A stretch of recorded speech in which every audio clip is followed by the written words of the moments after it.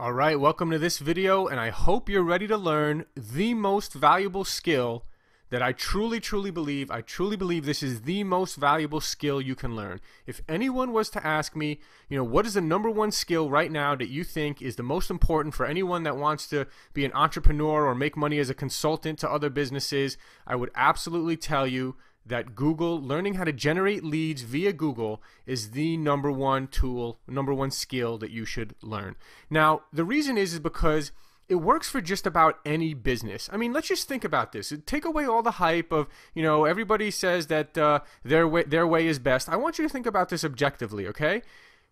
Think about this. When people have a need, what do you do every day? When you want to find a business in your area, don't you search Google? I mean, everyone searches Google. I mean, this is just common sense that when people have a need, when someone wants to find a doctor, they search Google. When someone wants to find a chiropractor, they search Google. When someone wants to find an attorney, they search Google. When someone wants to find anything, really anything, they search Google. So and that's, prospects that are looking to find you. This is not you trying to chase after prospects and try to get them to come to you. This is people searching and finding you when your ad is at the top of the page when they search for their specific need on Google. So this works for just about any business. There's very few businesses that I know that this doesn't work for. Specifically, I'm talking about physical businesses, local businesses, not always physical brick and mortar businesses, but pretty much every brick and mortar business that I know could benefit from some sort of Google lead generation. But what's even further than that, as you can see right here on the screen, is that you can also use this to start your own successful business, right? If you can generate high quality leads, all you have to do is partner with someone who can handle those leads and handle that back end, right? Let's say there's a young attorney who only has a staff of 3, but he's very good at what he does, and you can come in and say, hey, I'll partner with you and let's be business partners somehow, and I'll take a percentage of whatever it is, and I'll generate all the leads that you can possibly handle. So I just wanted to open that up there. Now the low-hanging fruit and what we're going to focus on right here is getting that cash flow up for you, getting a substantial amount of cash flow so that maybe in the future, if you want to become a partner in a business and it takes longer to start that business up, but later on down the road you'll have a much higher payoff, you can do that. But let's first get your cash flow up. And so what you want to do is go after the low-hanging fruit, which are these local businesses that are already established, and you can generate a lot more high-quality leads for them, and they'll pay you to do so. So let's focus on that first. But one of the reasons why I think this is such an important skill and tool, and why I'm so passionate, and you should really be so excited about what you're learning, because this is such a valuable skill. Think about this. You're going to be able to go anywhere you want to go to any business and say, I can generate you high quality leads. I can have your phone ringing a lot more next week than it is this week. And I could do it within a week. So this is also a skill that you can leverage, which means you get paid over and over without spending too much time on your campaigns. The truth of the matter is, once you set up your campaign, once you get your landing page done and you set up your campaign, after that you're really just tweaking. So tweaking doesn't take that much time, especially once you have a successful campaign and you're in month number 3, month number 4. You're constantly tweaking, you're constantly improving. I don't want to say that you're doing nothing, but what I'm saying is you can get paid a lot of money without doing a whole lot of work. And what you're getting paid for really is your knowledge, is your skill set. Is this skill set that you're learning right now, that you're about to learn, that's what you're getting paid for. It's not about the time. Okay? Now Google, Google is going to be the number one advertising platform for a long time to come. People are not going to stop searching Google anytime soon. It's a huge player. It's always going to be a huge player for the near foreseeable future. So if you can master the number one lead generation, the number one search engine, and master how to generate leads, high quality leads from people searching for a need and for businesses, you're going to be able to write your ticket pretty much anywhere you want to go in the world. So let's talk about the power of leveraging Google and why it is so powerful, why I love it so much, and why you should be so excited about this is because you can literally start small, you can do some tests, and then you can triple your business probably overnight, right? So what do I mean by that? Let's say you have a local business client, or you partner with a local business and you spend $50 a day. Let's just use this example. You have a local business client spends $50 a day and just to try it out, and they're like, huh, you know what? hey, 50 bucks, I'm getting some leads. I just landed a client that paid me a couple grand. That more than pays for a ton more of the advertising. So if it's profitable, like let's say you just get them to land their first client, they make a couple grand, boom, now they say, okay, let's increase that to $150 a day. And instantly you've tripled the amount of leads coming into that business, right? So for the amount they spend for $50, for the amount that they spend for $150, you should, in theory, triple the amount of leads that they get, right? So that's what I mean by leverage. There's very few opportunities out there that you can say, okay, great, hey, let's start a really small test. Let's test $50 a day, and if it doesn't work after 5 days, then we know we have to go back and change some things and tweak it and take a different approach, and we only spent $250 to test that. I mean, that's incredible. I mean, years ago, people had to spend thousands, tens of thousands sometimes on direct mail campaigns and wait 2 months to find out what the response rate was from that direct mail, and if it didn't work, they have to rewrite the letter, and it would take months and tens of thousands. I mean, can you imagine?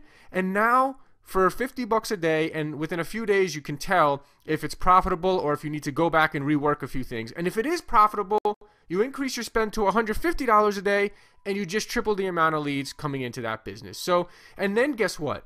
If it's still profitable, now they're getting $150, they're getting triple the amount of leads, spending $150 a day, and they say, wow, we're getting tons of leads, and we're making more money than we ever made. You know what? Let's go up and spend $1,000 or $1,500 a day. And now they're getting 10 times more leads than they were before. But here's the key, without doing any extra work. That's the beauty of this, is that you can start small, test it, and if it works well, you can go 10 times higher and get 10 times as many leads without doing any extra work. It's simply amazing. If you know that for every $100 you spend, you're making back $150, then you can say, well, why not spend $1,000 a day and make back $1,500 a day, right? Or more. In a lot of times, in a lot of cases, it's a lot more profitable than that.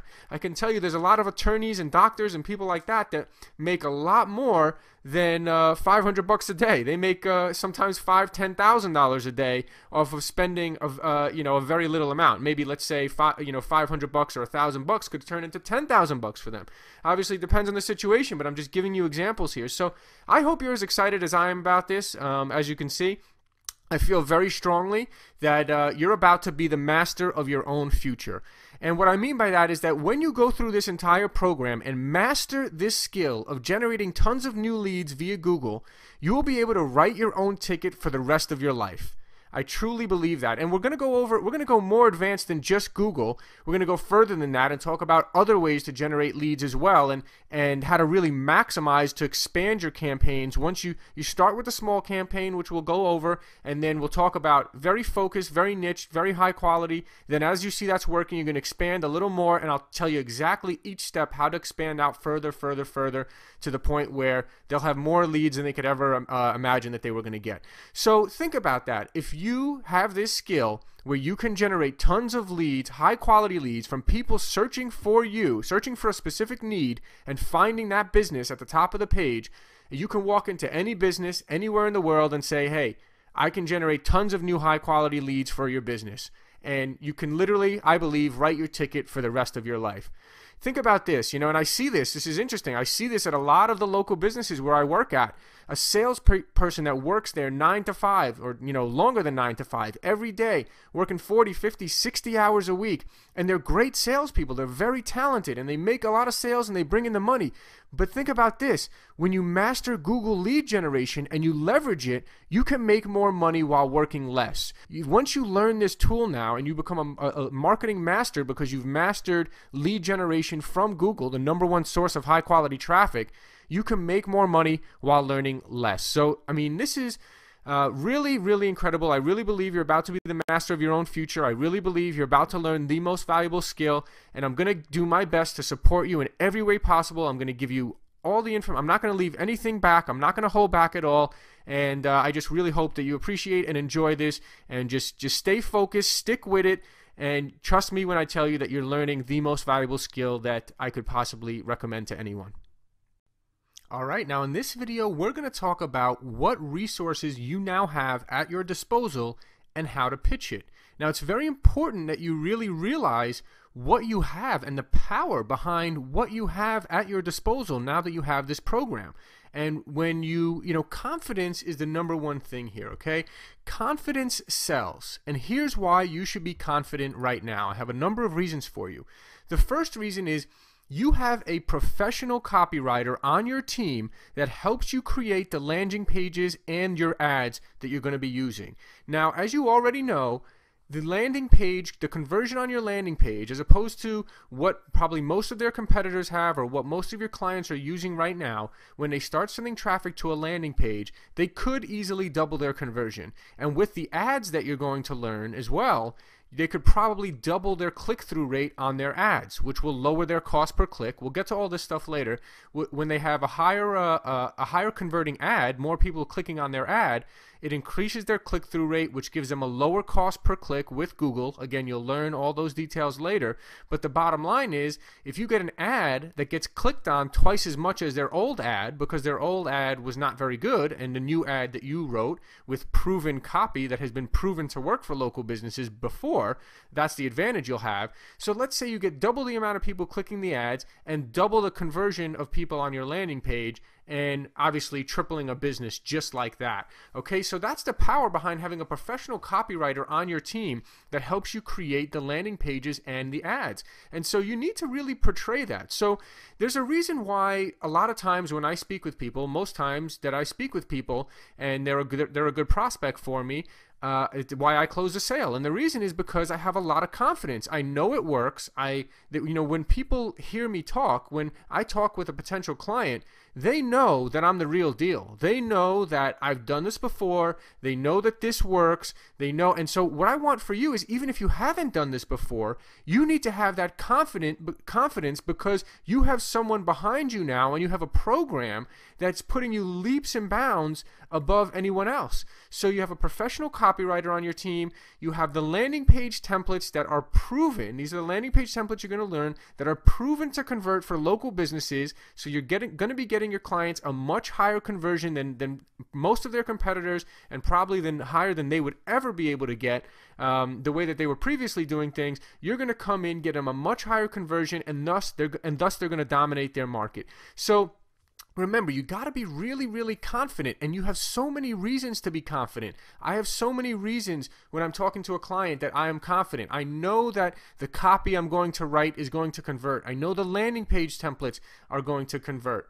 I know that the campaigns I've set up so many campaigns that I know that the way that I structure these campaigns and how I set them up, the same exact way that you're going to learn to set up these campaigns, cutting years off of your learning curve.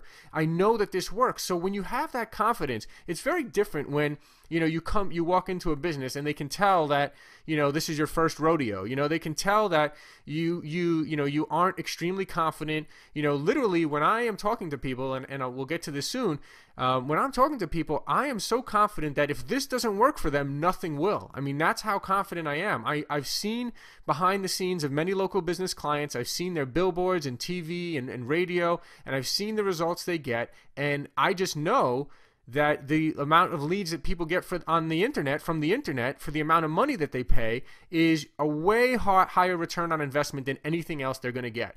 And the number one way to generate leads on the internet is exactly what you're learning, with high converting landing pages, high converting ads, and via Google, where people high quality leads searching from Google. So again, you have someone on your team now that has set up dozens of these campaigns. So you'll have years of your learning curve eliminated, and you're going to be getting maximum results for your clients right away. You should be very, very confident about that. And like I said, you literally, when you're talking to them, and I actually literally said this on a phone call with a prospect, I literally said, look, man, he said something like he has a goal of doing 5 times as much business than he did the year before, and he's done pretty much everything he's done in the past off of referrals, and he's never spent much money on advertising.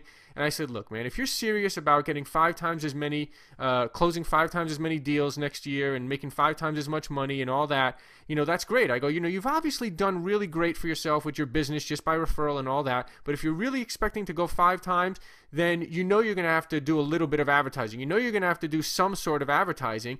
And he goes, yeah, absolutely. And I know that the internet is the way. I mean, they know. Everybody knows. Look, it's no secret that the internet is the way to go. And you just have to let people know that if the internet's the way to go, and Google's the #1 source of high quality leads on the internet, then if this doesn't work for you, then nothing will, right? So let's give it a shot. Let's see if it works. I can't guarantee 100% that it's going to work, but I'm very confident that it will work. And if it doesn't, you can test it for a few $100 and at least you tried, at least you know. So that's kind of the confidence I have. Also, I'm very real and honest with people. I'm just, I say, look, I can't guarantee it's going to work 100%, but I'm very, very confident that it will work. And if it doesn't, then nothing's going to work for you. That's the kind of confidence I have. So again, if you have the confidence that you have a professional copywriter, you have landing page templates that works, you have someone on your team that's set up dozens of these campaigns, and that's the learning curve that you're cutting right away, and you're moving right to the front of the line with all these tools and resources.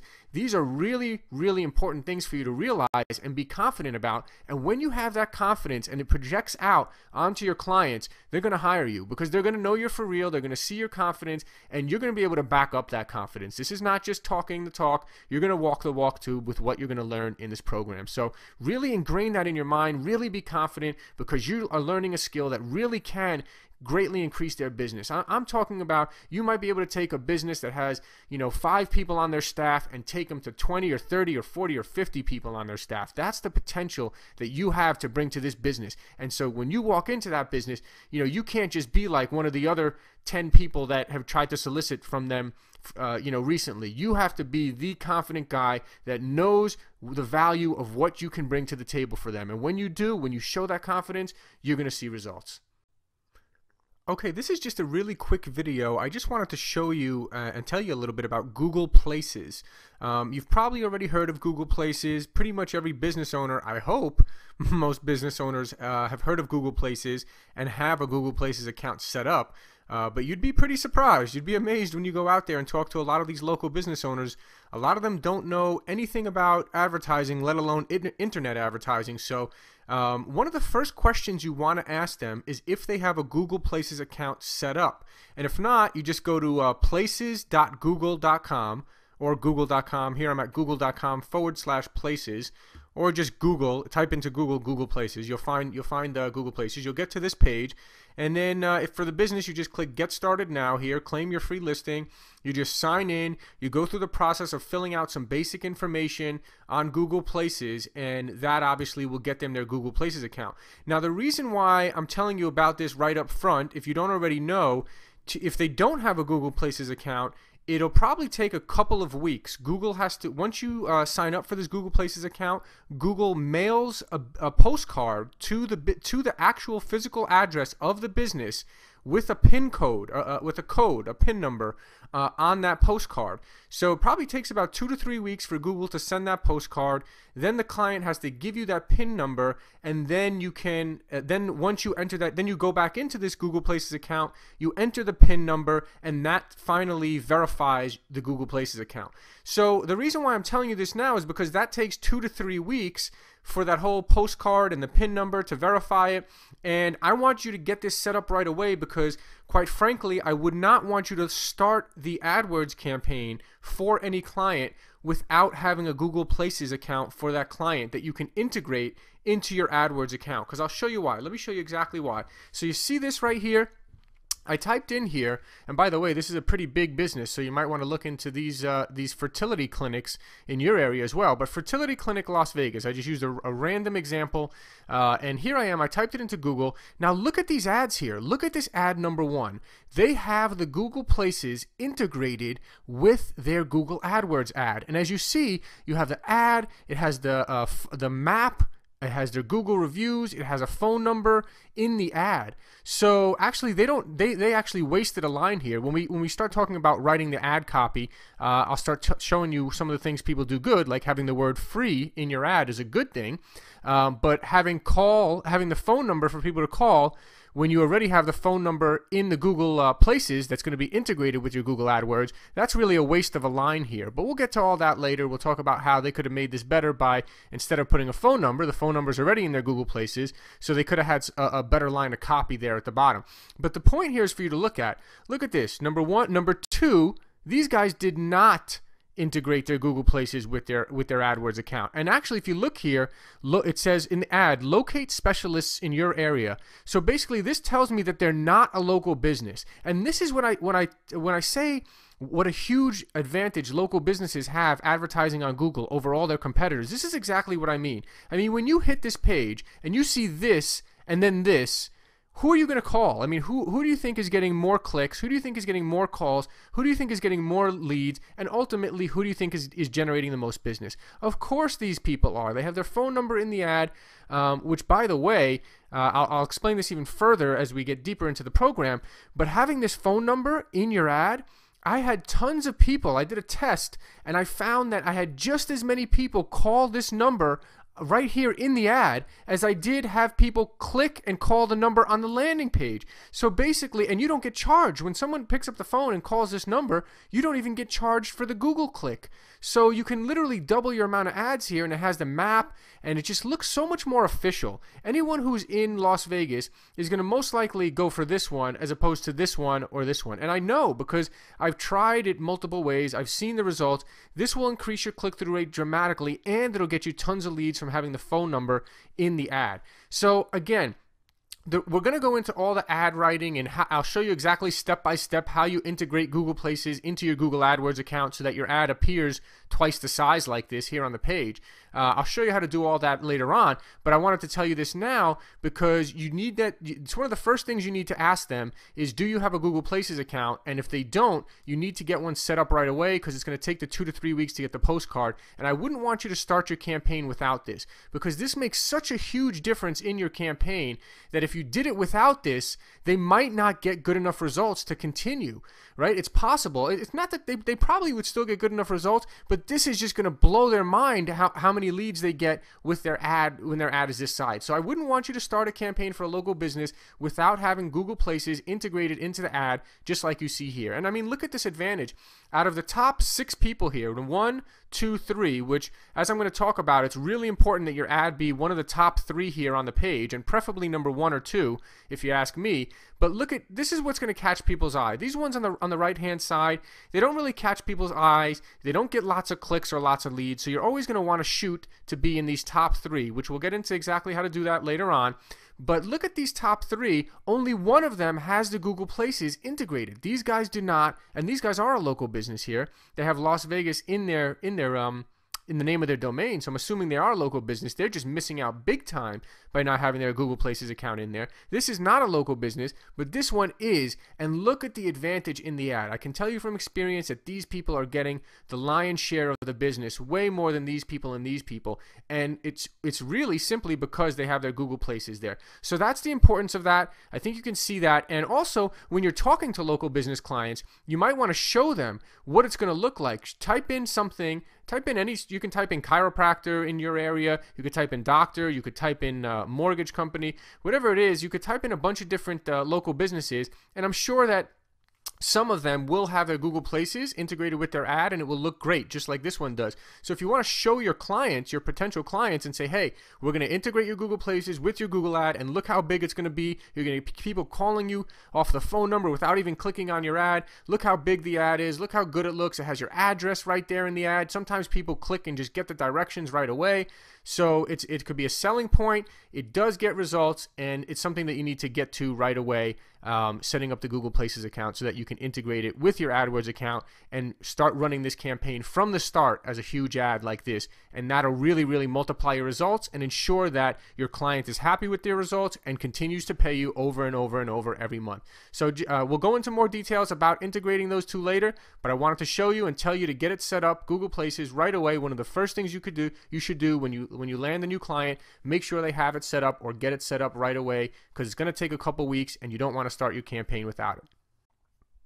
Alright, in this video we're going to talk about SEO, search engine optimization, versus PPC, pay per click. and how to sell PPC, the benefits of PPC when you're talking to a local business owners and how to sell on them. Now, hopefully this won't be too much of a controversial video.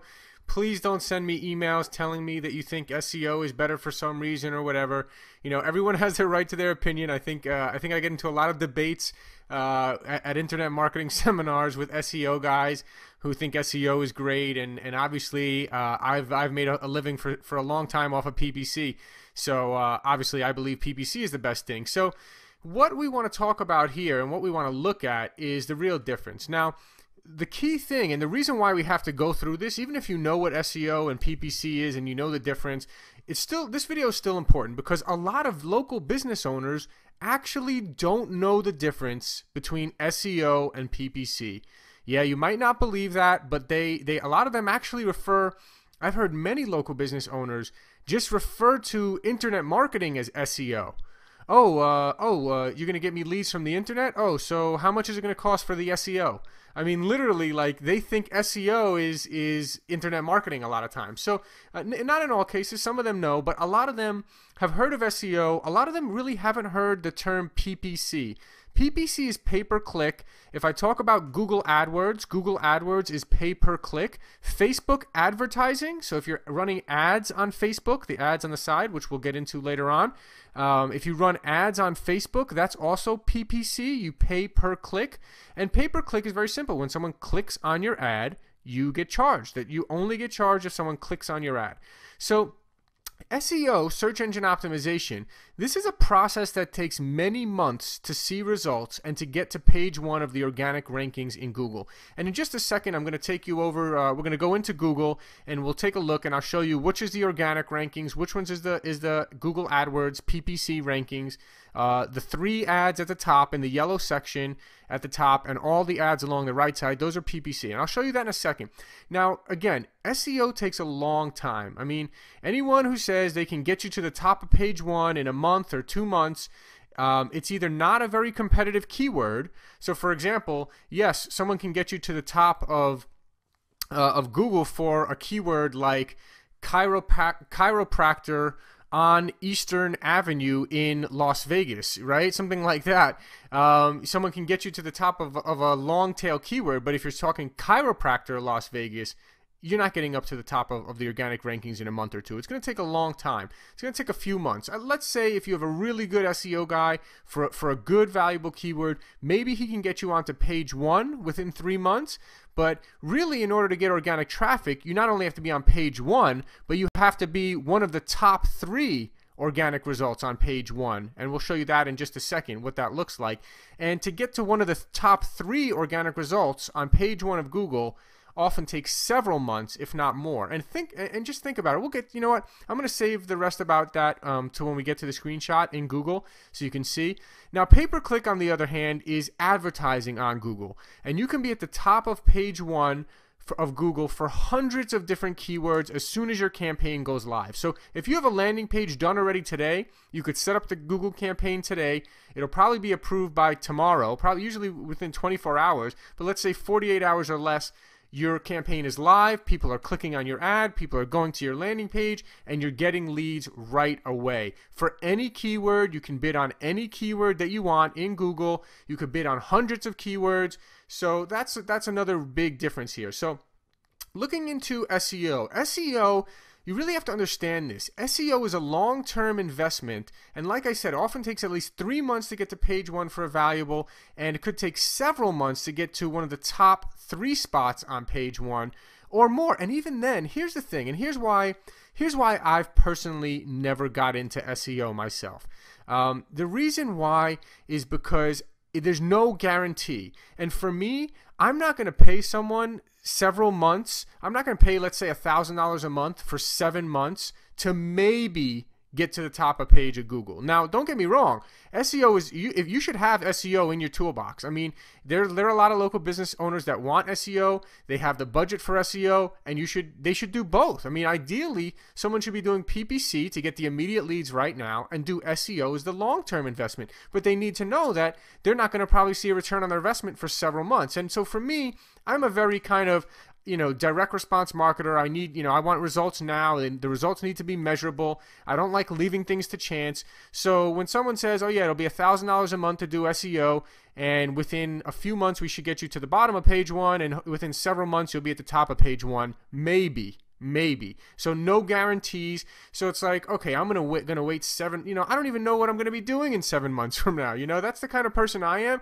So I don't even know where, if you're starting your own business, or businesses go in different directions, things change really fast. So for me, that's why I don't. Now again, you should have all the tools in your toolbox. You should be selling PPC to local business owners. You should be selling SEO as the long-term investment. You should be selling social media if you can offer that, if that's what they want. And they need to have that kind of branding and that kind of, that real face to them. Then you give them social media services. The more tools in your toolbox, mobile apps, another great thing to offer local businesses.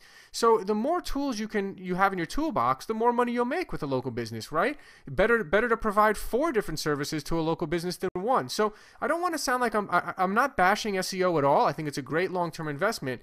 But some of the things, I'm just going over some of the negative things here about SEO only so that you know what they are, so that when you get this objection from a client that they want to do SEO, that you know exactly why PPC is the right short-term solution for them, the way to get them leads in 1 week or less, the way to have their phone ringing next week. So another thing is that you can't SEO 100 different keywords. When you do SEO, you're going to choose your top few keywords, and whoever's doing your search engine optimization is going to focus on those top few keywords. Now, the best way to actually do an SEO campaign is to actually run a Google AdWords campaign first and see what your top performing keywords are, and then SEO those top keywords. So you'd think that it would be obvious, right? A lot of people say, oh, I want to do SEO. And so the consultant says, okay, what keywords do you want SEO? And they say, oh, well, obviously I want to do, obviously I want to SEO this word, and this word. Those I think would be the best. So let's go SEO those words. And then the SEO consultant goes to work for several months SEOing those keywords, only to find that there were 3 other better keywords that could have gotten you more leads, but you never know until you run a Google AdWords campaign first. So when you run a Google AdWords campaign, you'll have stats. You'll see which keywords are getting the most clicks, which keywords, are generating lots of calls and leads, and which ones look like the strongest keywords.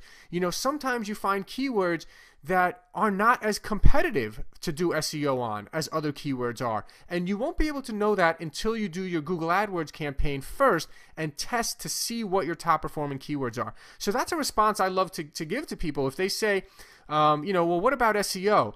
I would say, if they say, oh, well, what about SEO? I want to rank organically. I'd say, okay, well, SEO is a great long-term investment. We could do it. You might be at the bottom of page 1 in a few months. You might be at the top of page 1 in several months from now.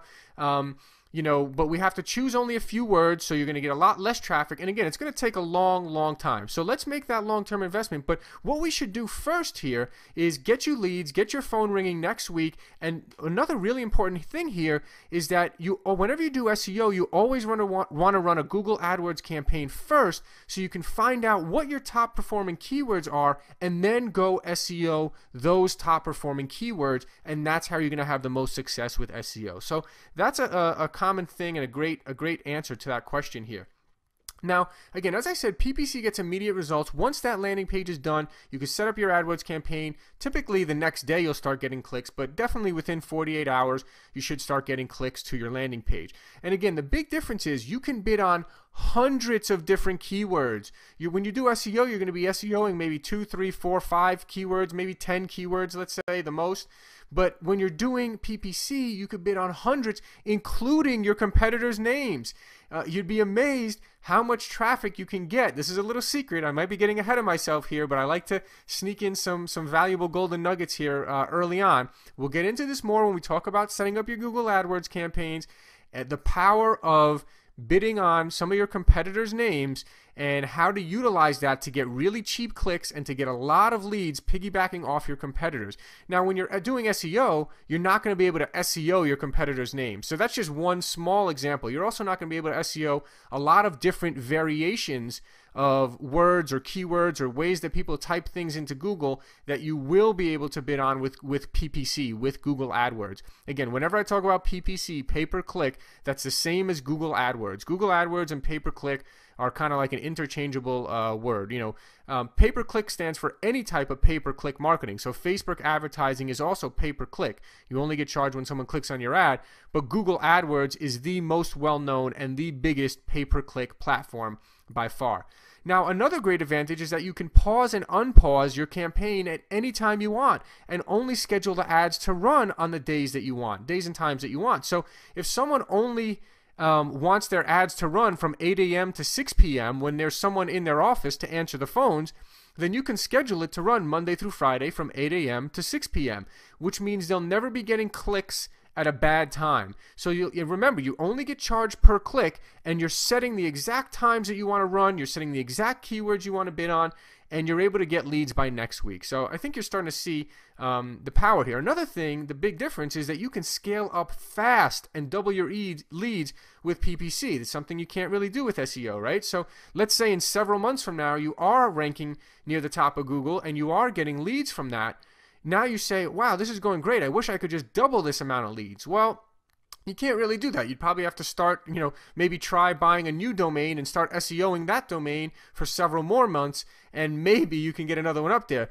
Whereas with Google AdWords, if they have a budget of $100 a day, they can go to $200 a day and double the amount of traffic they're getting. Just like that. No extra work needed, no extra time, nothing. Just by changing the budget, boom, you doubled your amount of leads. You can scale up very, very fast. So that's why I love PPC. You can test small, scale up very fast, pause it whenever you want, bid on whatever keywords you want. You have so much flexibility. You can move so fast. You split test different ads. You see what's working best. I mean, to me, it's just...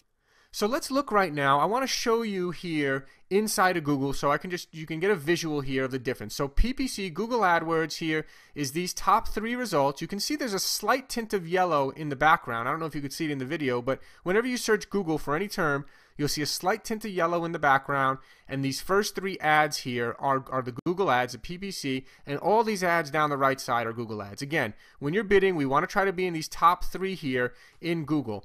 Now, these are the organic results, everything below that. So these are the organic results here below. So a lot of people will say that if you're number 1 organic in the organic rankings, if you're number 1, 2, or 3, but specifically if you're number 1 in the organic rankings, you're going to get a ton of traffic, a ton of traffic, because people like to click on this. And I'm not going to argue with that. I think that that's true. You will get a lot of clicks if you're number 1, 2, or 3 organic. But let me ask you this. Think about this. Just think about this logically, really. If these people here are already number 1, number 2, and number 3, and you're just starting out now, these people have probably been SEOing this for 2 years or more, who knows, right? And you're starting now.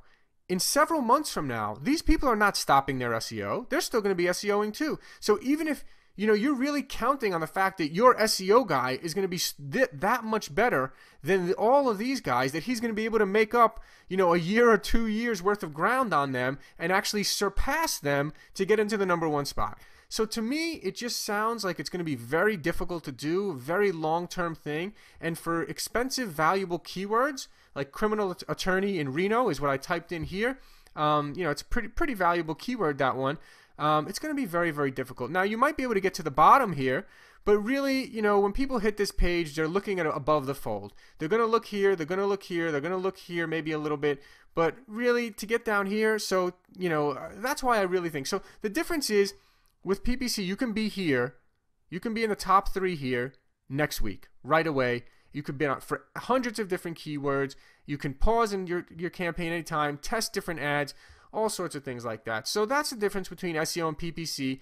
A lot of business owners will say to you, I want to be ranked number 1 or 2 or 3 organically. What about the organic rankings? Well, it's going to take several months, and even then, I can't guarantee your results. I mean, you really can't guarantee someone's going to be number 1 for a valuable keyword, especially when these people are also SEOing, and you're going to have to surpass them, and they have a head start on you.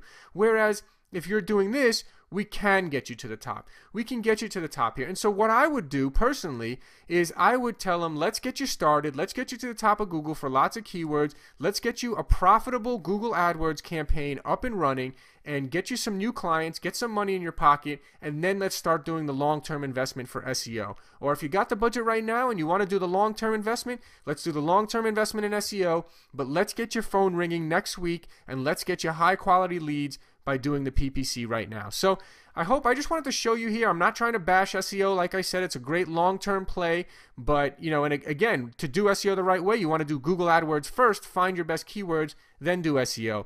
But Google AdWords is the way people want leads now. People don't want leads in 7 months from now. Well, they do, but they want leads now also, and this is the quick fix. This is how to really increase a business fast and to scale up fast. So that's what I really wanted to show you here, because you're going to get this objection. So again, not trying to bash SEO. I'm just trying to give you an answer to the objection when you get this question from local business owners about SEO or ranking organically versus ranking in the ads. You may also get a question. Some people might say, oh, well, do people really click on these ads? Yes. Yes, yes, yes. People click on these ads. I can guarantee you that people click on these ads. They definitely click on these ads 100%. As a matter of fact, I don't know the exact number, so I don't want to quote it, but a while ago I saw a study, not too long ago, I saw a study that said that about 50% of people don't even know that these are ads. Okay, 50% of these top three here, 50% of people don't even know that those are ads. So some people do, but even if they do, if your ad is a very appealing ad and you have the Google places in your ad with the phone number and the address, and you have a really good ad that catches their eye, which is what I'm going to show you in later on in this program, then you're going to still be able to capture those people. If you have a good enough ad, doesn't matter if those people don't like clicking on ads, if you have a good enough ad and it appeals to them and it stands out enough, you're going to get lots of clicks, and they're going to go to your high converting landing page, and you're going to get lots of leads. So just really kind of soak all this in to know the difference between SEO and PPC, so when you get asked about it, you know about it, and you know how to sell the PPC. In this video, we're going to talk about the do's and don'ts with Google, and this is really important. And all of these videos here are really setting the framework, because you need to know, when you approach a local business client, you need to have this framework. You need to know what you're talking about. If they ask you any questions that are tough questions, you need to know how to answer them, and you need to really understand your product and what you're selling. So that's why we're going through all these videos, and each one of these videos are very, very important, including this one, the do's and don'ts of Google. So let's start with the don'ts. Don't ever, and we're going to talk about, this is the Google slap, okay? If you've ever heard of the Google slap, I'm going to share some stories with you, but don't ever, first thing is, don't ever write ads or have copy on your landing page that talks about things like hypey things, like learn how to make $100,000 in 4 days with no money and no credit. Right? Don't ever write any kind of ads like that. Don't ever have any kind of that copy on your landing page. Google does not like that, and you could get Google slapped, which means that Google will no longer run. They won't even tell you anything. All of a sudden, you'll just log into your account, and you'll just see all zeros. No traffic is being generated via your account anymore. And if that does happen, there are ways around that. So let me know. I could tell you I've been slapped by Google several times over the past few years. So I'm pretty familiar with why they do it and how to get around it. But the bottom line is this: you should not get slapped with local businesses, a Google slap, okay? And again, when I refer to Google slap, it means Google just shutting down your account. Basically, you don't get any more traffic, and to get around that, you have to start up a new account, use a new domain name, new credit card, new computer most of the time even. So it's really important that you don't get Google slapped. Now, if you've been Google slapped before, if you've ever had an account that's been banned by Google, or that Google has just stopped running your campaigns, do not ever use that account again. Don't try to use an old account. And personally, I don't even want to use the same computer because Google has all sorts of different cookies and flash cookies and IP address.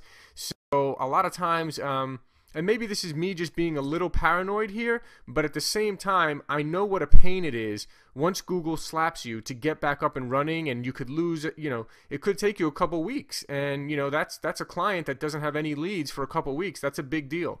Believe me, it's a really big deal. And people get very, I had a client one time who they didn't get Google slapped, but their card actually got declined, and they didn't get any traffic. Their ads weren't showing anymore. I mean, and this guy called me within a few hours and was like, "What's going on? You know, our ads are not running on Google. We're not getting any calls." I mean, it was like his business was about to shut down, right? So just to show you how valuable this Google lead generation is, what you're going to be providing for businesses, they go crazy. They go crazy when their ads are not running. So you really, really want to avoid this Google slap. So I'm going to go through a bunch of these points here. And the number one point is, if you've had an account that's banned before, don't use it. Don't try to log in and use create a new campaign under that account. And I would not even use the same computer, quite frankly.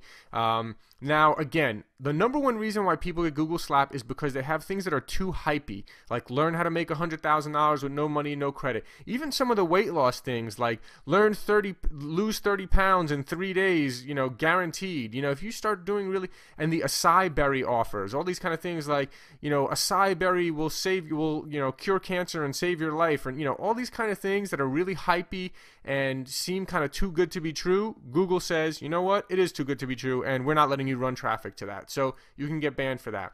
Another thing is, don't send traffic to any affiliate offers. So if any of you guys are trying to get into affiliate marketing, or you're learning about affiliate marketing, personally, I think that selling lead generation, internet lead generation to local businesses is a way better way to make money than affiliate marketing. But if you are doing affiliate marketing, do me a favor, do not ever set up a Google campaign and use an affiliate link in your ads. Don't ever promote affiliate offers via Google or hypey info products like I mentioned. Google really doesn't like info. You can do info products. There's a very specific way to do it, and you have to be very conservative in your copy. Never talk about how much money they're going to make or anything like that. But affiliate offers in general, Google does not like using affiliate links in your ads. So don't even try, because you'll probably get shut down. So make sure you follow this and really listen closely here, because these are really important. It's a real PIA when your account gets shut down and traffic starts coming in. Also, don't ever send traffic to a page that has no contact information on it.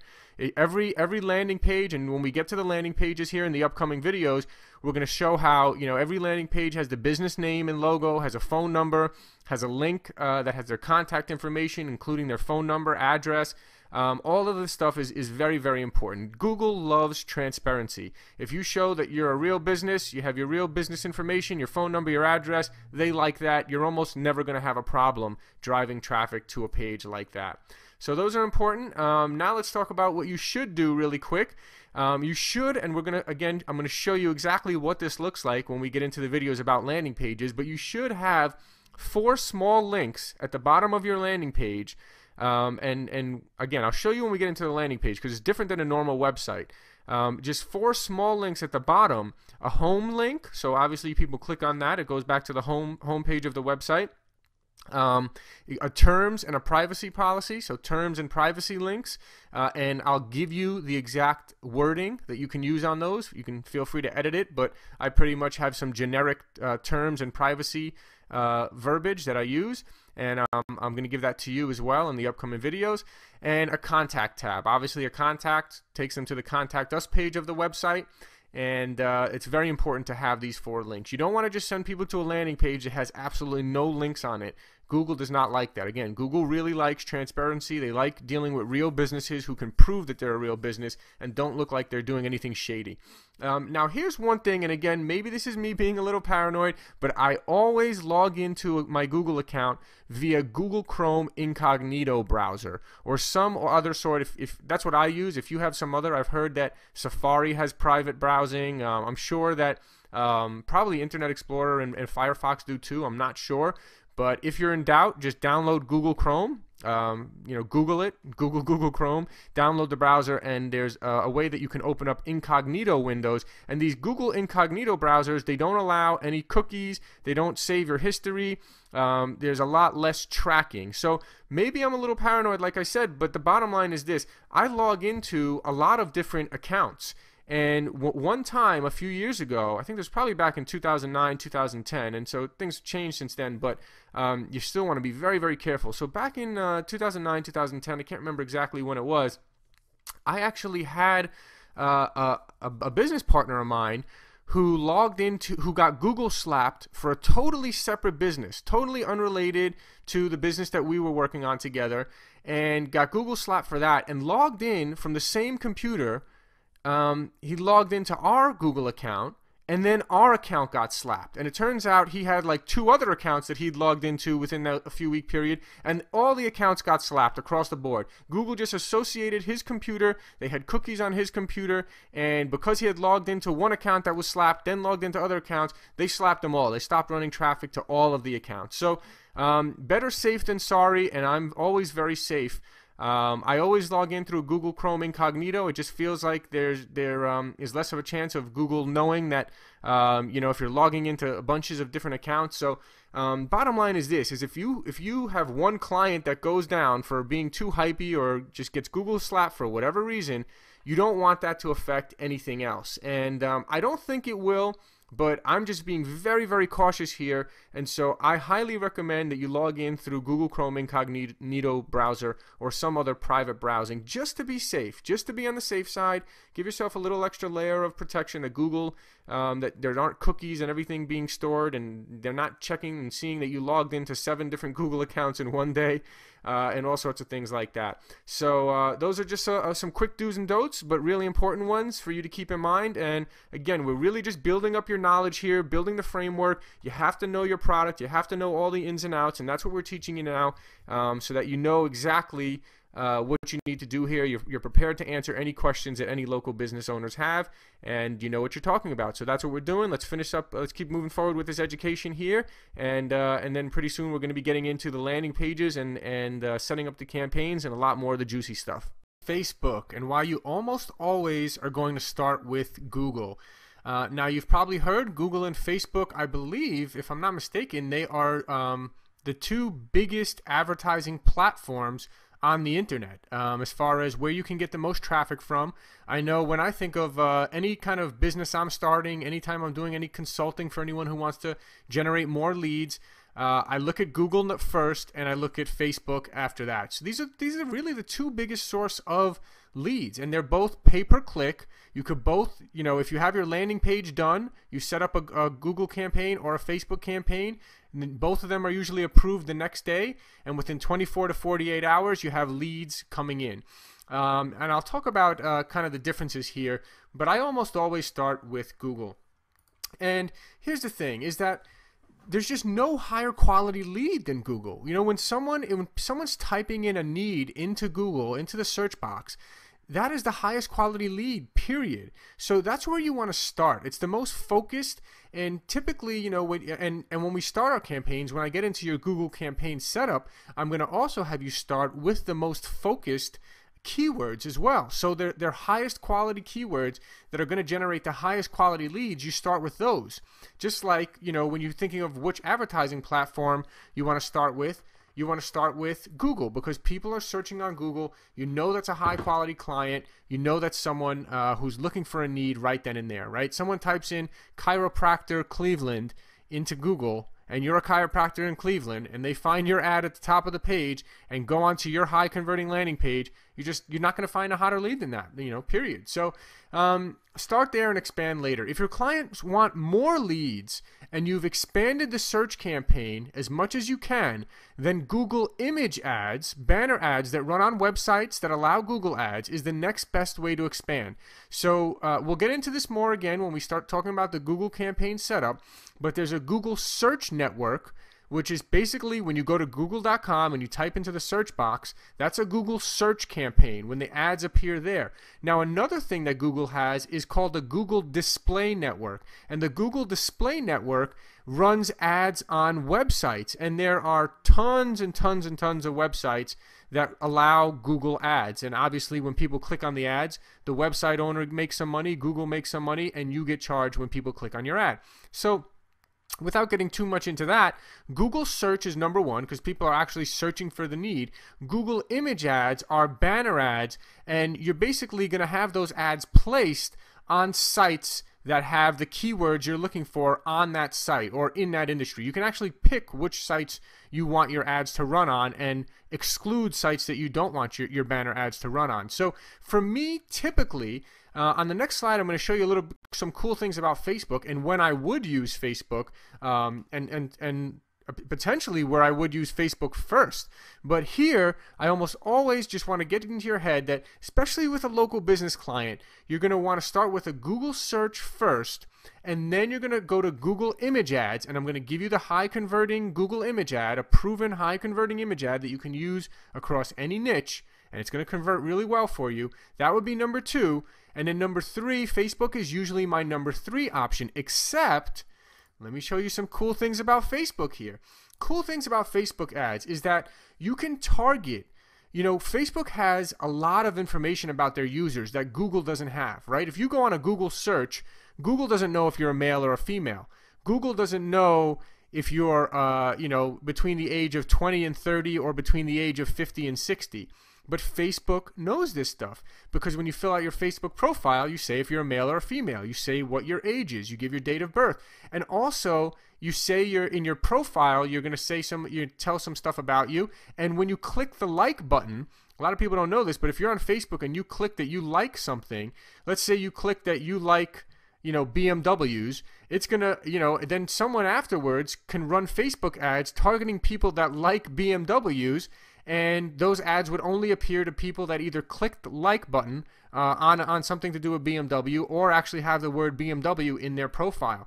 So that's what's cool about Facebook, is that you can do some very specific targeting. So if you know that you have a very specific target market of females age 40 to 50 that like Louis Vuitton, then you can run Facebook ads targeting females between the age 40 and 50, that like Louis Vuitton. As a matter of fact, if you're a female and you're listening to this right now, it's very likely that if you're on Facebook, you see ads that are for women's shoes all the time, or you see ads, and if you're a male, it's likely that you're going to see things that are more male related, maybe something about how to get buff and how to, get more ripped in your muscles or something, So that's people targeting male and female and targeting on Facebook. Now, here is the one time that I probably would use Facebook ads potentially over Google ads, and that's if I was selling something to the doctors themselves, right? So think about this. If you were trying to sell a product, and this is a little off track here, but I just want to kind of show you the only time I would really use Facebook ads first, but why I typically would not for local businesses. So let's say you're trying to sell something to doctors, or you're trying to sell something to a dentist or an attorney. What keyword would you bid on in Google, right? You wouldn't bid on the keyword doctor, because you're going to get a lot of bad clicks. And when we get into the Google campaign setup, I'm going to talk a lot about this. Good clicks and bad clicks, and how to avoid bad clicks and things like that. So think about that. If you bid on the keyword doctors, you're not going to get doctors clicking on your ad. You're going to get people looking for a doctor in their area. So that's a bad click. If you were trying to target dentists via Google, what would you type in? Now, really, if you want to get smart about it, what I would type in is probably a keyword that only dentists or doctors would type and that no customers would ever think of typing, right? So maybe there's some type of tool that a dentist uses that only a dentist would type that into Google. No normal customer would know what the name of that tool is, some crazy name, let's say. So you maybe would bid on that keyword so that only dentists are typing that. But with Facebook, it's even easier because you can actually set up a campaign that only targets people that have the word doctor or have the word dentist or have the word attorney in their profile, and that way your ads would only be showing to doctors or dentists or attorneys. So that's the one case that I might use it. As a matter of fact, another really interesting, here's when I did use it for a local business client. I just remembered this. So I had an attorney client, and my client that was an attorney, he had a lawsuit going on. This is really interesting. The attorney had a lawsuit going on against a major retailer that has stores all over the country. And he said to me, hey, we're trying to get as many people that used to work for this big retailer.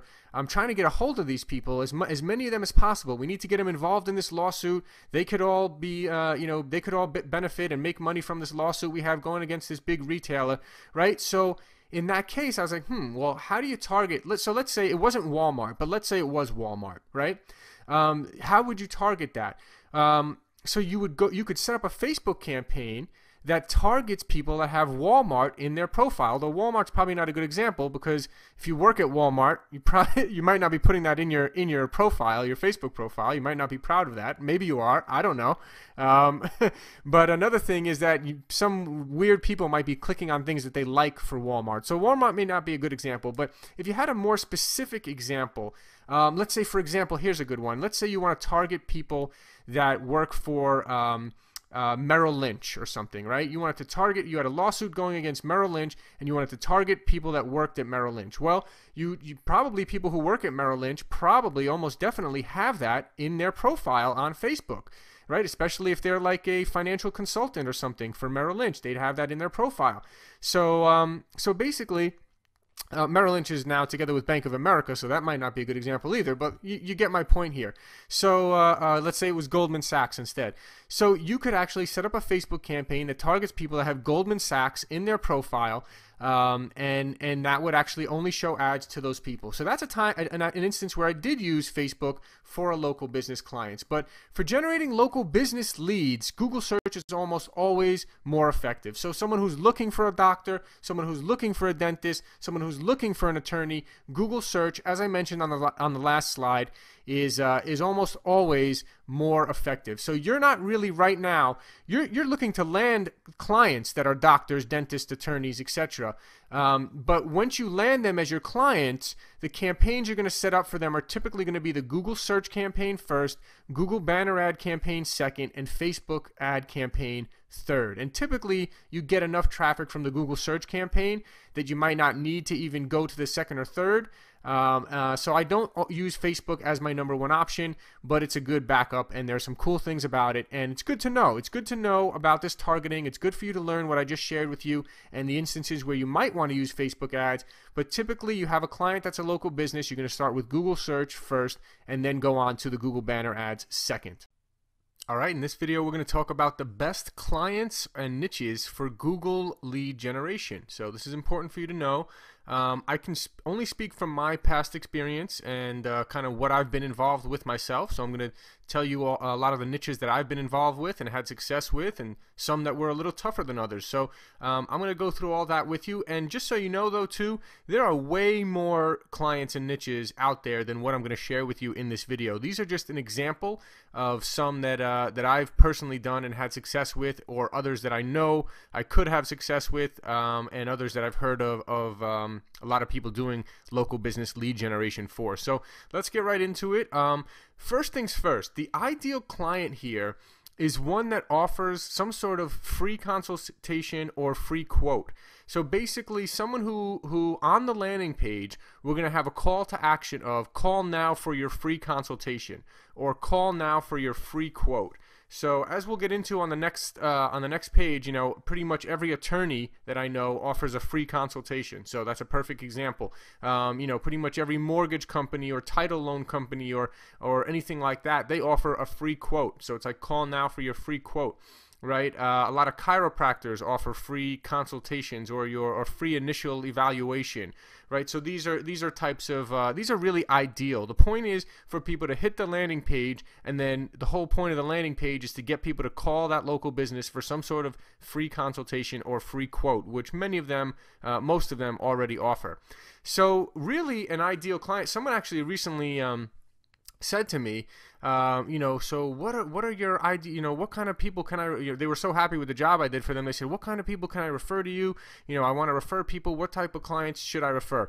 And I said, well, you know, pretty much any business that is currently doing any type of billboard advertising, TV advertising, radio advertising, or newspaper advertising, those would be essentially, I mean, it's hard for me to narrow down a specific niche because there's so many, but I know that anyone who's spending money on billboard, TV, radio, or newspaper, I know that they're already spending money on advertising, and I'm extremely, extremely, extremely confident that I can get them a better ROI, a better return on investment than what they're currently getting from those other sources of advertising. So, you know, trying to get someone who's not doing any advertising at all to spend a couple grand, a month on advertising at an absolute minimum, really, could be tougher than someone who's already spending 5, 10, 20 grand a month on advertising to get them to say to allocate $5,000 or a couple $1,000s of that budget to your campaign.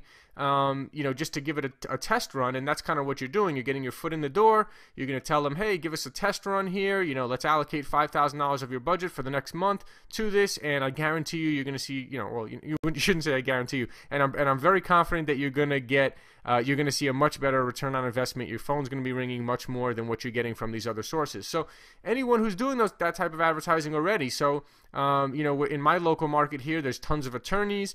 There's dental implant surgeon people. There's mostly attorneys and dental people. And then I'm trying to think of what other niches here that I see billboards for. But then you have TV, radio, newspaper, a lot of the mortgage places, loan places, places like that. So I'll get into that on the next page as well. Personally, this is me, I don't like dealing with, for lack of a better word, broke, people that are businesses that don't have a lot of money, businesses that are, scratching for cash, and when you say that when you say that your minimum fee is a couple grand or a grand, whatever. In your case, let's say you want to just get in the door and get started, and you say, hey, my minimum fee is $1,000 a month, and they're like, whoa, that's crazy, something like that. I don't even want to bother, really, personally. So that's just me. I realize that some of you starting out may just want to get your foot in the door in places, and really that is important. I really would recommend. I mean, if you can't get any clients to pay you at first, do something and say, hey, let me get you results, and then you can pay me, or something like that, just to get your foot in the door. Again, I don't usually recommend that, but I can see how someone just starting out without any previous experience might want to do that, because here's the point. The point is that once you do this for one high-end professional and get your foot in the door, they're going to refer you to lots of other high-end professionals.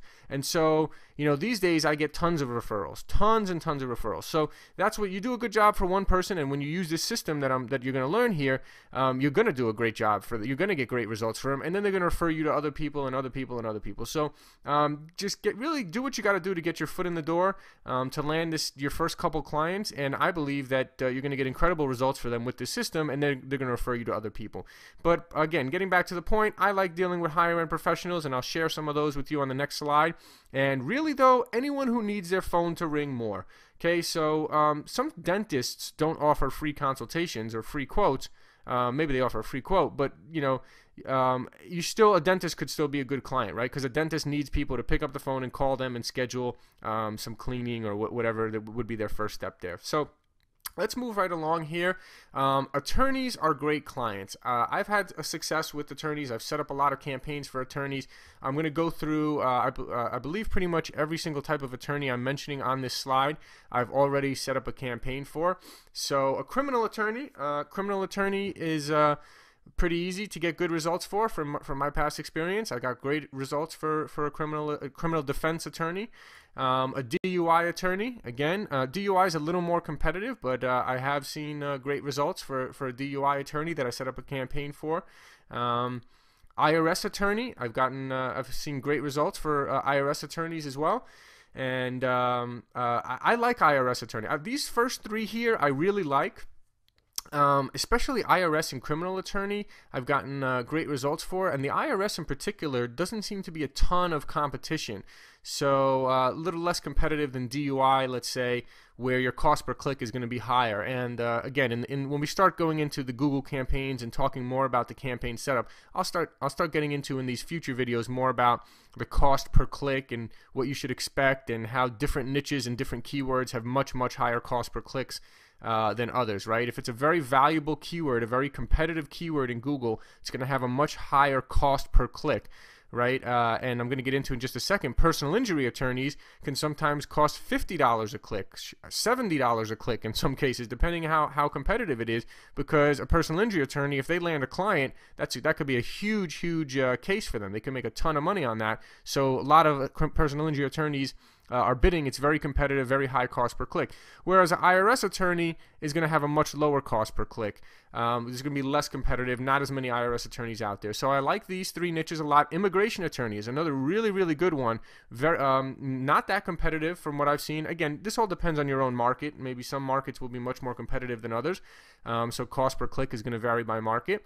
But all four of these attorneys here, and specifically immigration attorney and IRS attorney, I've seen a lot of great results for. Employment attorney, again, so employment attorney is someone that, people who feel that they've been fired by their employer unfairly, or they haven't been paid overtime wages like they're supposed to. Employment attorney got a lot, especially in this economy, right? A lot of people are laid off. A lot of people feel like they've been laid off unfairly. So there's a lot of leads to be had for employment attorneys, and from what I've seen, they're pretty cheap. Real estate attorney, again, in this day and age, real estate attorneys are pretty popular, and I've gotten great results for real estate attorney. Loan modification attorney, kind of along the same lines here, but a lot of people need loan modifications. Some states have different laws about whether attorneys can be paid or for loan modifications, but I'm pretty sure a lot of states, including Nevada, loan modification attorneys, there are people that are paying attorneys to do loan modifications for them. Spanish-speaking attorneys, here's something really cool, and a lot of them are in some areas, Spanish-speaking attorneys are often immigration attorneys, so those often go hand in hand. But Spanish keywords, so actually the word abogado, abogado, A-B-O-G-A-D-O, abogado is the word attorney or lawyer in Spanish. So that's actually a very good keyword. If you have a Spanish-speaking attorney and they're bidding on the keyword abogado, which Spanish speakers are typing into Google abogado, so they're looking for an attorney and they've obviously typed it in Spanish, those types of keywords, you can get some really good leads. So Spanish-speaking attorney bidding on Spanish keywords can do very well. So I've had success there as well. Now, personal injury attorneys are probably the most popular. They're all over the place, but it's extremely competitive. So I have definitely done a few different campaigns for different personal injury attorneys, and I'll just let you know up front, it is very competitive. I think with this system that you're going to learn, you're going to do better for these personal injury attorneys than anyone else could, but it's going to be very competitive. There's going to be a very high cost per click. So you don't want to be telling them that you're going to be getting them leads for $100 a lead or anything like that, because it could cost $50, $60, $70 a click. It could cost $1,000 for a lead. But guess what? If this attorney, personal injury attorney, has that lead turn into a client for $1,000, or let's say they for every 3 leads turns into a client and they pay $1,000 a lead, I'm pretty sure if you said to a personal injury attorney, hey, would you pay $3,000 to land a client, I'm pretty sure they would tell you yes. So again, I'm just throwing out numbers out there. I don't want to make any guarantees about what it would cost per lead. Every market is different, and this market in particular is very competitive. Good thing, now if you look at this list here, what I like about all these other attorneys, aside from the personal injury attorney, is that they get paid pretty quickly. So a criminal attorney, right? So someone looks up criminal defense attorney in your area, or DUI attorney, or IRS attorney, or immigration attorney, employment attorney, loan modification, Spanish-speaking attorney, right? When they're searching for those people, they come in for a free consultation that same week, and if hopefully this attorney knows how to close the sale, which is another important part of this process, and they close a sale, they get that money right there, right? So an attorney could spend $100 today, have someone call for a free consultation, come in later that week and sign them for $2,000, $3,000, $4,000, $5,000. Boom. So they're getting that money right away. Personal injury attorney, on the other hand, so the reason why that's important is because if they make that money right away, then they'll reinvest that money and want to spend more on internet advertising, more on internet lead generation. Personal injury attorney, they don't get paid for several months. Now, granted, the settlements could be hundreds of thousands of dollars that they make on a big settlement, but typically it doesn't happen, right away. So here's why that's important. And another potential client like that is realtors that are in the same boat, right? So a realtor, when a realtor gets a new client, someone who finds them and says, yes, I want to list my home with you, or I want to buy a home with you, it oftentimes can take several months before that home is sold or before that buyer buys a house. So if a personal injury attorney and a realtor don't make that money back for several months, it's going to be hard for them to spend you know, $10,000 or $20,000 a month for 7 months until they make their money back. They got to have some pretty deep pockets. Now, personal injury attorneys typically do have deep pockets. Realtors, on the other hand, typically don't have deep pockets. So while I have actually recently been talking to a very successful realtor who deals with very high-end luxury homes and sells, you know, hundreds of homes a month. I don't know exactly what his number was, but he's the top realtor in his area. So I'm talking to him, and I might work with him on a campaign. But I'm letting him know up front that, you know, you're going to spend money now. You're not going to see that return until several months, but you'll see action. You'll see leads generated. You'll get listings. You'll get clients. But it's not my fault that it takes you 5 months to make that money back. So that's just a heads up on those. But personal injury attorneys do have deep pockets typically, and they can afford to pay you monthly. So, but out of all these, the top attorneys on this list, other than personal injury attorneys, are all great candidates. I'm extremely confident that with this system you'll get great success for them, and I think you can with personal injury attorneys as well. But they're just very competitive. Let's move on to other potential clients here, and there's tons of other potential clients. Again, anyone who wants their phone to ring more is a potential client, but let's look at some of the higher end clients, or clients that I've personally done and work with. I haven't done per se a dentist or a dental surgeon, but I've heard that lots of local business dentists are great local business clients, and dental surgeons who do dental implants have a very high ticket item. Anyone with a very high ticket item, you know, dental surgeon, if they land a client that, you know, they end up making $5,000 or $10,000 from, and you're generating leads for them, that's very valuable to them. So chiropractors are great. Dentists and dental surgeons are great. Mortgage companies I've had success with, and especially when a mortgage company specializes, let's say, in a certain particular niche. So, for example, there are mortgage companies that specialize right now. There are some new programs that refinance people that owe more than their property is worth. People that are upside down on their properties can actually, in certain cases, if they have some sort of you know, FHA or Fannie, I don't know exactly the details, they can qualify to refinance their upside down house. So that's a very specific niche, and if a mortgage company works within that niche, they can have a lot of success bidding on those specific keywords for that niche, and also just having that unique selling proposition. So as opposed to just trying to be some general mortgage company like refinance your home to today's low rates, I mean, obviously you can get it'll work. They'll get some clients, but it'll be very effective. Because remember, you're competing with some mortgage giants. In the mortgage companies, you could be competing with the Bank of America or Chase. You know, so if you have something that you're specializing in as a mortgage broker, that would be even more ideal as a client there. But those are great clients. Title loan companies. Title loans are not available in every state across the country, but they are available in several states or dozens of states. And title loan companies want people to call for a free quote, to call to see if they qualify, you know, to get a loan against their car. So title loan companies are one that I've seen great success with. Pawn shops I've seen great success with as well, right? People want to pawn stuff. They go on Google, they type in pawn shop, or they type in sell jewelry, sell antiques, sell gold, sell silver, and boom, if you have a good pawn shop in the local area that pops up at the top of the page with their Google Places ad, making their ad twice the size. Again, very effective. Mixed martial arts schools. This is a kind of a new, a big trending thing. Mixed martial arts is growing more and more year by year. A lot of schools, Brazilian Jiu-Jitsu schools, mixed martial arts schools, karate schools, kickboxing, all that kind of stuff as well are great local businesses that could have great success. As well. Drug rehab centers, I've not done these, but I know that drug rehab centers, again, clients are very valuable and very expensive to them. Typically, someone looking for a drug rehab center is going to go to one in their area or close by, right? Typically, you're not going to fly across the country to go to a drug rehab center. You might in some cases, but typically not.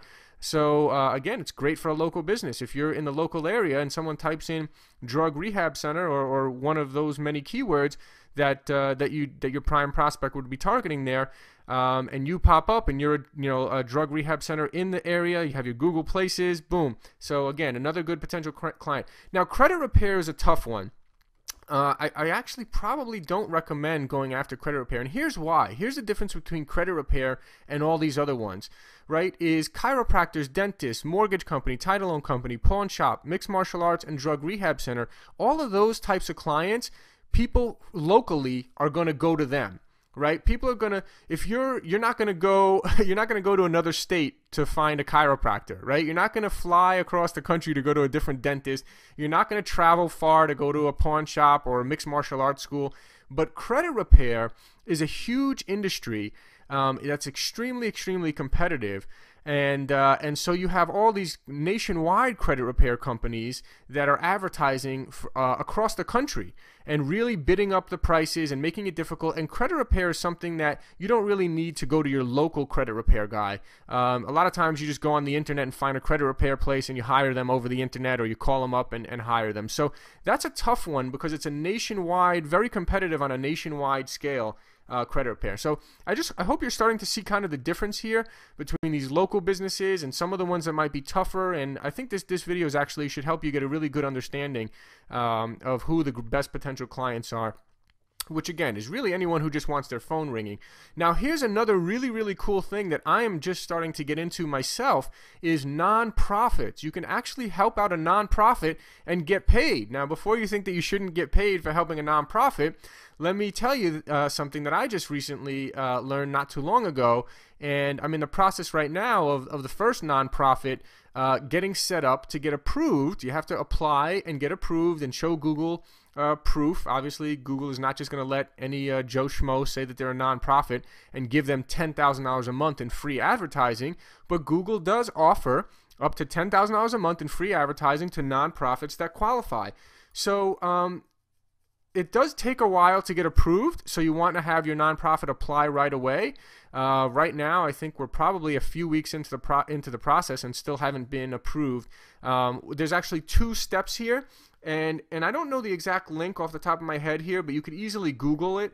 If you go to Google and type in Google AdWords nonprofit program or Google AdWords nonprofit grants, I'm sure it'll come up at the top of the page, and you get the link, and they simply go and apply for that. So first step, they got approved. This client of mine got approved within a week.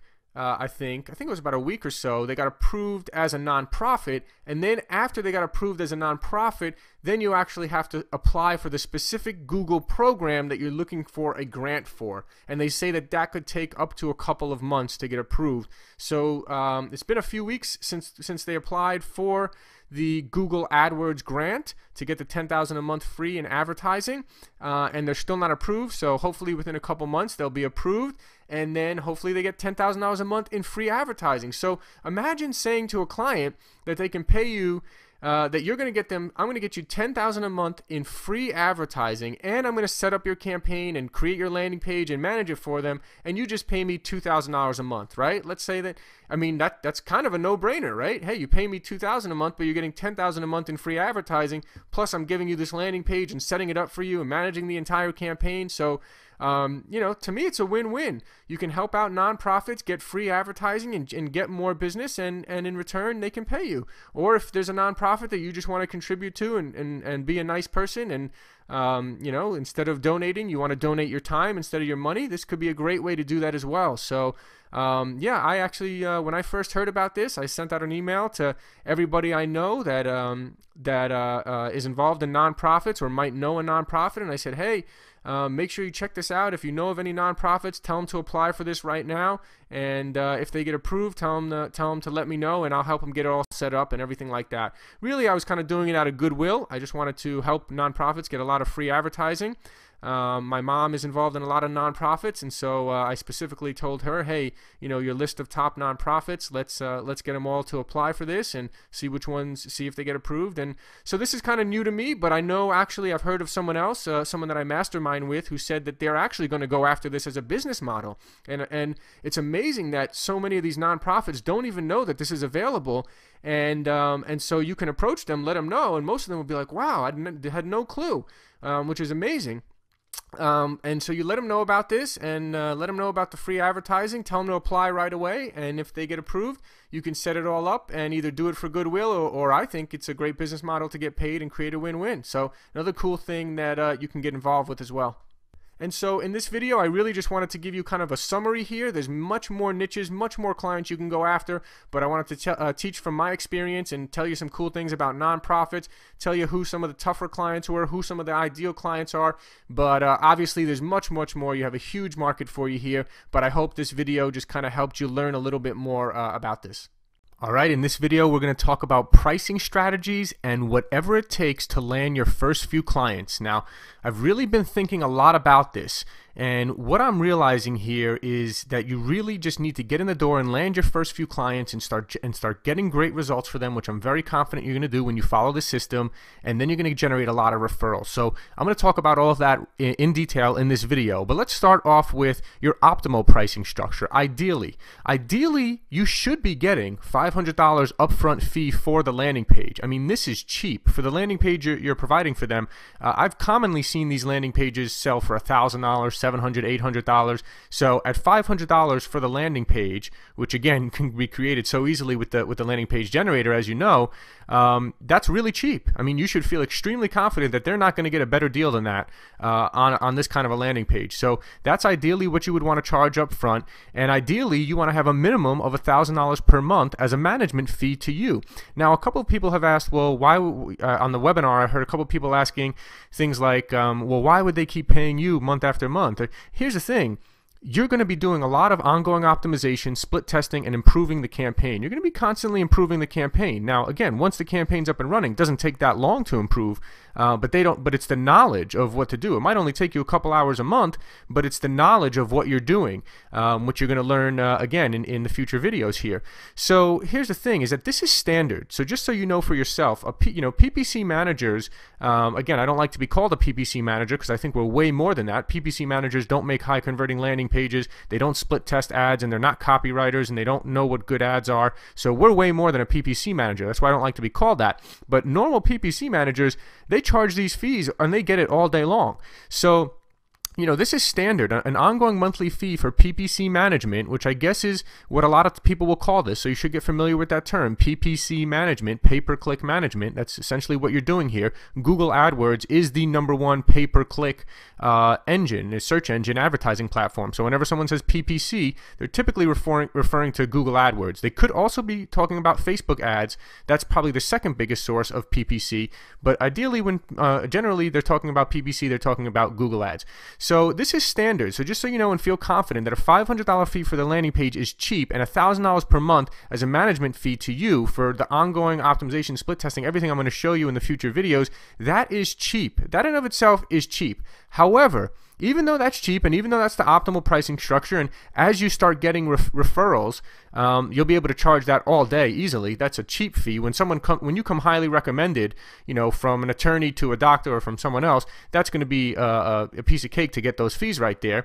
However, I want you right now to do whatever it takes to land your first few clients, because I know that once you get a few clients and you start getting great results for them, you're going to start generating lots of referrals. And I'm going to tell you, it's going to be so much easier on you when you get referred from someone who says, this guy's getting great results from me, you got to talk to him, you got to let him set it up for your business. I mean, it's almost like you don't even have to do the selling. So your results will speak for themselves. Again, that could mean no more prospecting. Maybe not completely no more prospecting, but hey, I mean, once you land a few clients and they start generating referrals and you get more clients out of that, and then you get great results and you raise their budgets and your fees go up, so you might not need to prospect much more. So that's the thing here. And look, I'm not going to guarantee that 100% of the time you're going to get, incredible results for every single client, but I think that you will for a large majority of them. I would think that 80% of the time you will get great results. And even the 20% of the time that you don't get great results, you'll get some results at least. They'll at least break even at the very worst. So I'm not going to say that every single one out of the dozens and dozens of AdWords campaigns that I've set up and run, not all of them have been extremely, mind-blowingly successful, but they all at least did decent, and a large majority of them were mind-blowingly successful. So again, you know, some of this is a numbers game. I want to be real with you on that. But again, if that's a pretty good thing, right? If you're a business owner and someone says to you, hey, 80% chance that you could double or triple your business, and your downside risk is only a few $100, which I'll talk to you about in a minute, how you position it as it's only a few $100 risk, because that's all it'll take, a few $100 out of pocket for them to start seeing results. I mean, that's just a no-brainer proposition. So just do whatever it takes to get those first few clients. So what I'm telling you here is, yes, I'm actually going to recommend right now, and I've been thinking a lot about this, and usually I wouldn't suggest to take on clients with no upfront payment, but I want you to, number one, I want you to get the learning experience. I want you to get your feet wet. I want you to start putting this stuff into action and seeing it work. So right now, and I want you to start getting results for clients and then start generating lots of referrals. So what I'm going to tell you right now is I'm going to actually recommend, if you don't have any clients and you don't have any experience in this industry, I would recommend that you go out and make it a total no-brainer and start taking on clients with no upfront payment, and you only get paid when you get them results. And I'll talk to you about that in a minute. At least starting out. Again, once you've proven yourself and you have a few clients and you start generating referrals, you're not going to have to do this. But I want you to land these first few clients because I'm very confident you're going to get great results for them. Again, probably 80-90% of the time, maybe even more with these strategies. Lately, I can't remember the last time I didn't get great results for a client. So as the knowledge I keep sharing with you is going to be cutting edge knowledge, cutting edge things of what I'm doing. So you might even get higher than 80-90% success rate. And just imagine how many referrals and how great that's going to be. So here's how to make it. They just pay for their own clicks.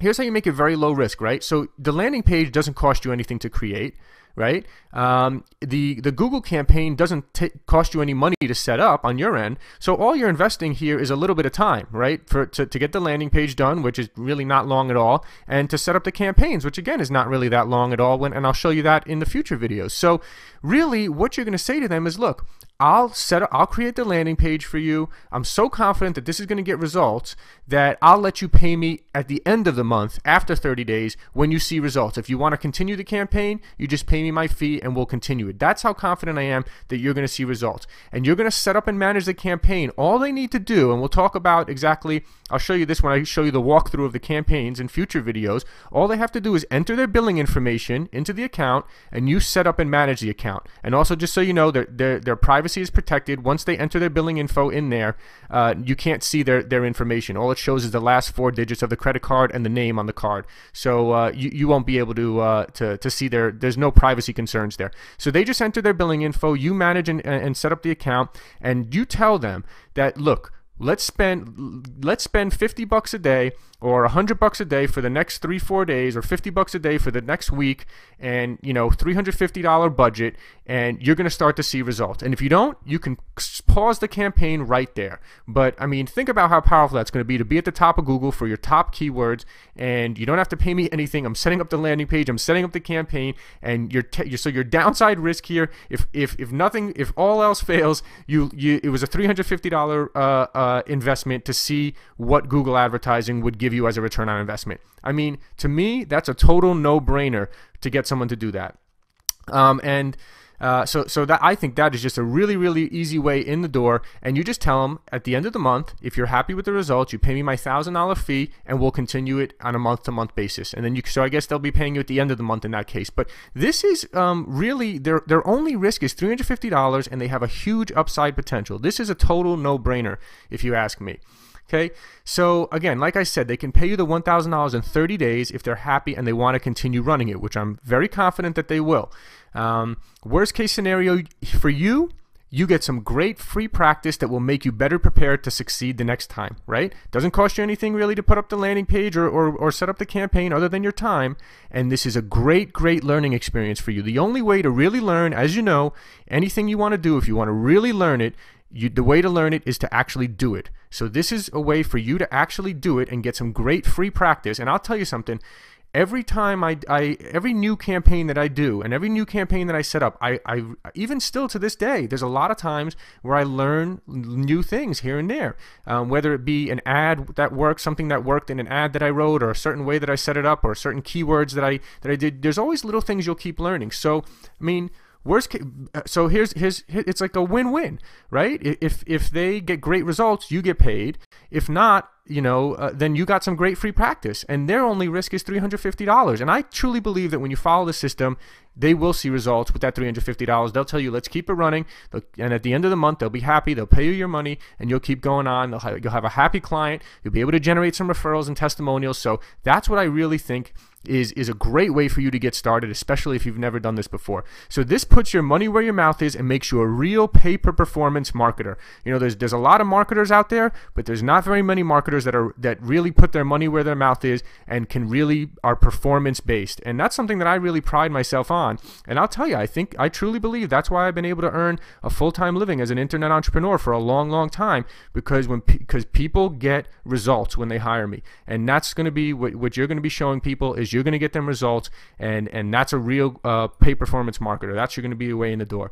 So that is really cool. Now I want to talk about something else here which has come up, and it's something that I've done as well, which is pay per lead. I don't recommend starting out with this. I've heard a couple of people have asked me about this. Hey, why don't I just ask a company how much they're willing to pay per lead, and I set up the campaign and the landing page and then sell them the leads. And I've done this, and I've done this. I've sold a lot of leads, but I just found, I think starting out, I would not do this, and I just found that it's a little bit of a pain, and I'll explain why in a minute. So I don't recommend you start out for this. For the first reason is that you have to pay for your own clicks. So if you're selling leads to someone, then you're actually going to be coming out of pocket. So let's say you come out of pocket $1,000. Let's say you spend $1,000 in 1 week on leads. You're coming out of pocket that $1,000. Then you're sending them the leads. And here's the problem: is that you send them the leads, and then it's like, oh well, that phone call was only a minute and a half. So then it's like, oh, okay, well we won't count it a lead unless the phone call's over 2 minutes. And then are their sales guys good enough to keep the people on the phone for more than 2 minutes? And then they're saying that this one, So here's the thing: like when they're paying per lead, they're always going to want a better lead. And they're always going to want a lead that doesn't convert into a sale to not count as a lead. So it just kind of gets annoying. And to me, I'm just a really kind of, I'm a little more laid back. I don't want to be arguing with people over whether a lead is valid or not valid, or, so I guess you could set real kind of standards like, okay, phone call over 2 minutes is a lead. And then you have the Google Voice tracking number or something like that, which I guess we'll talk about later as well. You can have set up a free Google Voice number and have that be a tracking number on the landing page, so that you can actually, both you and the client can log in and see how many calls have come in. And you can also CC yourself when people enter their information on the form on the landing page. You could have yourself CC'd so that you get a copy of the email with the new lead as well. So that way you'll be able to track phone call leads and the form leads. You'll know exactly how many leads you're getting for them. So that's a way to track it. But again, I just don't recommend starting out for this, because it's a little bit of a pain and you have to come out of pocket for your own clicks. So, I think when you get more advanced, or once you start to master a niche, so for example, if you start getting involved in a certain niche, like a personal injury attorney or mortgage brokers, and you start finding, you start working with one client and you find, hey, you know what? I can generate these leads for, $75 per lead or $50 per lead. And then that the value of that lead is very high to them, and then you go to them and then let's say something happens that doesn't work out with that mortgage broker or injury attorney, or you find another one in a different area that's not directly competing with that client of yours, and you say, hey, I'll do something with you. Are you willing to pay $150 per lead? And maybe you get the leads for $50, and then you're making $100 for every lead you sell. And let me tell you something: sometimes you could sell 10, 20 leads a week, which could be $1,000 to $2,000 a week. So this is pretty lucrative, but it's also a little bit of a pain. You have to have a really good client, the right client, and ideally you want to know your industry, you want to know your niche. And until you really run a campaign, it's very difficult to estimate what you're going to be paying per lead. It's really tough to say, because each city is different. There's different kind of competition, different people bidding on all the keywords. So it's really tough to say until you run a campaign. But once you run a campaign in a certain area, if you know you can get a lead for that amount, this could be a viable option. So what I would say is, first, I don't recommend this, but I wanted to mention it and touch on it. But you could set up an agreement that says to these people, I'm not going to charge you any management fee up front, but you pay for the clicks. And let's say that you pay me $100 per lead minus whatever you spent. So let's say that at the end of the week, you got them 7 leads and they spent $350. and they said that they would pay you $100 per lead. They said they would pay $100 per lead minus, whatever they spent, right? So if they got 7 leads, that means they were willing to pay $700. And then if their Google account got charged $350, then you get paid $350 for that week. Okay, so I mean, that's possible. You could set up an arrangement like that if you want. But again, I would just recommend by saying $1,000 a month at the end of the month, get in the door with the client for free. So I just recommend starting with the normal monthly fee because it just makes things much simpler. So I like to keep things simplified, but it is good to know about this for the future and once you get some experience under your belt, because it could be very lucrative. You could land a big client, and I'll tell you, I've had a couple of big whales that paid $15,000 for a big chunk of leads. So but again, you really have to have the right client, the big client, and it's more of an advanced kind of situation. So I recommend starting with the normal fee. Okay, so let's talk about really quick increasing your fees as well. When you start dealing with these businesses, you're just going to have this confidence that you're going to get them results. Okay, you're going to get them results, and you're going to pre-frame them, and that's why you're putting your money where your mouth is. You're saying, look, I'm not even going to charge. Again, just starting out, you're going to say, I'm not even going to charge you up front. I'm going to set up your campaign, set up your landing page. You pay me at the end of the month if you're happy. But I want you to know that I'm not doing this. I'm so confident that you're going to get results. I'm not doing this for $1,000 a month. I'll just tell you that. I want to double or triple your business. I want to get you so many leads that you have to hire more people, that you have to hire more attorneys under you, that you have to expand your business, possibly even open up more offices. I mean, that's the confidence. That's how you want to really pre-frame this. So look, I'm going to start out doing this. If you're happy at the end of the month, you pay me $1,000. But also, just so you know, going forward, my fee is 20% up to $10,000. And once you get over $10,000, my fee goes down to 15%. You could say something like that. So this way, when they get up to $10,000 a month, which, again, not a ton of businesses. Attorneys will probably get up there quite a bit. Attorneys can easily spend over $10,000 a month. Some mortgage people can. Some doctors, but it really all depends on the size of your area and the reach. So, but I do think it's realistic for many businesses to reach $10,000 a month, which means that you could get paid $2,000 a month. And for attorneys, again, I'll talk about that more in just a little bit, but attorneys can expand into other areas. Actually, here we go. So expand by running ads 24/7. So here's what happens, right? Typically, and we'll talk about this more in future videos, when you land a new client, a lot of times, like a doctor's office will only run ads from when they have someone in the office available to answer the calls, right? You don't typically want to be running ads at 24 hours a day if the phone calls are going to be going to an answering machine, because a lot of people don't leave messages, and you're just going to be pretty much burning through money for no reason. So first, when you set up the account, the first initial campaign is going to be very focused, and the ads are only going to be running when there's someone available to answer the phone. So once they start getting great results, you say, hey, why don't you hire an after-hours answering service? Sometimes you can get an after-hours answering service for like $100 or $200 a month, and potentially get twice as many leads by now running your ads 24/7 and on weekends when they weren't before. Okay, boom! Now you just doubled their amount of spend right there. Now they just went up from $5,000 a month to $10,000 a month just by expanding to 24 hours a day. Another thing is if they start doing really well. I had one person who was struggling with one location doing radio ads and stuff like that. I came on, started driving this Google traffic, and within a few months he'd opened up 3 additional locations and was wanted to run more ads and get more and more traffic. So that's kind of things that you can expand. And now for attorneys, the reason why I love attorneys is because there's so many different areas of the law. So someone can start off as a criminal attorney, and every attorney wants to be a personal injury attorney because that's where the big money is in injury settlements. So, if a criminal attorney, they also want to be involved in personal injury. So if you start making them a lot of money in their criminal business or they're in their DUI attorney business, then they will want to probably say, hey, you know what? Let's start a personal injury ads. Let's start that campaign. And then maybe you can start recommending to them, hey, I can have, don't you know any IRS attorneys? Why don't you hire an IRS attorney under you? Why don't you hire an immigration attorney? Why don't you hire, what other kind of attorneys, any other kind of attorney that you can think of, an employment attorney, all these sorts of different things. And that can all be under one law office. In fact, it's pretty common for law offices to have 2 or 3 or 4 different practice areas. So you just create a different landing page for each practice area and different campaigns. And that's how an attorney can easily spend $10,000 or $20,000, $30,000. As a matter of fact, I have one that's spending $40,000 a month some months. So you know, again, this is how you get them up when they're practicing many different areas of law, and that's how you can really increase your fees. So yeah, I hope that gives you a good overview of the pricing structure there. And remember, the key thing here is let's get you in the door, let's get your learning experience, let's get some clients in there. Even if you don't charge any fee up front, it's great practice for you. I'm confident you'll get results, and that's how you really gotta put your money where your mouth is and be a pay-per-performance marketer.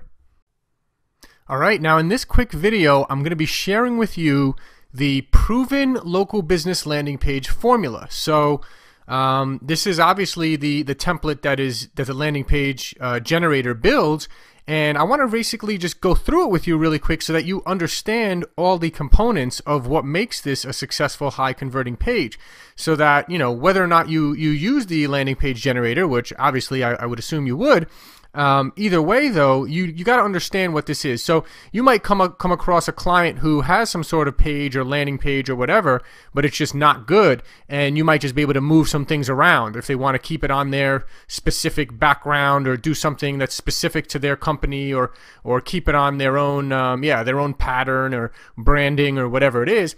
That's fine. So you just basically have to make sure all these same elements are in place. So here's the deal. So let's start with, obviously, top left side, their logo. That's pretty standard here. I blacked out, or whited out, I guess, this logo here on the left side, just for client privacy. And basically, you know, again, so logo top left, call to action top right. I mean, that's just standard across the board, right? In the top right-hand side of every single one of your landing pages, there should be nothing except call now for your free quote, or call now for your free consultation. Okay, that's it. That's all that should be in the top right. A very clear call to action, right? Logo on the top left, call to action on the top right. You should always, below the call to action on the top right, have this form box for people to enter their information. Now, again, this landing page generator creates this template exactly the way it should be. So what I mean is, there's a lot of people that on their landing page, they ask for name, email, phone number, city, state, what is the reason why, you know, how did you hear about it? Like 17 columns to fill out, right? The less, here's a rule of thumb here. Very important for you to know this. As a rule of thumb, the less information you ask for, the higher the likelihood that people will submit the information. Okay, so for me, and what I highly recommend you always do, is only ask for name, email, and phone as the required fields, and then comments are optional. Okay, or if you have, like, if you wanted to do, like, let's say it was an attorney and you wanted to say, tell us about your case, it would be optional. So name, email, phone is the only thing that's required. Just make it real simple. Don't overwhelm people. Again, this is real simple. So, and again, there's multiple call to actions on this page as well. So if I scroll down here as well, you'll see the bottom, there's a call to action here as well. So you have the call to action on the top right. And by the way, the landing page generator, when you fill out the call to action for the top right, it automatically puts that same call to action here at the bottom. So that's pretty cool. So you have your call to action always at the bottom when people scroll down, call to action on the top right. I have another call to action here, and another little call to action, contact your local California approved HARP 2.0 lender. There's even like another call to action on the bottom left. So listen, let me tell you something. Well, I was about to say you can never have too many call to actions, but I didn't want to get ahead of myself. I mean, if you have the whole page is just a call to action, it's a bit much. But call to actions are good. I mean, that's what you want. Now, if you know anything about NLP, neuro-linguistic programming, you know that when someone reads the same thing over and over and over, it's kind of like ingraining this thing in their subconscious mind. So, call now for your free quote. Free here. Call. Contact your lender today. Call now for your free quote. Call. So they're seeing multiple call to actions. It's just like keeps hitting them with, come on, call. Keeps nudging them. Call. So that's a good thing. That's a good thing, having a lot of call to actions. So here, I typically like to have a little image just to kind of give the page a little bit of an image, or a video. So right here above the headline, so here's the headline, and above the headline, you see we have this little image here. I mean, this was literally, this is just an image I found. These images I found, and then this was an image that they had, the equal housing opportunity thing that they wanted to have on here. So little image to break it up, or a video. This is also a good place for a video, specifically if they have a testimonial video, or if there's a good, nicely, professionally done video, or just, you know, a video could go here too. And then you have the headline. And I'll give you some, obviously you'll get some examples and some templates and stuff like that with this program as well. But here's a great headline. Would you like to, right? Would you like to is a great, having this headline be a question that starts with, would you like to, right? So if it's a chiropractor, it can be, would you like to stop back pain and start, you know, fixing your conditioning, start fixing your condition with a free consultation from your local chiropractor, right? Question, right? If the answer is yes, then call us now for a free consultation and come in or whatever, you know. So you get the point, right? So this one, it's, would you like to take advantage of the new home affordable refinance program and refinance your home to today's low rates, even if you're upside down? And it's okay for the headline to be a little long. You probably don't want it to be much longer than this, but a benefit-driven headline. So the headline to be really benefit-driven. So basically, here's a benefit. Well, basically, you're telling, would you like to take advantage of this program, okay, so and refinance your home to today's low rates, benefit, even if you're upside down, benefit, okay? So that's cool. And then we're going to hit them with more benefits in the bullet point here as well. So then it's like, if the answer is yes, call us now. If your mortgage is owned by or guaranteed by Freddie Mac or Fannie Mae, you may be eligible for this loan, which can help you. Benefit, benefit, benefit, benefit. These 4 bullet points are more benefits. So call to actions and benefits. That's what makes up a good landing page. Decrease your monthly payment. Lower your interest rate. Does not matter if you're upside down. Only 620 FICO. Then the call to action at the bottom. Mortgage rates are now at their all-time low. It's critical to take action now while you stand to receive the maximum savings. If you'd like to discuss your specific situation with a knowledgeable local California HARP 2.0 lender, give us a quick call right now. Even if you've been turned down in the past, it's very possible you'll qualify for today's historically low rates under the new program. Okay? So, and then here again, contact your lender today, and then kind of a little example of what they did. We recently closed this loan. They lowered their payment by $339 a month, okay? So something like that is always good there. Or if you have some credentials you want to mention there, like we've closed over 100 million, you know, something like that. If it's a personal injury attorney, you know, over $10 million in cases settled this year or whatever, you know, that would be a good place to put it down here on the bottom. But this is really the template you want to follow. So logo top left. Call to action top right and at the very bottom. Question in the headline, or it doesn't have to be a question, but just a good benefit-driven headline. I like this. I think would you like to, that question is a great lead-in for any headline. And the 4 bullet points there and the call to action at the bottom. And now so they have the option here to either call or enter their information right here, and we're only asking for the minimum amount of information. So that's pretty much the whole goal, right? Either they're going to call or enter their information here. We find that most people, you probably typically get a little bit more calls, depending on the niche. You'll probably get more calls than you will people entering in the form. But so if you're CCing yourself, which I recommend you do, by the way, if you can, is have it so that this form. Basically, when people enter their information into this form, it gets sent to you and the person and the client, right? So this way you can kind of keep tabs on how many leads are coming in through the form. And you'll know that, let's say you got 10 form leads in 1 week, it probably means that you got 15 calls that same week or more. Could be more, could be 20 calls that week. So, but it gives you at least some sort of idea here by being on the form. So if it's possible for you to CC yourself on the forms and just tell them, yeah, you know, I just want to keep up to speed, make sure it's performing, you know, keep my finger on the handle of what's going on here with the campaign. So I'd like to CC myself, and if they let you, that's cool too. But these are really, and this is it. And I know it looks simple, and I know people will be tempted to put more and more and more information on here, but I'm telling you not to. Don't put too much information. Less is better in some cases. The whole point of this is for people to hit this page, see the benefit, and take action because of the multiple call to actions. That's the whole point. The whole point is for them to call and for their free quote or free consultation. That's the whole point. The point is not for them to click around 20 different links and get tons of information about the business. The point is for them to call the business and then get the information when they come in, right? That's how you get someone who's a hot prospect and turn them into a client. So that's basically the landing page formula here. This is even though this was a real quick video, I can't underestimate how I can't keep stressing enough to you how powerful this really is. Really let this sink in, that follow this landing page formula I mean, literally, I've been using this formula for a long time. You can use this formula for years. It's going to keep working, and it's very, very powerful. One thing I didn't mention is these little links across the bottom. Again, you always want to have, you don't need this disclosure link. This is just because they're a lender, but you can have a home, privacy policy, terms, and contact are the 4 that should be there, right? And the contact will take, when you click on it, it should take them to the contact us page or the about us page or whatever. Privacy policy and terms, I give you that, basically some generic things you can use for those, and a home. And that just makes it Google friendly. Google likes to have those kind of links transparent there. So that's basically the landing page formula in a nutshell. All right, in this video, we're going to take a quick walkthrough here of the landing page generator so you can get familiar with it and go ahead and start making those mock-ups and go out there and use it to start landing some clients. So in the future videos and future modules, we're going to get more into setting up the Google campaigns and writing the ads and doing all that stuff. But you know, first things first, go through all the videos in Module 1.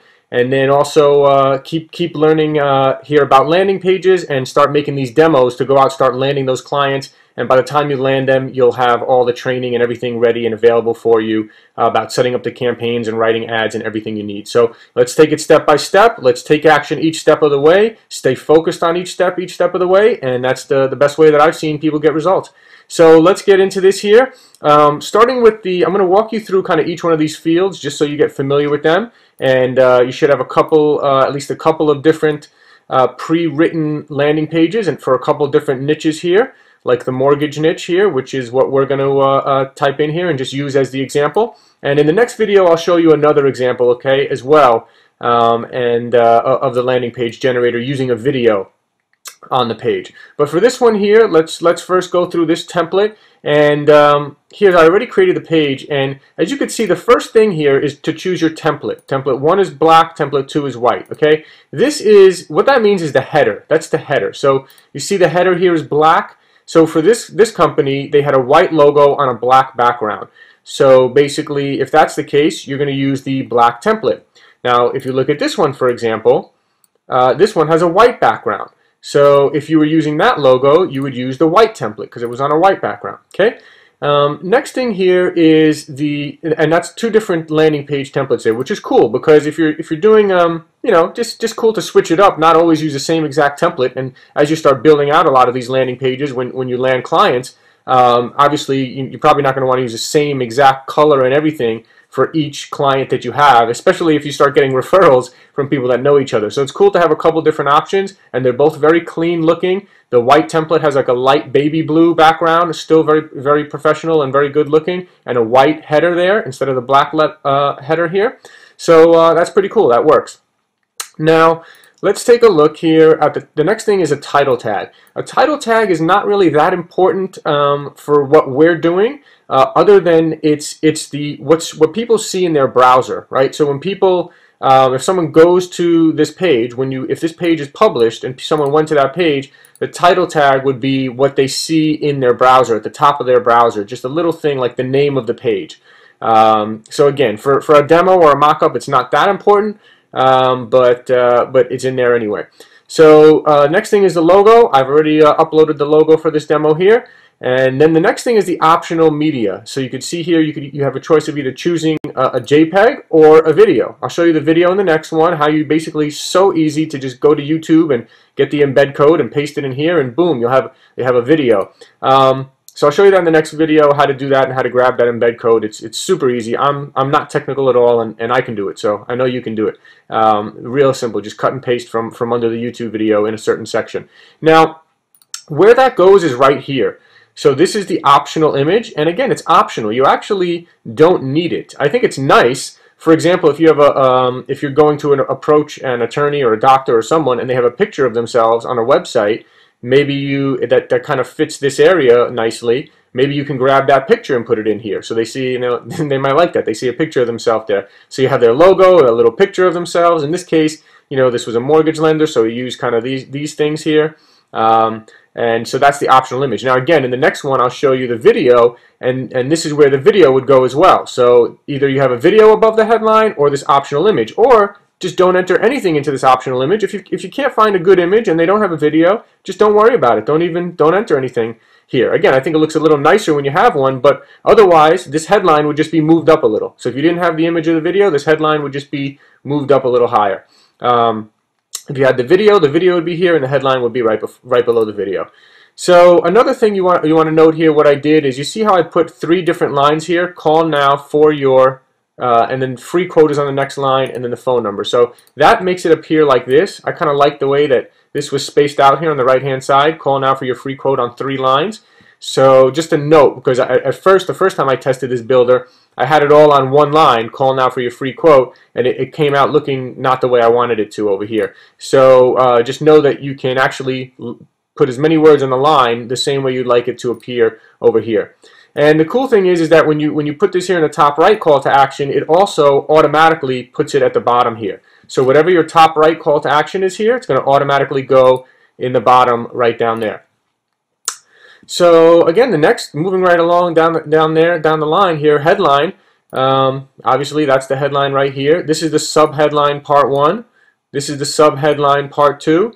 And there's the 4 bullet points. And this is the bottom call to action, right? I mean, pretty straightforward. Sub-headline 1, sub-headline 2, 4 bullets, and the bottom call to action. Then this here is the opt-in text 1. And what the opt-in text, that goes right up here. This is opt-in text number 1. At the top of the opt-in box, the little headline, that's opt-in text 1. So you put free HARP quote from a HARP-approved local lender right here in California, and that basically has it appear right there. So the next one is opt-in text number 2. I typically like to restate, call this number, or fill in the form below to get your free consultation, and that basically goes right here. That's opt-in text number 2 right there. And then below that you have your bottom right headline and your bottom right subheadline, and that's just below the opt-in box here. Bottom right headline, bottom right subheadline. And that is it. I mean, really, really simple to create these landing page mockups here.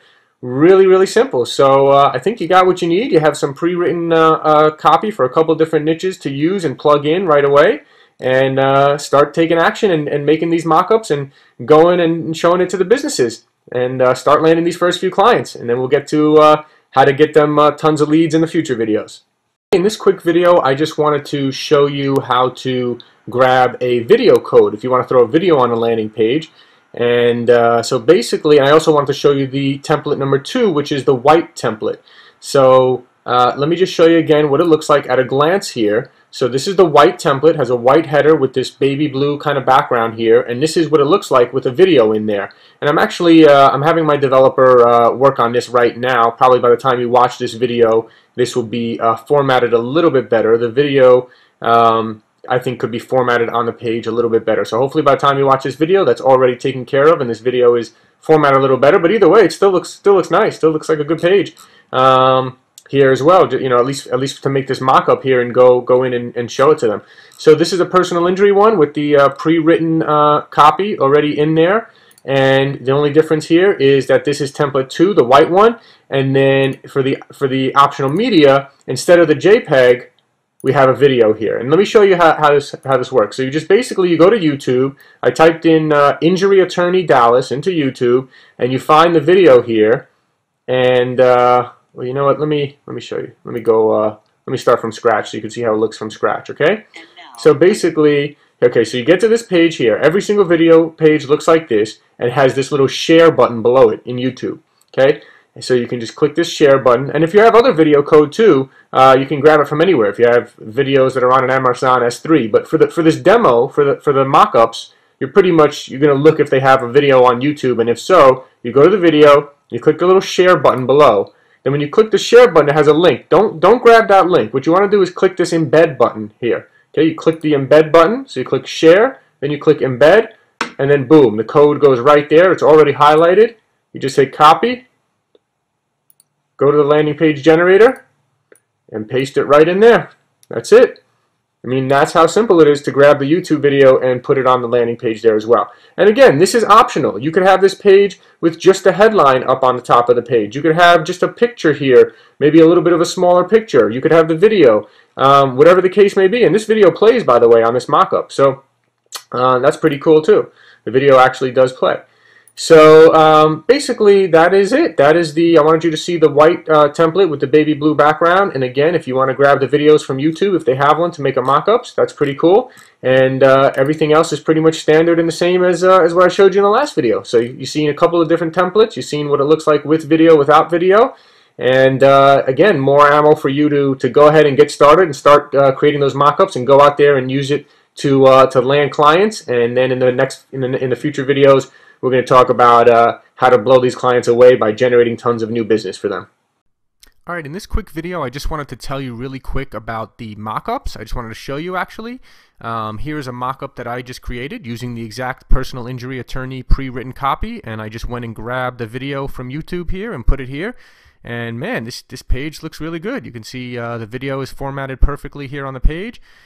This is created in the landing page builder in just a matter of minutes. So I mean, this is a really nice clean page. So here's the thing I want to talk to you about right now is you can I did have my developer have this builder now create a unique link for each mock-up that you create here. So this actually is a unique link. You know, you can copy and paste it into another browser here, and you see, it creates the page. So what that means is you can, if you want, send an email to this attorney with this link to their landing page here.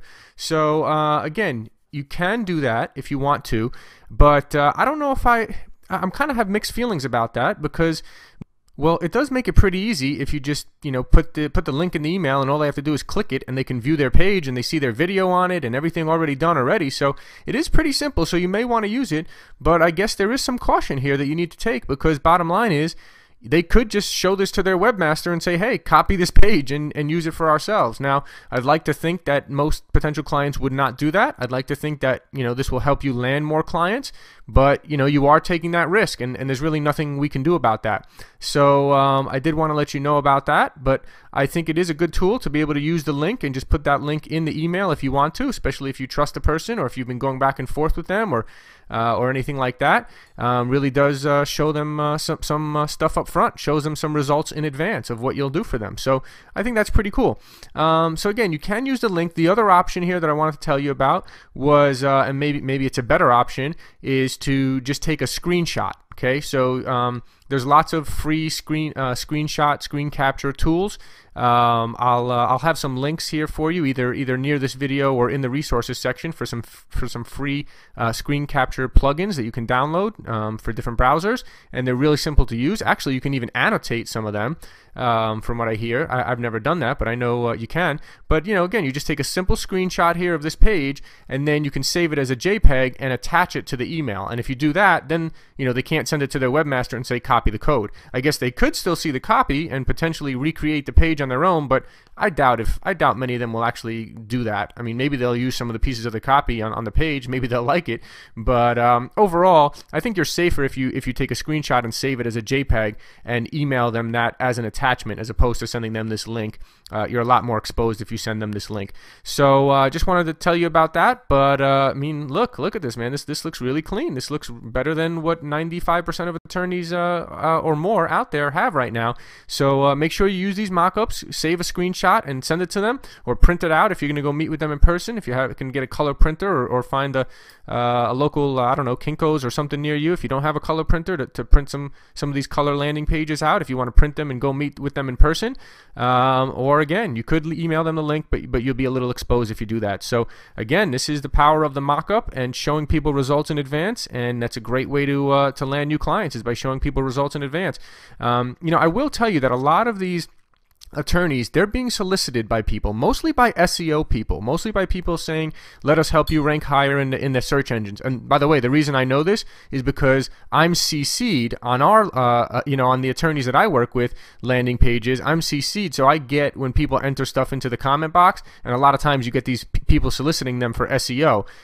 So I see all the emails that come in and all the form submissions that come in, and a lot of it's people saying, let us help you rank higher in the search engines, blah, blah, blah, blah, blah. It's all the same stuff, and it's all just people talking the talk, but they're not showing you any results in advance. And obviously with SEO, you can't really show any results in advance. It takes months to get results. But with this, if you create a landing page for them, you are showing them results in advance. And I think that is really tremendous, and I think that that's definitely a much, much easier foot in the door than any other way that I can think of. Especially knowing these attorneys firsthand, if they saw this, they'd be probably 10 times more likely to pick up the phone and call you, as opposed to someone who just sends them an email telling them what they can do, right? Now you're showing them results in advance. So real powerful. Make sure you take your screenshots, or if you feel comfortable using the link, use this as a powerful tool to get in the door. And as we mentioned in the previous videos at the end of module 1 about pricing structure and doing whatever it takes, let's do whatever it takes to land your first few clients, make the mock-ups, get them in the door, tell them they can even pay you at the end of the month if you don't have any clients yet, just to get started, get your feet wet, and get things going for you and generate referrals and generate your business from there. So let's go. Let's do it. Let's keep moving forward. All right, in this video, I wanted to just go browsing randomly for some landing pages and let you kind of see what I think about them and get some feedback, so you kind of really get an understanding. I mean, you have the landing page builder, so you kind of see what the template looks like. I explained to you the formula, so I think you get a good idea. But why not take a look out there and see what else is out there, right? So let's go and type in chiropractor in Dallas. Okay, let's type in chiropractor in Dallas. And let's see what comes up here. Wow, this is pretty incredible. You notice here, okay, this person here doesn't even have their Google Places in the ad. Neither does the second person here. The first person, it seems like it does. Okay, but anyway, we'll save that for more on the ads. When we look at the ad writing, we'll talk more about that. But let's look at landing pages for now. So I'm clicking on the link, and here we have what we land on is these people's landing page. Now, here we go. I mean, this is exactly why you need a real landing page, is because this is just extremely overwhelming for people. There's just so much going on. People hit here and then they'll start going around into all these different sections and all these different things here, and there's not even a clear call to action, right? So I'm going to critique kind of a lot of these pages, and if I see some good pages, which I'm sure there are some good pages, I'll tell you about those too. But there should always be the call now for your free consultation or free initial consultation, whatever it is, here on the right hand side. Well, that's pretty cool. They got this little chat box here. I don't know how effective those really are or not, or I know those are extra fee as well, so I wouldn't worry about those. But in general here, there's just so much going on that people are going to start clicking around, looking into this, looking into that, and I'll tell you something here. Information, giving away tons of content.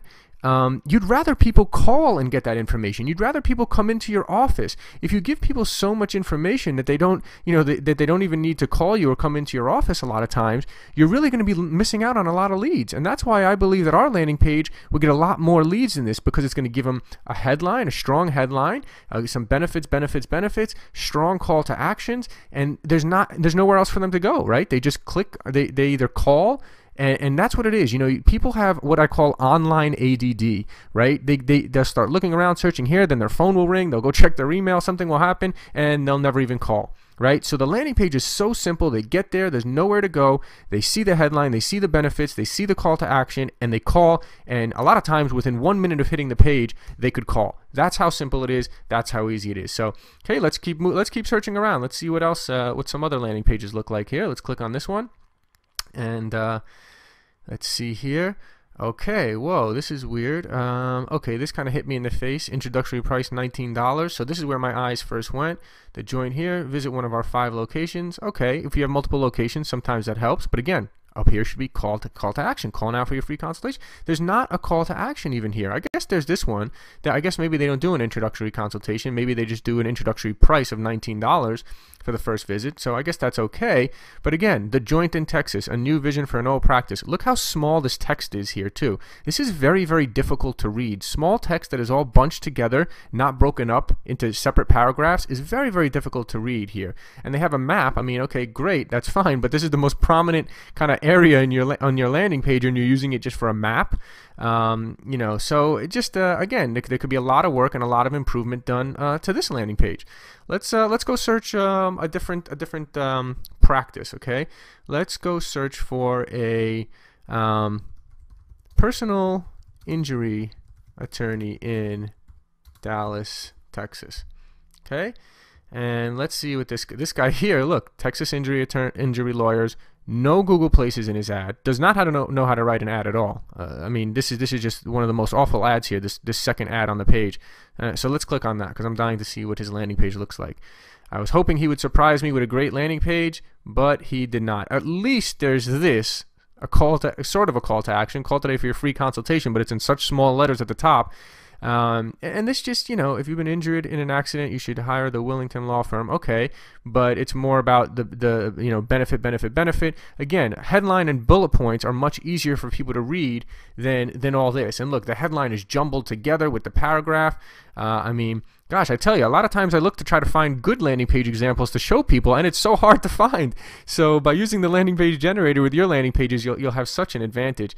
So again, you're getting these people to the main site. Look at this, contact us. It doesn't say anything about free consultation. Doesn't say anything about no fees, we don't get paid unless you do. There's no upfront fee, anything like that. And it's just not very good. Just not very good. And personal injury attorney is a very expensive cost per click. These are very, very valuable leads. When we get to the cost per click and the campaigns in the future videos, I'll tell you about that. But personal injury attorney is a very valuable keyword. It's a very expensive keyword, and the leads are worth a lot of money. And so to be running a campaign so inefficiently like this is just unbelievable. I mean, this person could be missing out on hundreds of thousands of dollars or millions of dollars in settlements from new clients if they knew what they were doing here. Let's look at the next one here. Personal injury lawyers, personal injury law firm in Dallas. Okay, this person there, okay, call today. At least they have somewhat of a call to action, call today. Their big front page of the headline of the landing page here is an American flag. Look at this tiny small print here. At least they have a little bit of what sets us apart and some bullet points. But again, so far, this is literally randomly me surfing, and we've been through 4 landing pages in competitive niches, and not one of them yet has been better than what we create with the landing page generator in a matter of minutes. So just wanted to show you this, and hopefully we find something that is a good landing page here. I want to find something good to show you. I don't want to just feel like I'm knocking everyone here. So let's see if we can find something. Let's keep searching. Let's look at okay. Let's look at the first guy on the page. Let's see. At least he's got his site links in here. We'll talk about site links later on. Okay, here we go. This page doesn't look that great to me either. And again, we have these small, tiny print with bundled up things here. Former insurance lawyer. Okay, call this. Okay, I guess that's an advantage. Former insurance lawyer. I guess because they're trying to get you a settlement. So I guess that's an advantage. But it almost was a little confusing. It almost made me think insurance lawyer. Wait a minute, I'm looking for a personal injury lawyer. So I think they could do a better job of explaining that. Again, look at this. It's just a very odd looking page. Just not a very good landing page. I mean, yeah, wow. I mean, and this is the guy number 1 on the page, So, all right, let's keep searching. Man, I'm determined to find a good landing page here. So far we're 0 for 5, which, by the way, does this show you what potential you have here to help improve these people's business once you have their landing page made with the generator? I mean, it's just unbelievable. Let's look at, what's another good niche here? Let's look at IRS attorney, Dallas, Texas. Let's look and see what we can find here. Okay, first guy here. Let's click on the first guy. Let's see what he says. Let's see what they have. Okay, this has a lot going on. This looks like, actually, I think these guys might be more of a nationwide firm as well. They might not be specific to Dallas. It looks like they might run ads all over the country. Yeah. Okay, look here. There's just a lot of stuff going on. So again, this is at least looks a little better for aesthetically, a little bit more appealing. Shows a phone number, but still not a call to action. Tax attorney, okay, that's your headline, tax attorney. Okay, not a great headline, is it? Not bad. So this is probably the best one we've seen yet, and still not great. Let's do a, man, I'm determined here. We're 0 for 6. Let's see what we can find here. Criminal defense attorney in Dallas. This is the last one we're going to look for here. I just want to kind of give you some feedback here, so you can kind of see what goes through my mind as well. Again, look at this ad. No Google places in the ad. Not a very good ad at all. We'll talk about that later, how we could double this person's ad right here. And then when you get to their landing page, let's see here. Okay, wow. I mean, there's when I hover over bankruptcy, there's just, wow, so many different things for me to read up on and look at here. This is just way too much information. People should be calling for this information. Let's hover over criminal law. Wow, this is tons of information. Tons of information. It's just way too much information for a landing page, and there's just so much going on. Again, this one at least appeals a little better, looks a little bit better at least. But again, there's just a ton going on. Not even a call to action. Okay, no charge for initial consultation. Okay, that's good at least. No call now though for your free consultation. Got their logo here. Okay. Again, here's their headline. Plain agreement of defense lawyers, nothing else. And again, we have these bullets in small, tiny letters, all jumbled together. Not ideal, but again, not too bad. So, well, I literally randomly just did this off the top of my head. Literally, I just randomly searched and off the top of my head, and you saw what we found. You saw that the ads are not very good on most of these. They don't even have Google Places in many of these ads. You saw that the landing pages, we looked in competitive niches in a competitive market, Dallas, and out of, 6 or 7 that we looked through total, the landing page generator, I believe, has higher converting, better landing pages than all of those. Because remember, the whole point of the landing page is for people to call you and get in for more information. You want people to call for more information. You want people to come into the attorney or to the chiropractor's office for more information. You don't want them to get all the information they need on the website just reading it. So that's how leads are generated. That's how you're going to really increase their conversion. And I hope this video kind of give you a little bit more of an idea and understanding of a good landing page versus not good landing page. And I think it should give you a lot more confidence in what you're providing and the services you're going to be providing and the results that you're going to be getting for people. Because if these people are getting results with these horrible ads and horrible landing pages, and I'll tell you, a lot of these people I'm sure have been advertising for a long time and are still profitable even with horrible ads and horrible landing pages. So just imagine what you can do for them, and you've seen it firsthand. So hope that gives you a lot of confidence, and I hope this video, hope you learned something here. In this quick video, I want to talk to you specifically about, I've zoomed in here, I've zoomed into the bottom of the page, and you can see these 4 little links at the bottom left-hand side of the landing page.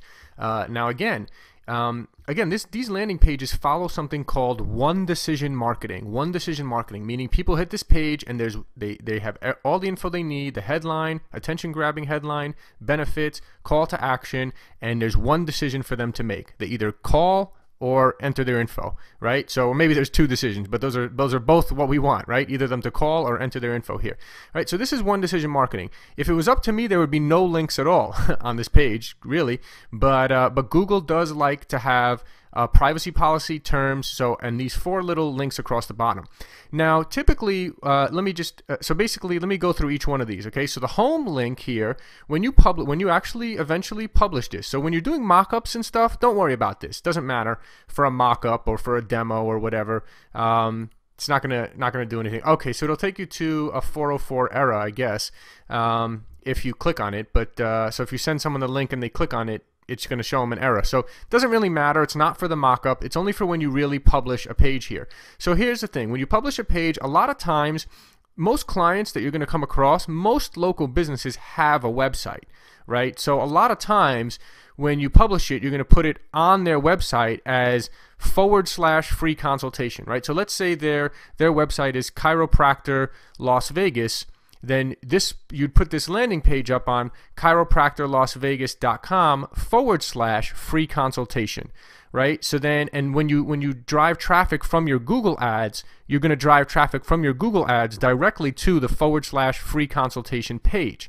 Okay, so a lot of times also, the local businesses have a webmaster or someone that they use, or someone that they've put up the website for them, or whatever the case may be.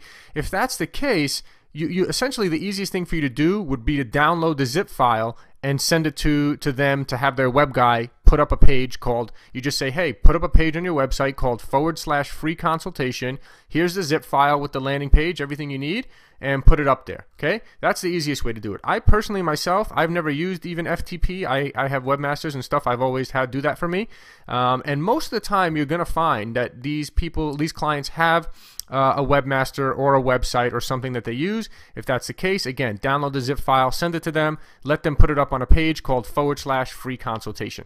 Okay, when you do that, what you'll tell them to do very simply is the home link will obviously go to the home page of the main website. Okay, if they don't have a main website by some chance, and you're just publishing this onto a new website, like you create your own website, set up hosting, and then you publish this onto that new site, then the homepage will just go back to this. This will be the homepage. So you'd still have this link here, but if people click on it, they would just stay on the same page.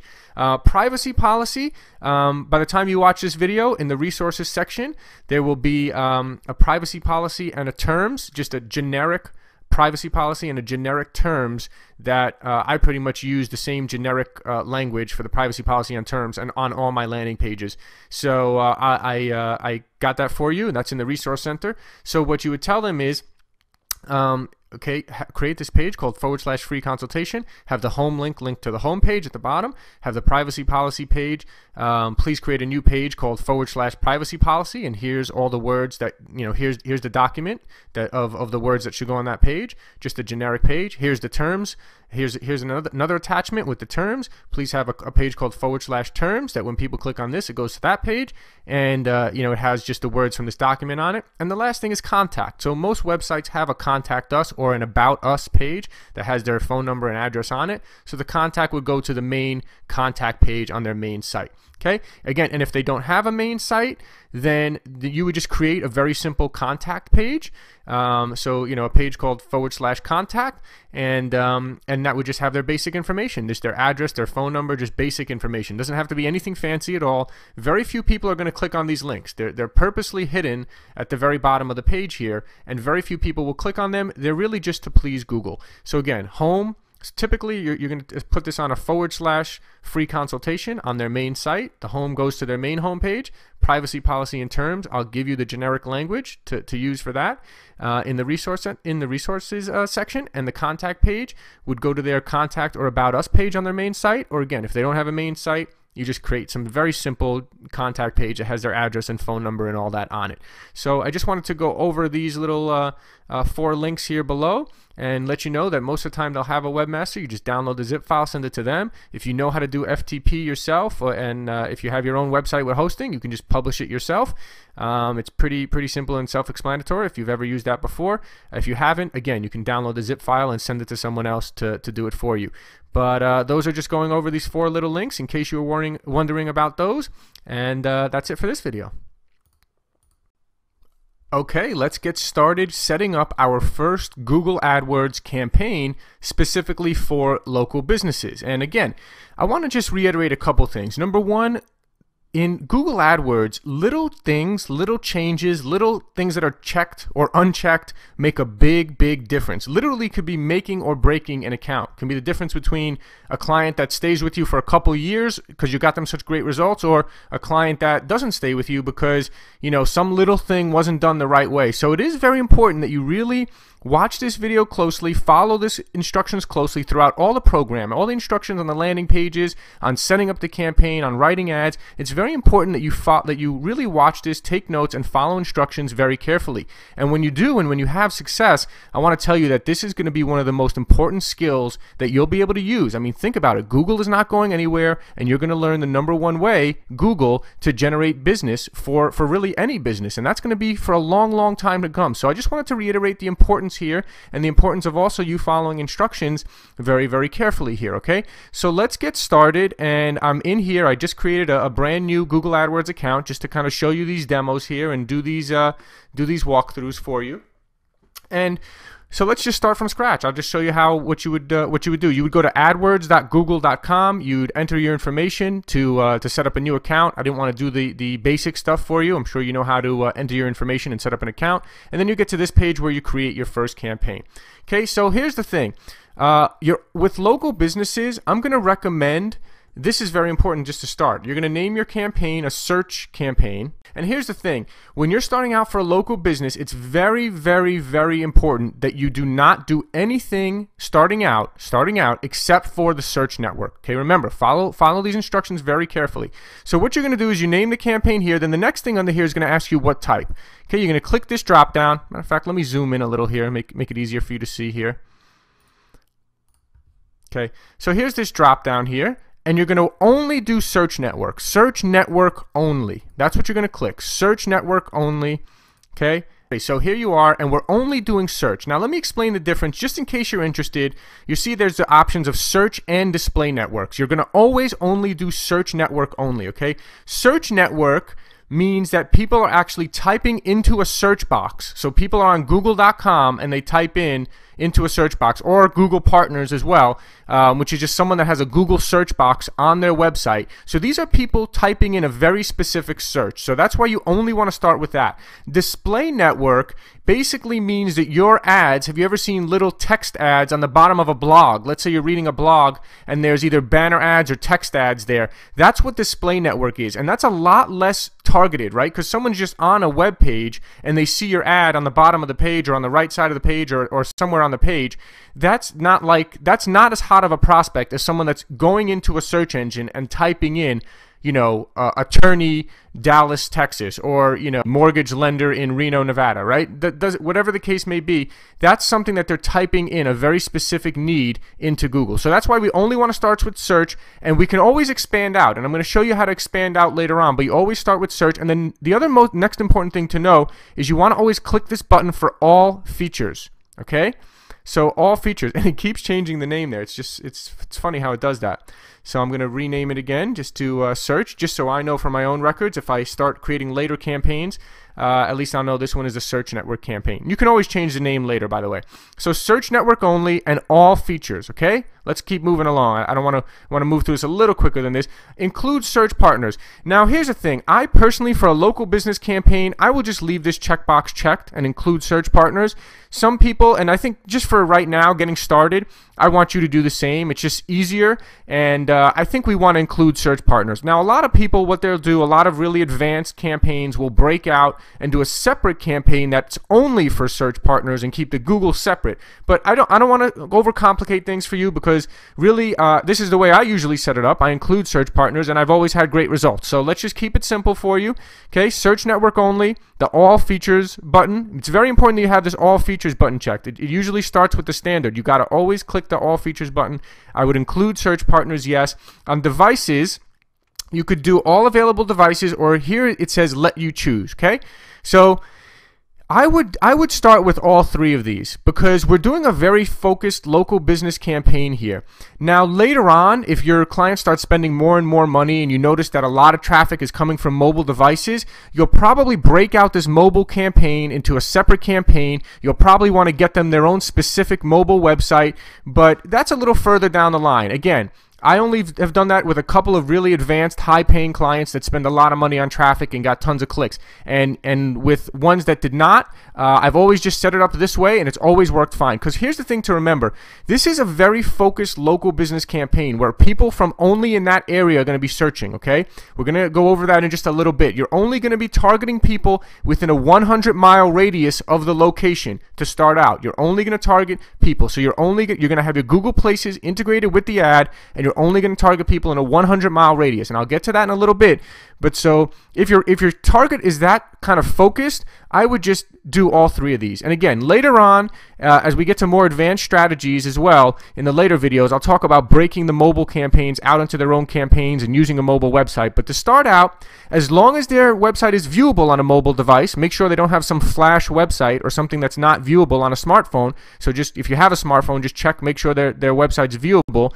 And the landing pages, obviously, if you use the landing page generator, those landing pages appear just fine on a mobile, on a smartphone. Okay, those the landing pages that the generator makes, they're very simple, so they're very easy to read and use on a smartphone as well. So even though it's nice to have a mobile specific website, later on, if you start getting a lot of mobile traffic, these landing pages do work just fine, and I know because I've been using them.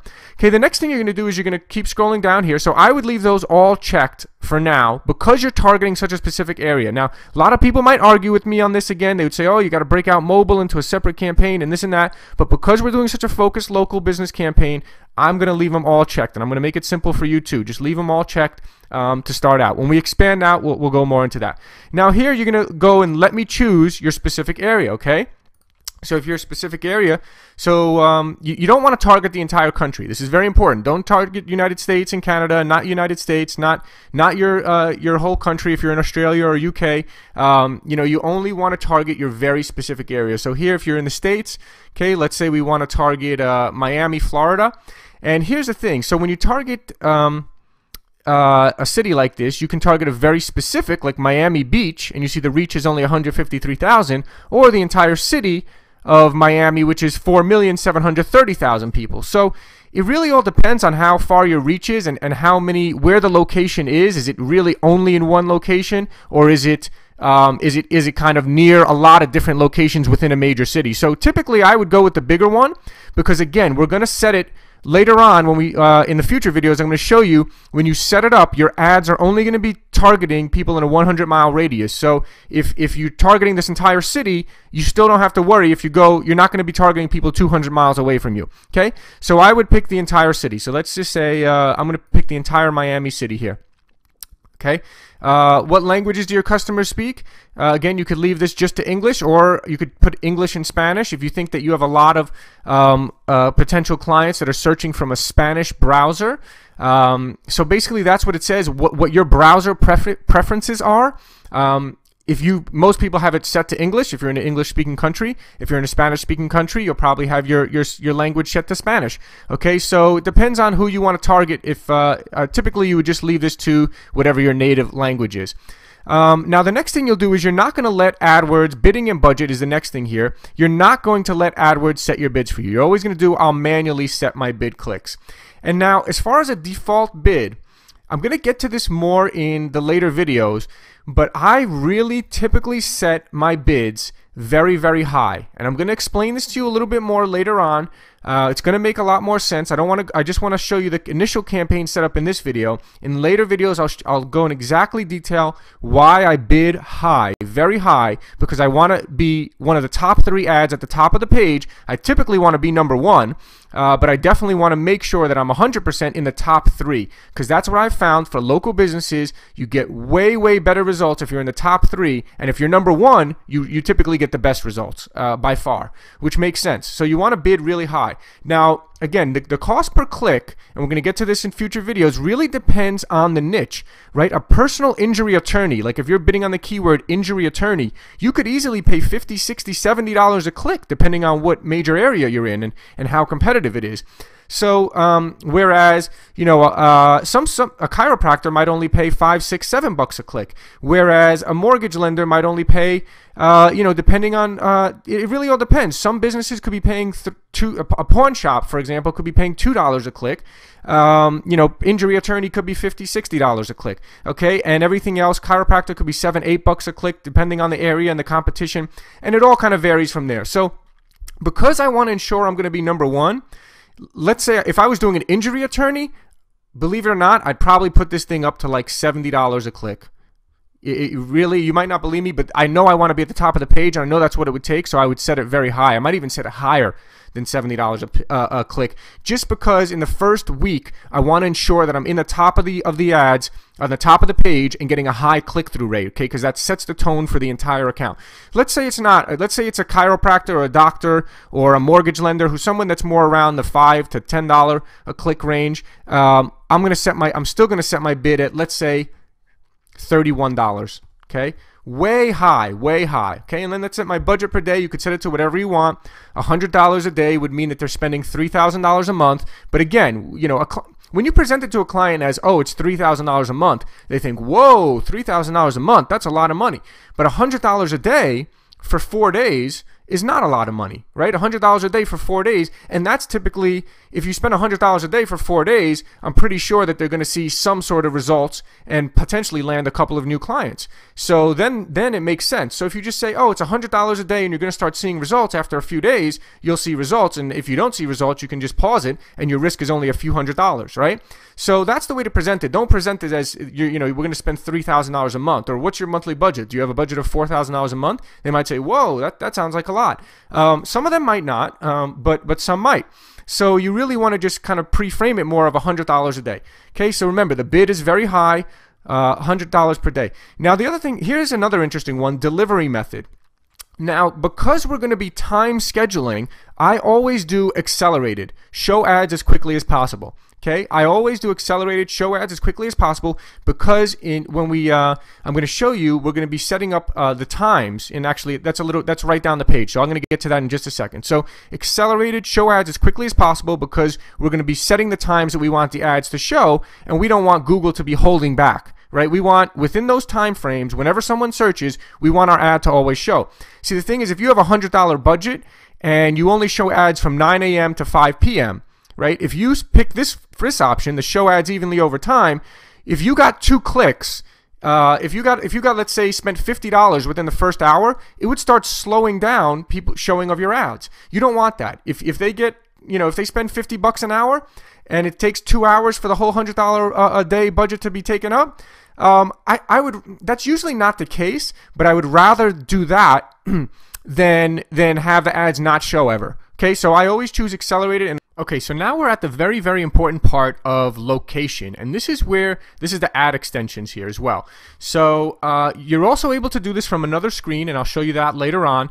But so here, this is very important. So location is where you're going to add your Google Places account into the Google AdWords account. So extend my ads with location information. You're going to check that checkbox, and then you're going to have the option here, use addresses from a Google Places account.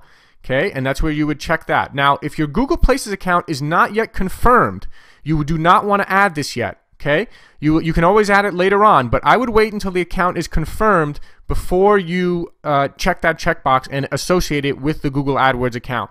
Okay. So again, if your account is confirmed, so basically you sign up for a free Google Places account, they mail you a postcard with a PIN number, you take that PIN number and you log in with it, and then your account is confirmed. Once it's confirmed, you'll check it, extend my ads with location information, and use addresses from a Google Places account. Now, actually, if you have set up a Google Places account, then you can use the same login for the Google AdWords as well. You don't have to set up 2 separate accounts, right? If you've already created a Google Places login, then you have a login for that company on Google Places, and you can just use that same one for Google AdWords, okay? This one I just set up this email, localclientexpert@yahoo.com. There is no Google Places account for this yet.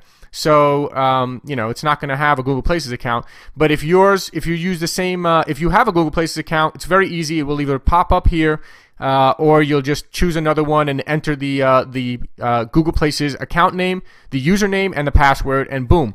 Okay, hit save, and it'll be entered right there. Okay, so for this one here right now, I don't have a Google Places account set up for this one, but you get the point. I'll show you. It's very simple. If you have one, you just enter it right there. Now, the next thing you'll see here on the ad extensions is product. You don't need to worry about this. Always leave that unchecked. You're not running an e-commerce site here and selling tons of different products and stuff like that. So this is not necessary. That's a very advanced kind of a thing. Site links. Site links are the next one here, and they are very, very important. Site links are very important, but I'm going to show you when we get to the ad writing, and in future videos, I'm going to show you how to add the site links later on, because you want to kind of write your ads first and see what your ads look like as well. So I'm going to actually leave site links for later, and I'm going to show you how to do that. But typically, yes, you would add site links, and I'm going to show you exactly what site links look like and how to add them in future videos when we get to a little bit more about setting up your campaign and writing ads and stuff like that. Call extensions here, that's the next one. Extend my ads with a phone number. I would check that, and then here you can just enter your phone number. And right here, you could just enter your phone number really easily. That's a good thing to do as well. You want to always probably do that. Put the business's phone number in there, or if you have a unique tracking number that you're setting up for the landing page here and for Google Places as well, you can use a unique tracking number, whatever phone number you want to extend. You just enter it right in here. Okay, so that's a good thing to do. Now, when you have your Google Places account, entered in with your Google AdWords account, this won't matter so much to call extensions, but it's good to do anyway, just as a backup. Can't hurt. So always put in the phone number for the call extension. Social, I don't do this at all. I've never associated it with a Google Plus page and done any of the social. Dynamic search ads as well.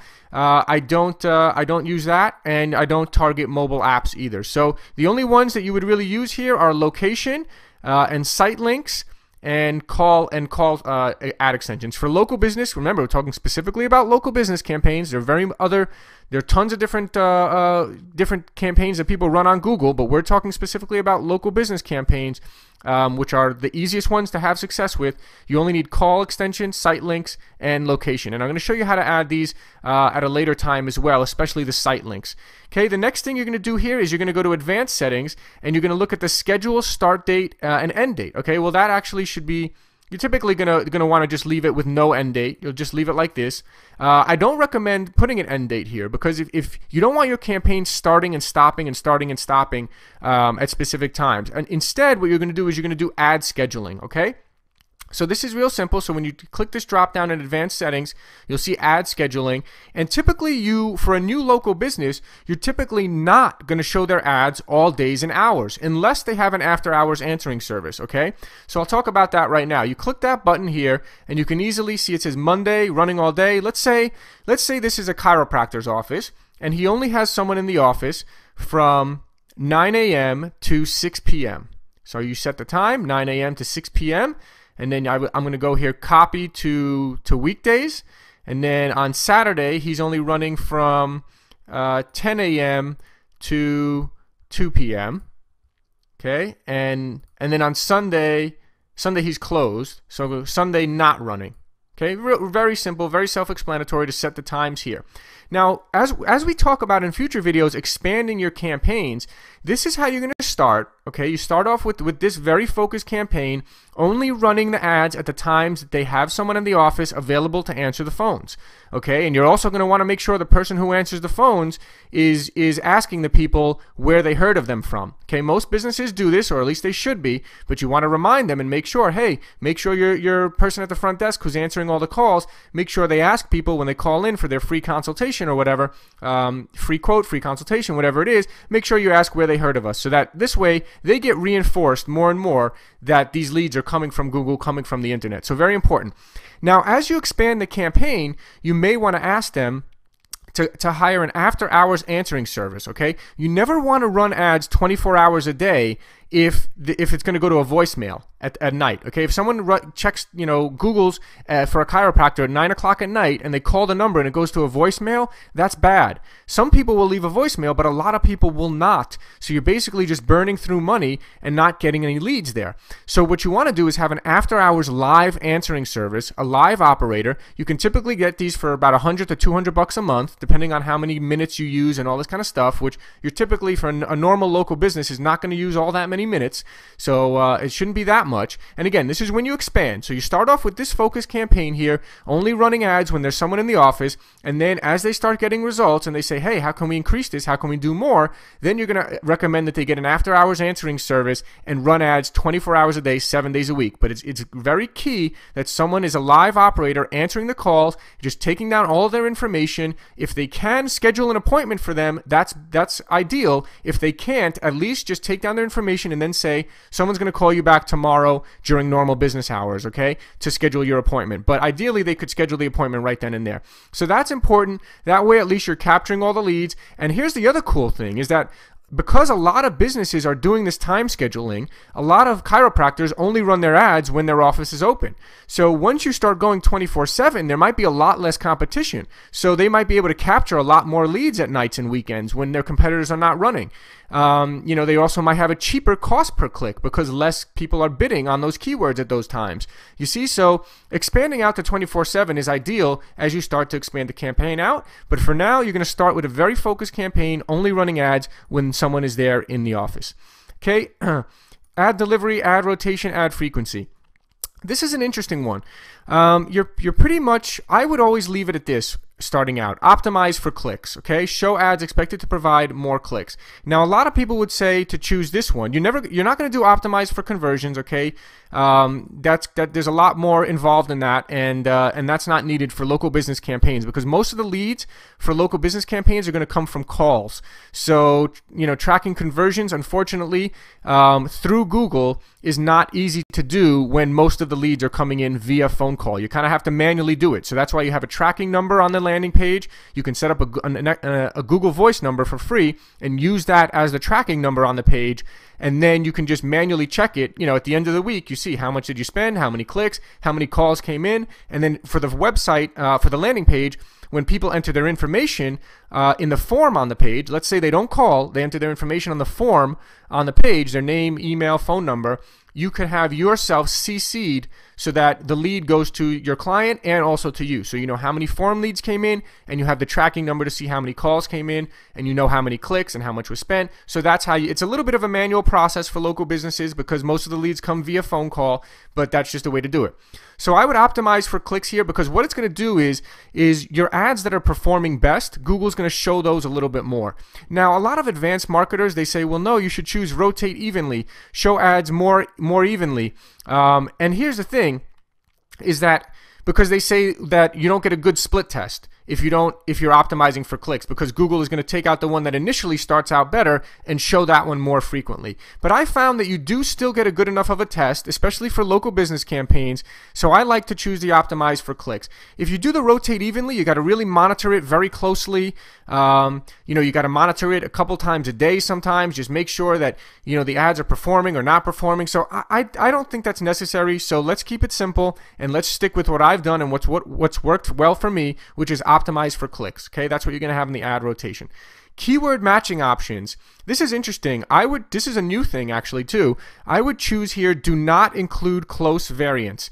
Okay, at least at first. Now this is something you're going to come back to and expand the campaign when they want to expand. Or if you find after the first couple days that you're not getting enough traffic, you can come back and include the plurals and misspellings and other. But a lot of times you don't want to include the misspellings and plurals and other close variants because a lot of times it's inaccurate. Okay, so you don't want to have stuff that's inaccurate. So for me, starting out with a very focused campaign, I would say do not include close variants. And again, if you're not getting enough traffic, if you're only getting a couple clicks a day and you want to get the client 10 or 20 clicks a day, then you might come back here and include this later on. But I think generally speaking, you want to do not include close variants. You don't want to give Google free reign over what keywords your ads appear for. You want to choose that. Okay, and then this last one, tracking URL for dynamic links, you don't need that. So that's it. That is, I'll run through it from the top down one more time just to go over everything so you can see it one last time. You do a search network only, very important. We're starting with very focused campaigns here, search network only, and all features need to be clicked. I would leave the checkbox here for include search partners.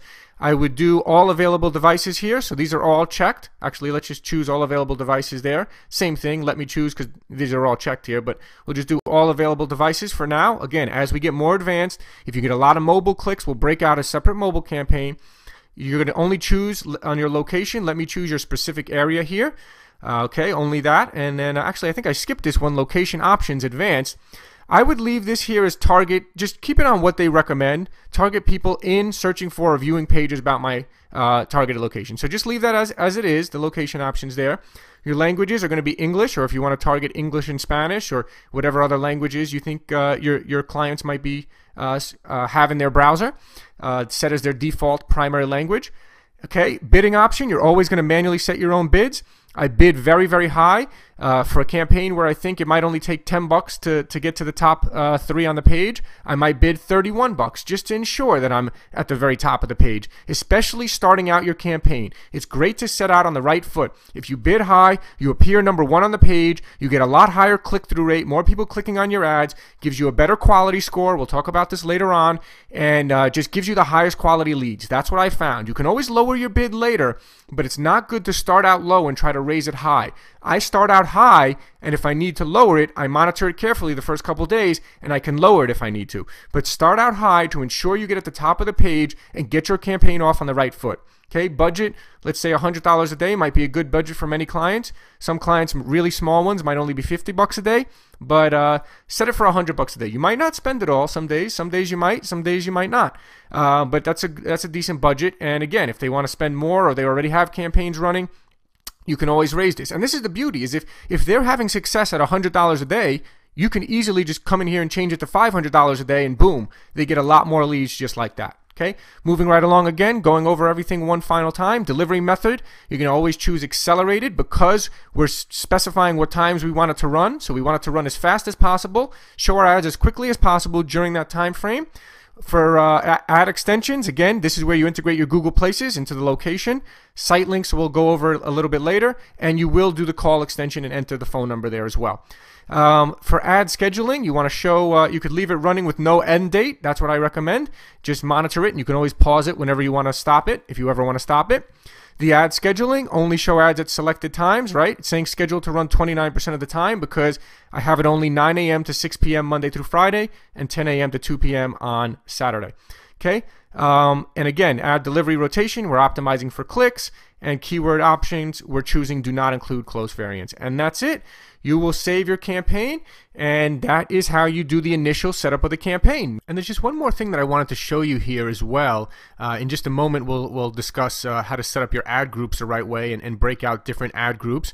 And you'll also have to write an ad here, and you'll also have to add some keywords here. So that's what we'll be getting into in future videos. But I actually just did want to clarify one thing. And again, you have to enter your bid here, and if you remember, I put on the last example I just showed you $31. Let's say if this was let's say a chiropractor or a doctor or mortgage lender or someone who, even if I only thought that it would take $10 a click, remember I said I would bid $31 here. And so we also said that we're going to have a budget of $100 a day in some cases just to start, right? Just for smaller clients that are starting out. Now, I want you to know that just because you're bidding $31, rarely will you ever actually pay $31. So I have many campaigns where I'm bidding up to as high as $31, let's say, and my cost per click is really only $7, $8, something like that. But what's happening is my position is almost always number one on the page. And that's what I'm really doing here by having this high bid. So I know if you were doing the math like I did, I didn't want you to get confused if you thought, oh, if the budget's only $100 a day and we're setting our bids to $31 a click, does that mean we're only going to get 3 clicks a day? No, because you're probably going to only still pay maybe possibly $5, $10, let's say, a click, possibly more, but it's going to ensure that you're up there high on the page. And let me tell you something too. The more expensive keywords, like if there's an expensive keyword that's $20 a click, there's usually a reason for that. It's usually because it's a more valuable keyword, right? The injury attorney, someone who's Googling injury attorney, the reason why that is potentially a $60, $70, $80 a click keyword in certain areas is because if someone typing in injury attorney has a high probability of turning into potentially a 6-figure settlement for that attorney, right? So everything is supply and demand, right? Everything is, if a keyword is expensive, it usually means it's a pretty valuable keyword. So keep that in mind too. And valuable keywords give you the most valuable leads and the most valuable clients, and that's what clients ultimately want. That's what your clients ultimately want, is more new clients, high quality clients. So again, I found that being number one on the page is really important. So I bid extraordinarily high. Not everyone might agree with this, but we're talking specifically for local businesses and the results that I've seen of being number one on the page with your Google Places integrated in the ad. And even when you bid really high, you're typically not going to be charged that much. What your maximum bid is. So even if you said $100 a day, if you're doing $10 per click, that's 10 clicks. That could turn into 1 or 2 very high quality leads for that business. And if they got 1 or 2 very high quality leads every single day, that could be very valuable for a very small business. And as you get big and start dealing with bigger clients, right? So you can take a client who's only spending $100 a day, and they're getting 1 or 2 leads a day, and now once they go up to $1,000 a day, again, in some local areas you have to expand to other different practices of the law if you're an attorney, or open up more offices if you're another type of business. But again, if it's profitable, a lot of smart entrepreneurs are willing to do that, and that's how you really kind of again go from $100 a day to $1,000 a day. Now instead of 1 to 2 new leads a day, they're getting 10 new leads a day, right? So that's really the power there. And so again, I just wanted to kind of reiterate, not very many people might teach you this to bid extraordinarily high like I am.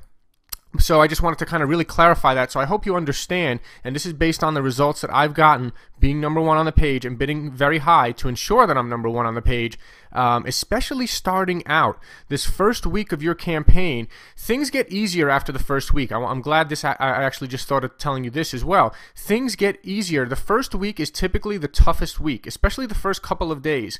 As far as Google allowing new advertisers that are just getting up and running, versus someone who's been up and running for a year or a couple of years, right? They don't make it, they don't just say, hey, you guys are on the same playing field right away. You have to establish yourself and get high click-through rates on your ads for that first week and really set this campaign up the right way, like I'm showing you how to do now. That's why it's so important that you follow everything so specifically, and bidding high and having your ad at the top of the page and having your Google Places in the ad like I'm going to show you.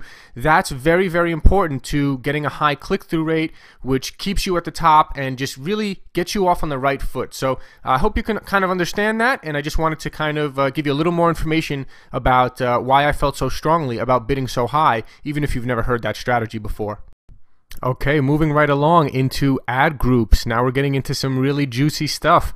Ad groups is the next section that you'll have to do here. So you'll have to break out into specific ad groups. So you're not just going to have one ad group and just throw everything into one ad group. You're going to break them out into different ad groups. And so I'm going to go over a couple of examples. I think it's easiest if I show you a couple of examples so you can understand exactly how ad groups should be broken out. So in this example, let's look at a chiropractor located near Bayside, Queens and Flushing, Queens. Okay, these are two neighborhoods that are next to each other in Queens, both pretty big neighborhoods. Bayside and Flushing are both within the borough of Queens in New York. Okay, so let's say that this could be very commonly a chiropractor that's located near Bayside and near Flushing. So what this chiropractor would do, what I would do for them, is that I would break out one ad group and call ad group number 1 Chiropractor Bayside. Okay, and I'll show you exactly what we would do here, and then I'll go back to this in a second. Ad group number 2 would be Chiropractor Flushing, and ad group number 3 would be Queens Chiropractor, and this would be my main ad group that would contain all my main keywords. So I'll explain what that means in just a second. So here for chiropractor, I would probably break it out into these very simple 3 ad groups here. Okay, chiropractor, especially just starting out with a very focused campaign for a chiropractor, there's not a ton of different crazy different kind of keywords that I would really recommend you bid on. So be pretty simple and straightforward that for a chiropractor, I would just break it out into 3 different ad groups for 3 different specific locations, keeping it really simple here to start. And when we get into more advanced strategies, we'll talk about adding more ad groups, additional ad groups to that as well. But let's say starting out here, okay, so breaking out into specific locations. So ad group number 1 would be Chiropractor Bayside, and this ad group only bids on keywords that have the word Bayside and one of the other chiropractor keywords in there. So for example, if someone typed in chiropractor in Bayside or Bayside chiropractor, something like that. So those would be the keywords that would be in this ad group, and I'll explain that more when we get into keywords. I'll show you exactly how that works as well and how you would break those out into different ad groups. This will all come together. But just to give you an overview here of the ad groups, so anything that would be chiropractor in Bayside, Bayside chiropractor, anything with Bayside and chiropractor or chiropractic. This is another popular word, chiropractor, chiropractors with an S at the end, chiropractic. Anything with those words and the word Bayside would be in one ad group called Chiropractor Bayside, and they would trigger one of these ads to show. So for this ad group, I would start off by writing, let's say, these 2 ads right here, okay? And I would have the location in the headline there. So if someone's typing in Bayside Chiropractor and your headline comes up here as Bayside, New York Chiropractor, free initial visit, call us now. If anybody can help you, we can. Or this one, Bayside, New York Chiropractor, free initial visit, call us now. We'll find the problem and fix it. Okay, and we'll get into cool ad writing strategies in future videos as well. But just to give you a kind of an idea here, and I'll kind of tell you really quickly right now, since you're looking at ads and since you're going to have to create a couple of initial ads here as well, what's good about this is that the location is in the headline. Okay, that's very key for local businesses. When people are searching for a local business in their area, having the name of that area in the headline is very congruent. They like that. It gets a lot of high click-throughs when you do that. So that's why I would do that. And then you have free initial visit. So if you have anything free consultation, free initial visit, free quote, that should always be in your ad. There should always be something of value for free and then a call to action, call us now, and then an additional benefit like we'll find the problem and fix it, or if anybody can help you, we can, or something to that effect is what you can do. And that's really where you're going to come into the testing. Like, this is pretty standard for a chiropractor. I'd almost always have the location and the word chiropractor or chiropractic in the headline, and I'd almost always have free initial visit, and I'd almost always have call us now or call us today. If you don't feel like using the word now, if you think that's too strong, use call us today or just call us. And what's great about this is that with the Google Places integrated in the ad, which I'll show you how to do in just real soon here, you'll have the phone number right below this. So when it says call us now, the phone number from Google Places is right below the ad. So that's what triggers a lot of people to call right off the ad without even clicking on your ad. That's how you get free leads without having people even click on your ad. So that's pretty cool. So that's what I would do here, and that's really congruent. Think about that. Someone types in chiropractor in Bayside or Bayside chiropractic, and this ad here comes up with Bayside in the headline, free initial visit, call us now, okay? That's really how it should be. That's what's going to get you the highest click-through rates and lead to some great success. And by the way, by doing this here, breaking out into different ad groups, I've had an ad group that's had a 2% click-through rate, but then when I broke it out and made a location specific to their specific town in that area, the click-through rates went up to 4 to 6%, depending on the ad. One ad had about 6% click-through rate, another ad had a 4% when I broke it out into the specific area. So that's how powerful this is. You can get 3 or 4 times as many clicks by going specific and breaking out into an ad group and having the name of that location in the headline of that ad. So moving along to ad group number 2, chiropractor Flushing. This is the other surrounding neighborhood in Queens that this chiropractor is located in this example. And again, you'd only bid on keywords that have the word Flushing and one of the other chiropractic keywords like chiropractor, chiropractic, or any of your other keywords, okay? So that would be that. And again, same thing as the Bayside one. This one would say Flushing, New York chiropractor. Same ad, so it's really not you don't have to recreate the wheel here. You just go in and create a new ad and change the location for this one, right? Same ads as the other one. Just with your new location in here. Okay, so that one would be specific to chiropractor. And then the third ad group here, the main key group would be Queens chiropractor, because both Bayside and Flushing are both located within the borough of Queens. That's the bigger neighborhood. So if you're in a city like Las Vegas, that would be your big category. Queens is a big category, something like that. So this is the main ad group here that contains all my main keywords like chiropractor and chiropractic with no location next to the word. So I also, if someone within my area, because remember, our ads are only going to show for people within a 50 to a 100 mile radius. So I want anyone in that 50 to 100 mile radius from my location, even if they just type in chiropractor or chiropractic, even if they don't type Queens chiropractic or Bayside chiropractic, if I know that they're searching from within 100 miles of my location and they're typing this into Google, I still want my ad to show. And so for that, I'd have them go into the main one in Queens, because there's lots of other neighborhoods in Queens. Okay, so for that one, for the main group, I would just say Queens, New York chiropractor. Now, this is a great thing. If you're targeting a big city and you have and the office has multiple locations, this is a great thing to put in your ad as well. 2 convenient Queens locations, right? So a lot of people who live in Queens know that Queens is pretty big, and to get from one side to the other, especially in rush hour, can be annoying. So saying 2 convenient Queens locations could help people click on your ad as well. And again, you have the word Queens here and Queens here, so it's very congruent. Someone from Queens is searching, they're finding this ad. So that would be the main group. So these are going to be small targeted ones where only people from Flushing who are typing in those ones. So you might not even get very much volume on this at all in the Flushing or Bayside one, but the volume that you do get, the people who do type that in and find these specific ads, you're going to have a very high click-through rate and get a large number of leads from that. And then the main keyword group, just having the word chiropractor, chiropractic by itself, would just pop up your general Queens ad, and again, 2 convenient locations if you have them or something like that. So I hope that is starting to make sense with you now, and that's how you break out ad groups into specific locations. And in the next video, I'll show you how to break out ad groups further based on different sort of professions and different kind of keyword groups and grouping keywords into different things like that. But this one's a very, very important one for local businesses. It's probably the first thing I would do is break out ads into specific locations like we just talked about right here. All right, now in this video, we're going to talk about breaking out ad groups by specific topics and keywords. So the best way again for me to show you is to just show you some examples here. So I just made up some hypothetical examples and wrote some quick ads real quick. Now again, when we talk about ads in future videos, we're going to talk about split testing a lot of different ads and finding which ones are best. And what's cool about that is when you find an ad that works well, you can typically translate that over into other ad groups. But let's not get ahead of ourselves. Let me just start here by explaining. Additionally, in the last video, you saw how to break out ad groups by location. Now here is another way that you're going to want to break out your ad groups in addition to that, which is by specific topics and keywords. So here's the example of a pawn shop in Reno. So a pawn shop in Reno that wants to possibly buy diamonds. So one ad group will be diamonds. Another ad group will be people that are simply typing in Reno pawn shop into Google.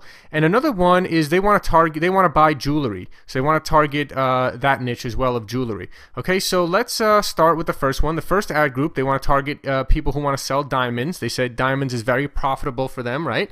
So this ad group only bids on keywords that have the word diamond or diamonds or diamond buyers, right? Someone who's typing in diamond buyers in Reno, something like that, right? So those would be your keywords, and again, we'll get to all of that when we talk about the keyword research and putting all that together. But those would be the keywords in this ad group, and the ads in this ad group would say something like this. So Reno diamond buyers, number one, right? Borrow money against your items or just outright sell them for cash. Okay, that's an ad there. Or another ad could be Reno diamond buyers, free estimate, we pay cash, 2 Reno locations, call us now. Okay, this one is just a very strong message that has a lot of benefits. Borrow money against your items or just outright sell them for cash. Those are two really big benefits that people are looking for, that typically are searching for diamond buyers. And this one again gives you the free estimate, we pay cash, 2 locations in Reno, call now. So again, those are different variations, and these are ads that you would test, and the results are going to be different in every single location. Different parts of the country, people think differently, people type in different things, people like being treated a certain way. So you're going to have to just test and see what the results are in your particular area. These are just really examples to show you how, when you're in the ad group that you create for diamonds, you'd have diamond, in the headline of that ad, and you also have the location here because it's in Reno, right? So we got the location in there, we got the diamond in there. This one has a lot of great benefits. This ad is free estimate, we pay cash, 2 locations in Reno, mentioning Reno again. So I think you're starting to see the point here. So moving right along to the next ad group here in this example. Here would be ad group number 2, Reno pawn shop. This ad group only bids on keywords that have the word pawn shop or other keyword variations of pawn shop. So the ads in this ad group could mention, for example, an ad like this, Reno pawn shop. And by the way, this is a little trick that we'll talk about when we get to ad writing a little bit more.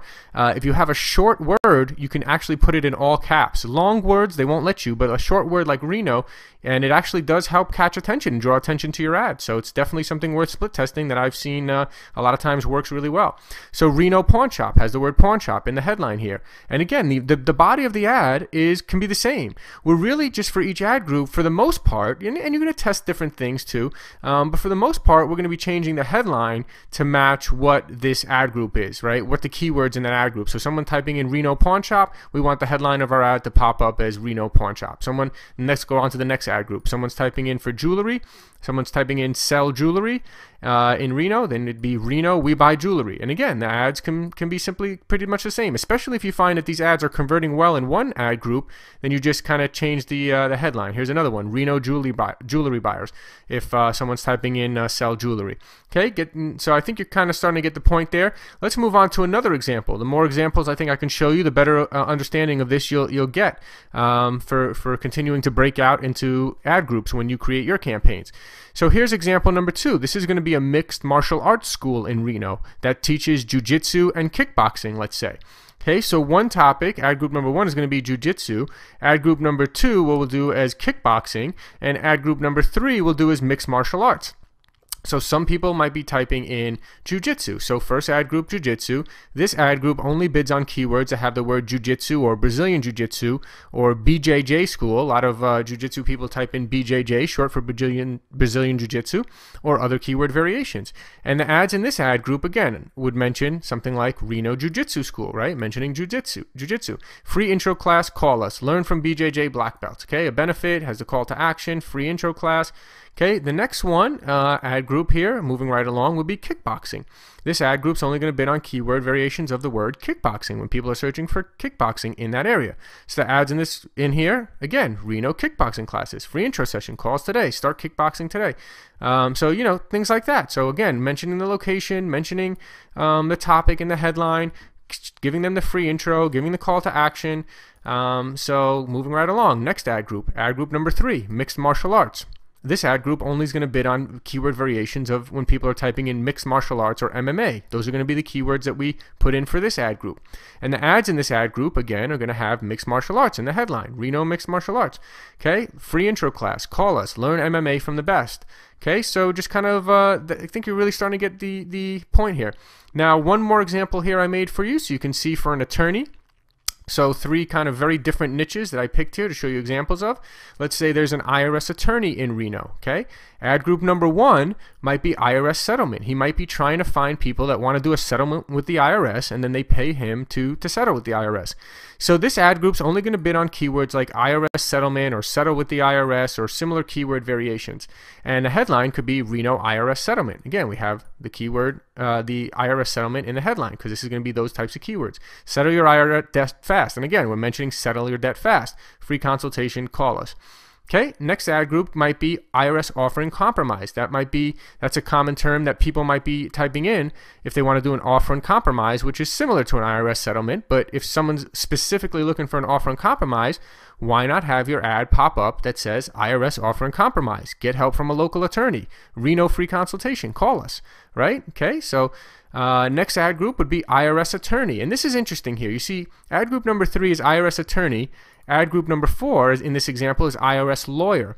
And the only difference here is that IRS attorney is if someone types in the word IRS attorney or IRS attorneys, why not have your ad be congruent and show IRS attorney? Now, you could have in this ad, you could just jumble these 2 together, ad group number 3 and number 4. You could just put them together. But then if someone types in IRS lawyer and it comes up your ad as IRS attorney, okay, no big deal, right? I mean, you could still make it work. But if someone types in IRS lawyer, you probably have a little bit of a better chance if your ad says Reno IRS lawyer. So, and that little bit is the little extra difference that a lot of times can really set a campaign apart. A lot of those little extra differences can make up a big deal. So, again, it wouldn't be the end of the world, and probably a couple of years ago, I probably would have just jumbled these together and just have one ad, Reno IRS attorney, and even people who type lawyer would see the attorney one. And, you know, you could probably get away with it.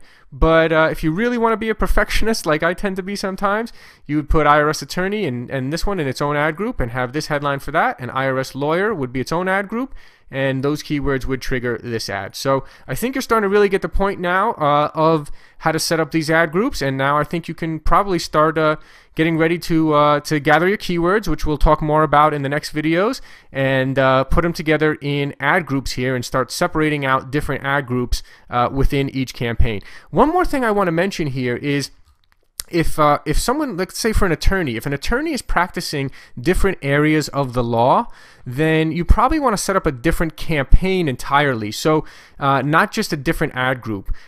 So we could talk about that in more advanced videos. But for example, if someone's a personal injury attorney and also a IRS attorney, you might probably set up 2 separate campaigns because, you know, within injury attorney, you're going to have 3 or 4 ad groups, and within IRS attorney, you're going to have 3 or 4 ad groups. So you'd break those out into different campaigns. So same way we set up the first campaign, you could just click, you know, new campaign and set up another campaign just like that. But for the most part, again, like in these examples that I just showed here, you might only need one campaign, at least to start, which is the search campaign, a very focused search campaign, like I showed you in the previous video here, to be very, very focused and very targeted in that area, and then breaking out into ad groups by location, like we saw in the last video. And now in this video, you learn how to break out ad groups by specific topics and keywords.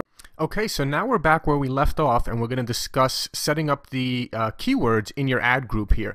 And I'm going to start with a really easy example. I'm going to stick with the chiropractor example. So you have chiropractor landing page templates and copy for that. And now we're going to show you actually how to set up the ad groups for a chiropractor, and leaving, you know, kind of continuing where we left off in the last video.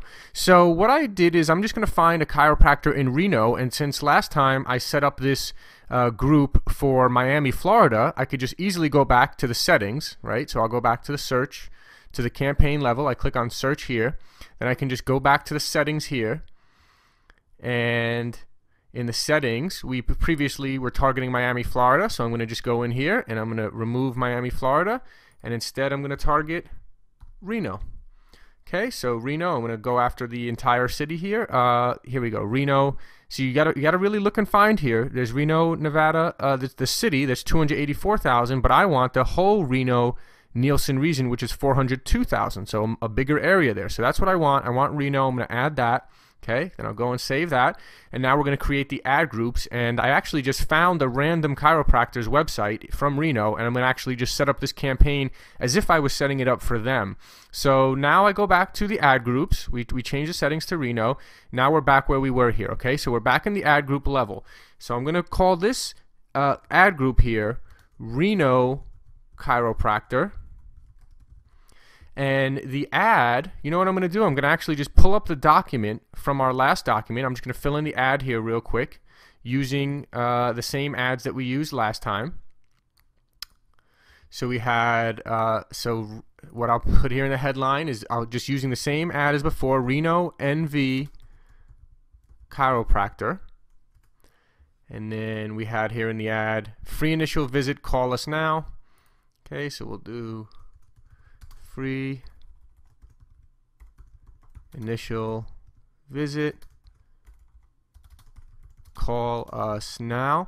Now here's a good thing to note, and I'll talk more about this when we get into the ad writing tricks and skills in the future videos, but I wanted to kind of give you, so we have to fill in an ad here is what to kind of move forward. So I have to fill in an ad, but then we're going to go into more detail about writing ads in the future videos. One thing I do want to point out here as far as the ad writing is what you want to do is on this first line here, so you have the headline and then description line 1, you always want to end with a period. And the reason for that is because if you're in the here you see if you're one of the top 3 ads, this is how you will appear. Let me show you here. See, it shows you a preview. Here's the ad preview, okay?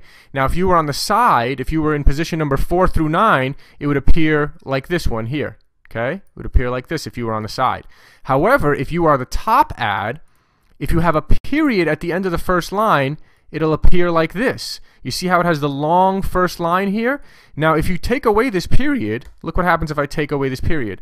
If I take away the period, it puts the free initial visit, call us now on a second line, all on the bottom line there. Whereas again, here we go again, I just put the period in, and look what happens. See, it gives you a longer first line here.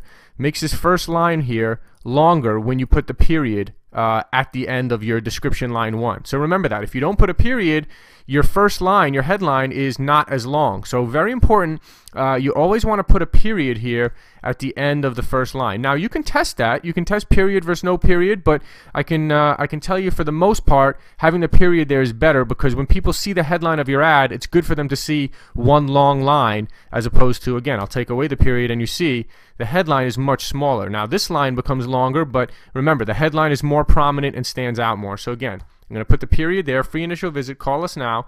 Let's go back and see what else did we have there. If anybody can help you, okay, if anybody can help you, we can. Okay, let's do that ad, and then we'll write another ad later. Actually, I like the second ad better. I like we'll find the problem and fix it. Okay, so we'll put that one in here.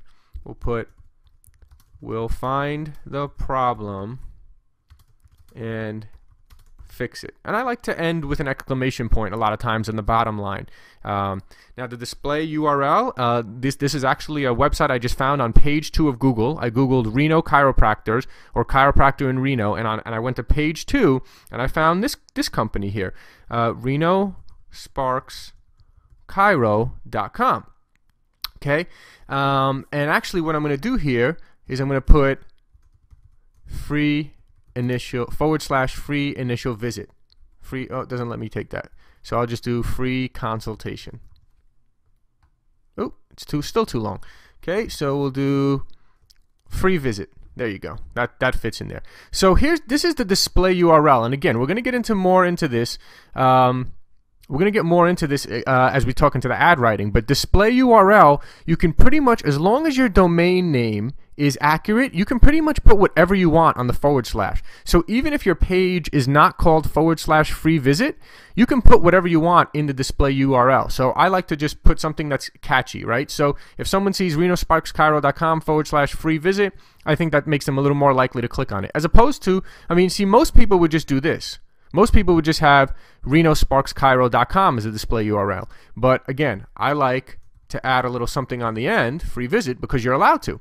Now, on the destination URL, that's the exact link that it's going to go to. So this one has to be the exact page, but people don't see this. In the ad, nobody sees your destination URL. They only see the display URL. So when you have the display URL, you can put whatever you want. But let's say I'm sending the traffic here to the home page. Let's say my landing page was the home page. So I would just send it to the home page here. This is where I'm going to send my traffic. Okay, right now these guys don't have a landing page set up. Maybe after I set up this campaign for them, I'll set up a landing page and I'll contact them and say, hey, I have your campaign ready to go. But again, this one is just for a demo here to show you exactly that. So destination URL again is going to be the home page in this case. Let's say they had a landing page that was / free consultation. Then I was sending the traffic there. Then I type that in there. Okay. But the display URL is what people are going to see. So again, let's go back to what you see here on the side, the ad preview. Okay, you could see what it would look like if it was on the side, but because we're going to be bidding so high, we're typically going to be at the top here. We're going to be one of the top ads, so this is what it's going to look like. Got a nice long headline, Reno NV Chiropractor. We got the location, so it matches. People from Reno are searching. They see Reno NV Chiropractor in the headline. Free initial visit, call us now. Great, has the something free for them and a call to action, call us now. We'll find the problem and fix it. Another extra benefit, and the display URL says renosparkschiro.com / free visit. So, I mean, that's a pretty simple ad, but that's a pretty strong ad. It has a call to action, has a free, has the location, says a little extra benefit, has a / free visit. So once you integrate the Google Places with that and some site links, which we'll show you in the future videos, that ad is going to look pretty good. So now let's get down to the keyword, okay? This is what I wanted to really show you here. And one thing I want to really mention, I was almost going to make this its own video because it's so important to know. You never want to put your keyword in like this. Okay, let's say I wanted to bid on the word chiropractor. I would never want to put the word chiropractor like this. Okay, and now what I'm doing here too is I want to show you real quick. I want to give you an overview of what I'm filling in here. Okay. And what I'm doing is I broke out here, I made a little cheat sheet doc here, so I broke out 3 ad groups for chiropractor. Now chiropractor is a really simple one to break out into ad groups. So we're going to do this chiropractor example first, and then I'll show you a more detailed, complex, more complicated breaking out into ad groups as well in another video. So I want to start with the easy one, and I'll go through it step by step to show you. So ad group number 1 is going to be Reno. That's what we're working on right now. Ad group number 2 is going to be Lake Tahoe, and ad group number 3 is going to be Sparks. But what you're never going to do is you're never going to have, a lot of people make this mistake. It's unbelievable. They just put chiropractor or chiropractors in here. Now that's a big mistake. You cannot do this. With a local marketing campaign, you're never going to stop. This is called broad match. If you just type the keyword in here, just like this, it's called a broad match. We never want to do that. What we're going to do is we're always going to have quotation marks around it, and we're also always going to have brackets around that. I'm going to show you a shortcut to doing that in just a second. But remember, never just type a keyword in here. That's called broad match. If you don't have any, if it's not in quotation marks and it's not in brackets, it's called a broad match. And a broad match is very broad, meaning that Google can take something that they think is like chiropractors, right? They might have your ad appear for keywords that are not even the word chiropractor or chiropractors. They're going to have your keyword. They might have your ad appear for something that Google determines is close enough. That's what broad match means. Broad match means whatever Google thinks is close enough to chiropractors, even if it's not that exact word, they're going to have your ad show for that. And we do not ever want to do that starting out. Maybe later on, once you fine-tune their campaign and they're very happy and they want to increase their campaign, then maybe you'll come back and add a broad match. But very rarely will you do that with a local marketing campaign, especially starting out. And I'm going to explain to you exactly why. So let me show you what you would do here. So I basically already created this little cheat sheet here with the keywords, okay? And what we're going to do is we're going to go to a tool called AdWordsWrapper.com, okay? You're going to go to www.adwordswrapper.com. Let me actually spell that out for you right here so you can see exactly what that looks like. www.adwords and then WRAPPER.com. AdWordsWrapper.com. This is a free tool. As you can see, they have a little bit of advertising here on their site. That's probably how they make their money, since it's a great free tool. And you just scroll down here, and what you're going to do is I'm going to take my chiropractor keywords. This is for Reno, and what I've done is my main three keywords for chiropractor are very simple. Okay, for a chiropractor, my main keywords are going to be chiropractor, chiropractors with an S at the end, and chiropractic. Okay, now here's the thing with when people are searching for a chiropractor, it's very specific what they're looking for. Okay, that's why this is a really easy example to start with. And remember, we're starting these campaigns very, very focused, meaning we want to make sure that this first week we're only sending them very, very high quality leads. You can always go back and add more keywords later and go broader later on, but your first week you want to stay really focused, because that first $200 to $300 that they spend on ads, you want to ensure that they get high quality leads. If they don't get any, if you started too focused, let's give an example and say that you started too focused, and they didn't get, let's say they only got 2 clicks a day, right? You can always increase that. But if you started too broad, for example, if you did what I told you not to do, which is have a broad match keyword, if you just went in here and typed chiropractor, what might happen is you might get bad clicks. Okay, you might get clicks that are not the highest quality clicks that you're looking for. So I would not do that. Instead, what you would do is you would come to this AdWords wrapper here. Okay, and what I have here, let me go back to the keywords, is what I did was I set up this ad group for Reno. Okay, I have my 3 main keywords: chiropractor, chiropractors, and chiropractic, and then I have Reno chiropractic. Then what I did was I filled in the location name. So I'll give you this cheat sheet for you to fill in any location here. For this example, we're using Reno. So then I would have Reno chiropractor, Reno chiropractors, and Reno chiropractic, my 3 main keywords again. Then I'm going to use these 3 main keywords again and say chiropractor in Reno, chiropractors in Reno, chiropractic in Reno. Okay, so these are going to be my main keywords, and I'm going to show you what this plus sign stuff means in just a minute. But for now, what I'm going to do is I'm going to take my main keywords here, I'm going to copy them, and I'm going to put them into AdWords Wrapper here. Okay, I'm going to put them into AdWords Wrapper. Here are all my keywords, and I'm going to click Wrap Keywords. And what this tool does is it's pretty cool. It just basically spits out phrase and exact match for you. Now, be very careful that you choose phrase and exact match here, okay? You want to always choose the phrase and exact match. Don't ever choose broad. Remember, we do not want to start our local business campaigns with broad. We only want to start our local business campaigns with phrase and exact match. So I'm going to hit copy here. It's going to copy all of these phrase and exact match keywords, and then I'm going to paste them right into our campaign here where we have the keywords, okay? Watch this. Okay, now here we go. Now we have here all of our keywords in quotation marks and brackets, and I'm going to explain to you exactly what those quotation marks and brackets mean in the next video, okay? But here's basically our keywords right here. And remember, you see none of these, you'll never see chiropractic without quotation marks or brackets here. It's always going to have that in there. Okay, this is called when you have it in quotation marks, it's called a phrase match. When you have it in brackets, it's called an exact match. We always want to start with phrase match and exact match. Now let me show you the next thing that we want to do here. Okay, this is called I believe it's called a broad match modifier, okay? So this is what we want to do.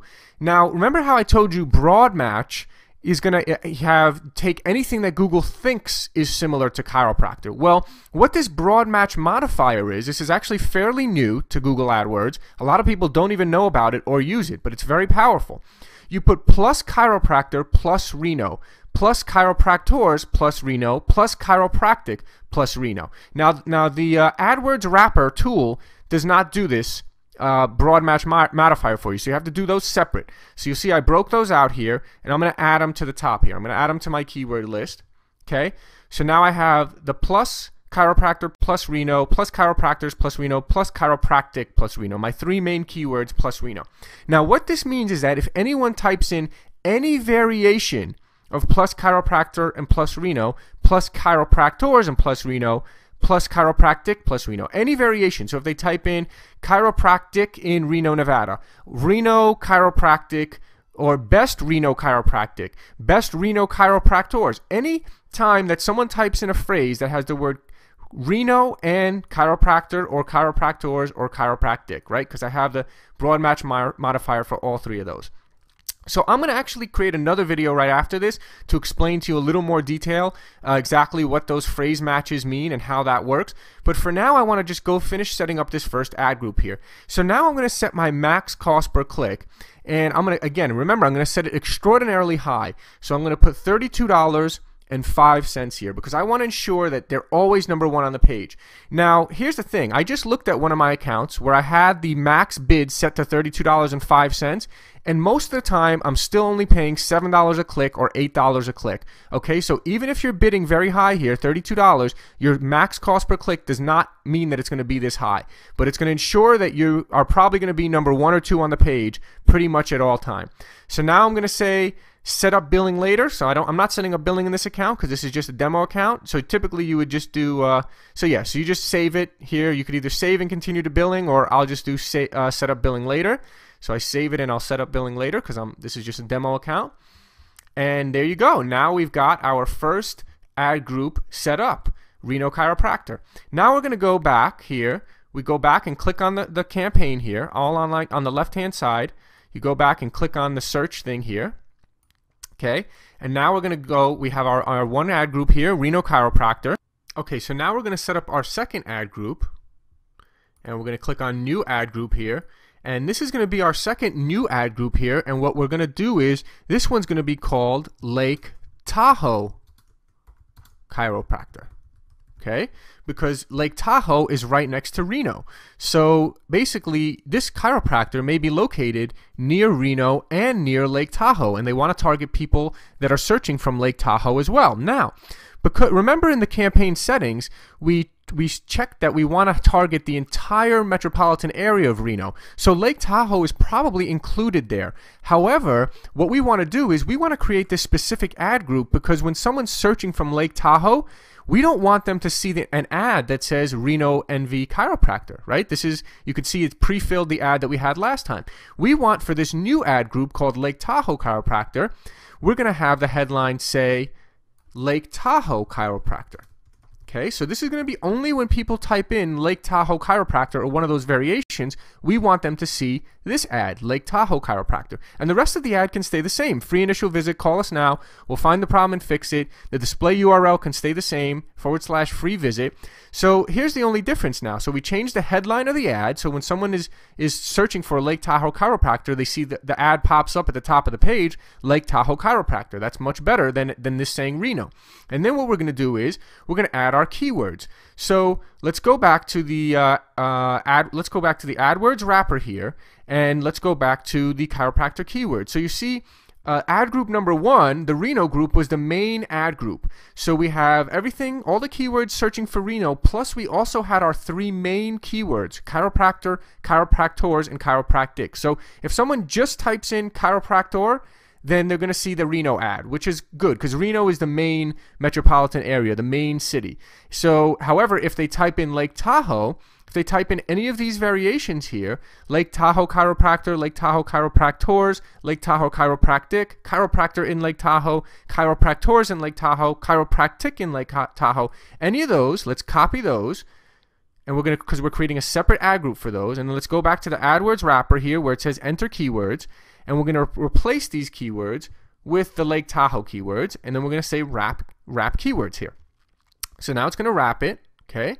There you go. And you're going to go back to phrase and exact match. Remember, we're starting our campaigns with this phrase and exact match. So we're going to copy that.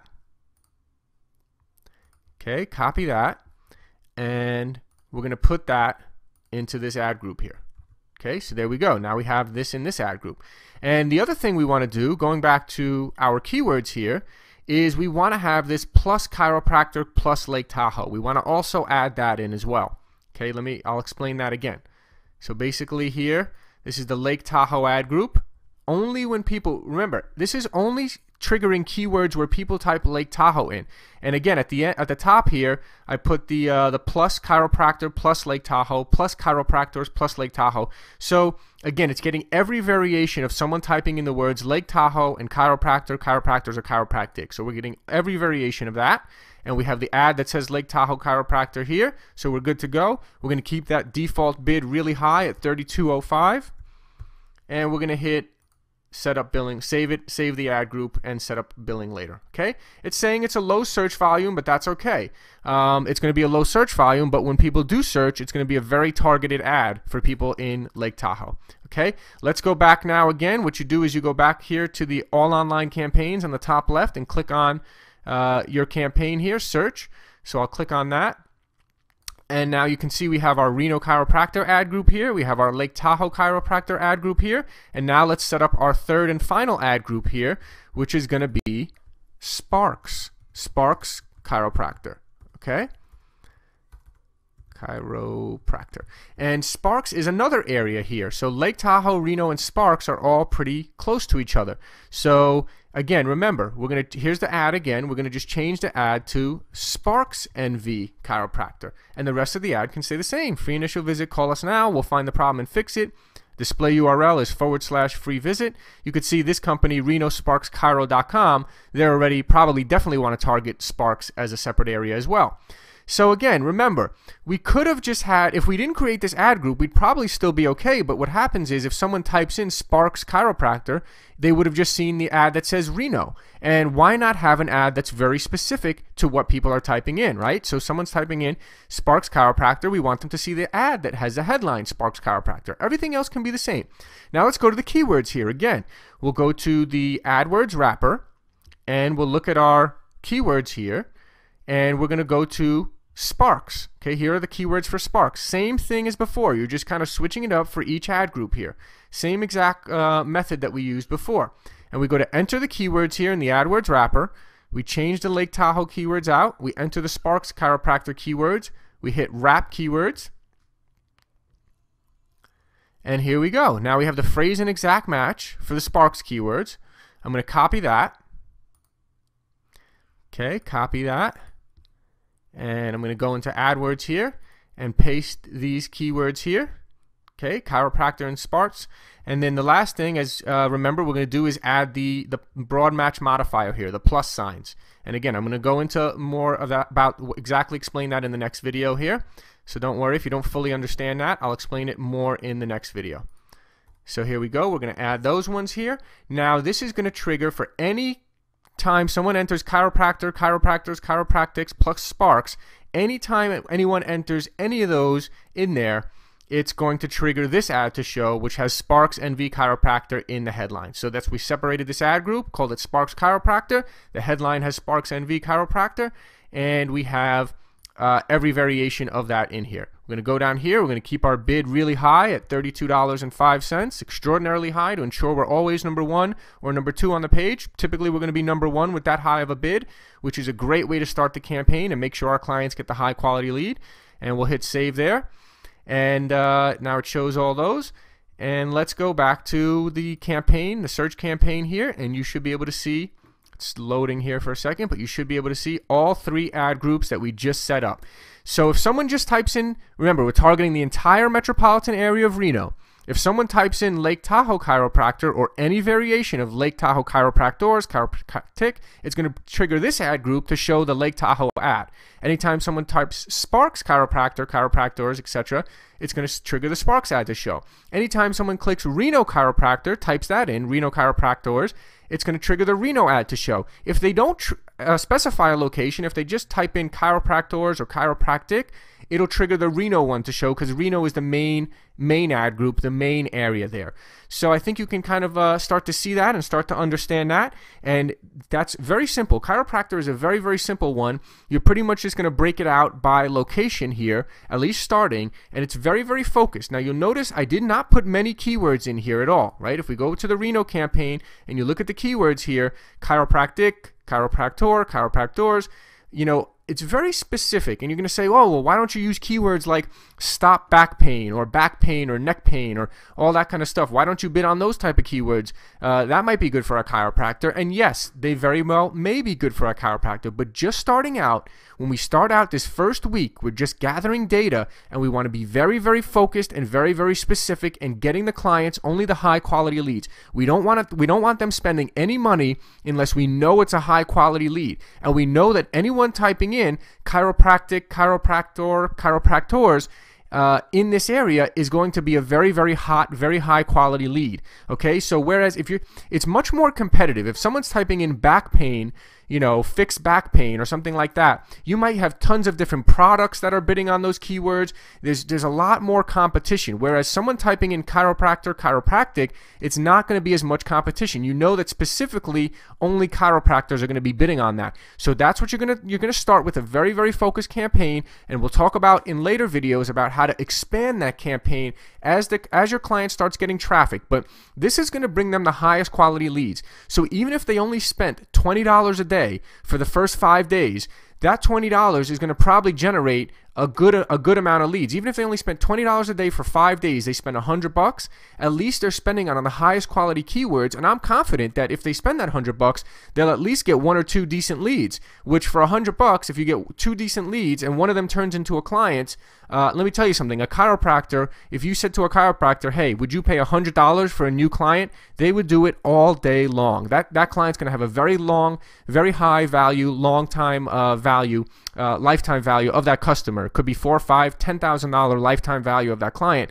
They'll pay $100 a day all day long. So start with this very focused campaign. Make sure you get them very high quality leads at first. You can always expand it later, but if you start too broad with too many different keywords starting out right out the gate, then you might get them leads that are not the highest quality leads, and then they say, well, we spent $300 this first week here, and the leads were okay, but they weren't the best leads. This ensures them, this very focused campaign ensures that they get high quality leads right out of the gate. So start with this, and we'll explain more here and keep moving forward about keywords and keyword research and what the broad match modifier and what all that means. Let's go further into that now in the future videos.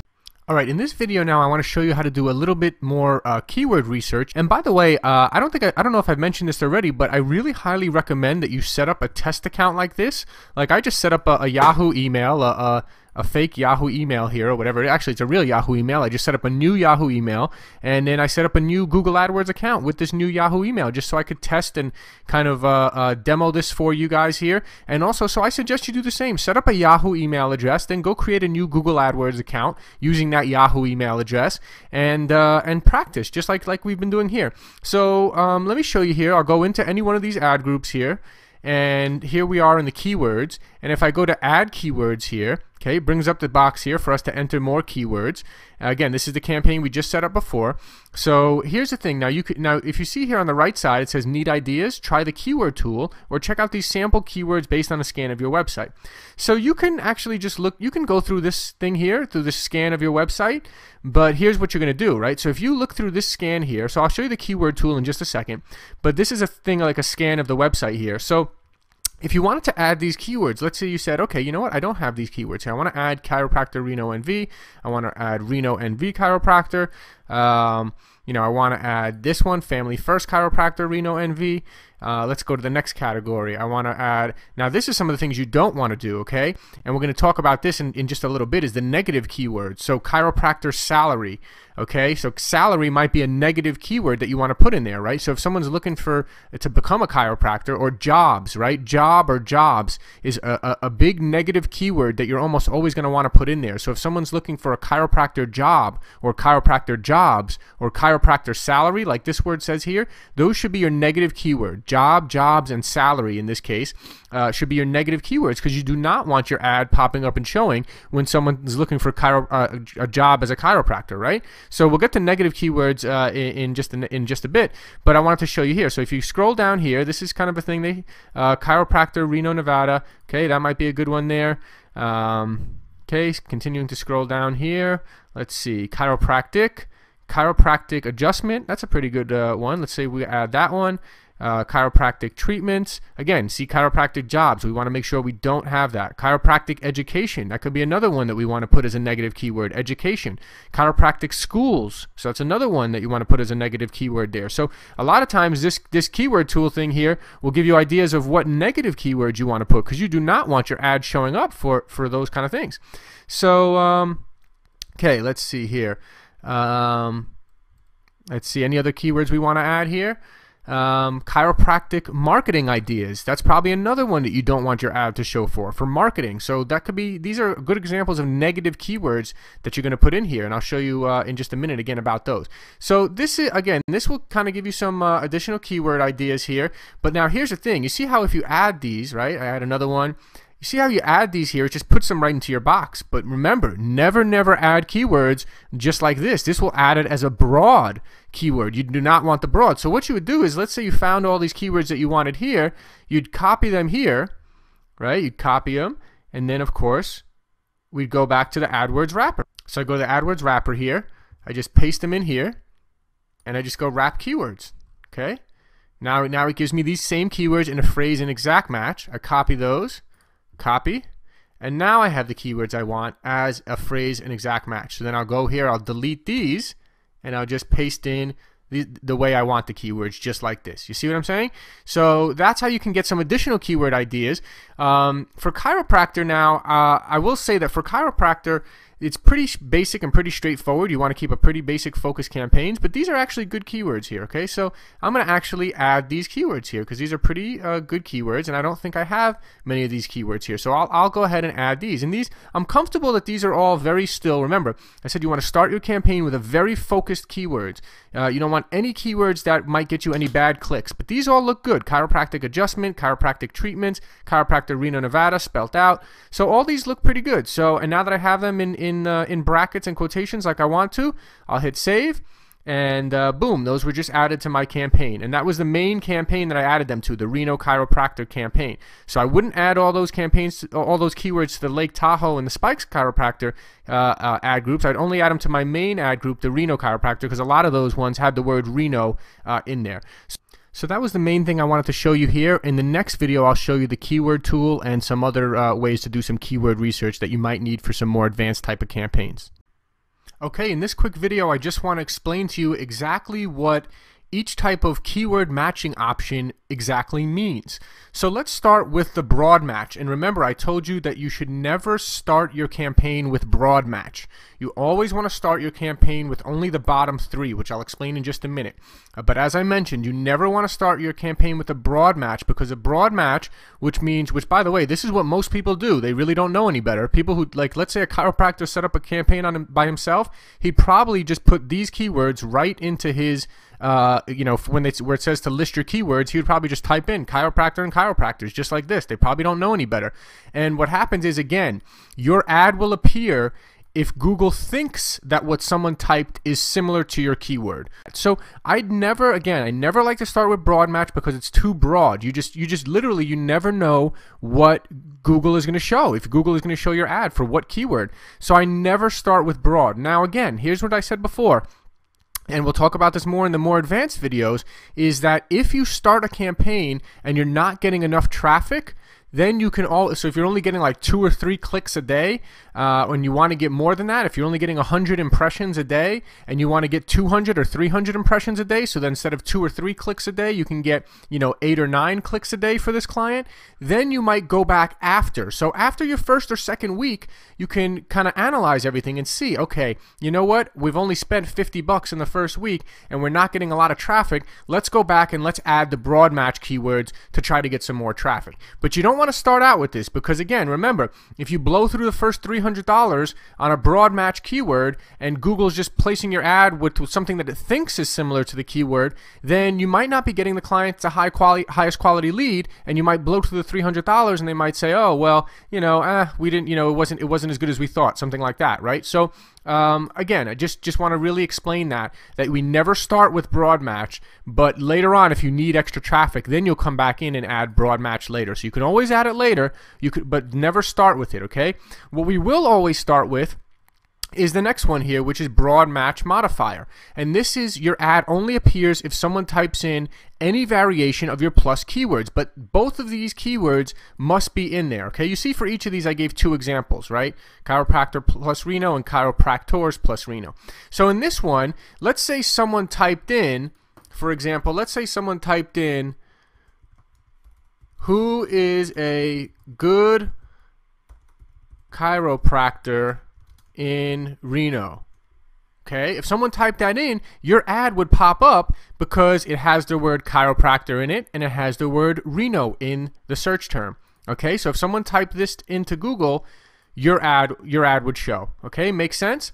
So that's why it's good. It's especially good for when you're doing by location. You want to always put your city name and then your main keyword. So plus chiropractor plus Reno. I'm confident enough to know that if anyone is typing in the word chiropractor and Reno in the same search that they're searching in Google for, I'm confident that I want my ad to pop up for that, okay? I'm not confident though in the normal broad match where Google just thinks that's something similar. I'm not comfortable. I don't want Google choosing that for me.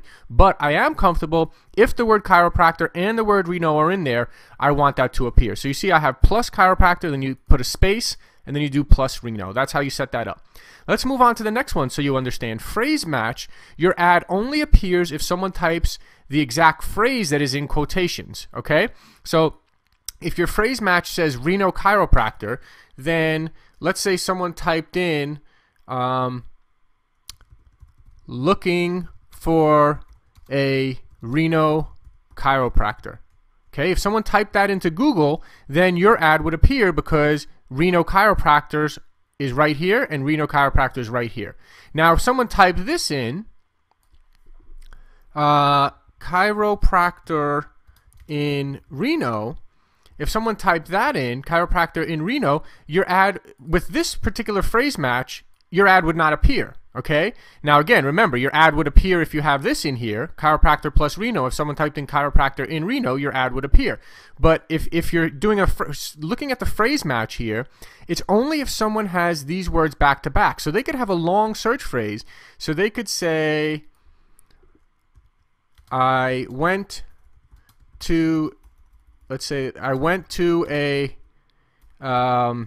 Reno chiropractor and he was great. Okay, your ad would pop up for this because it has Reno chiropractor.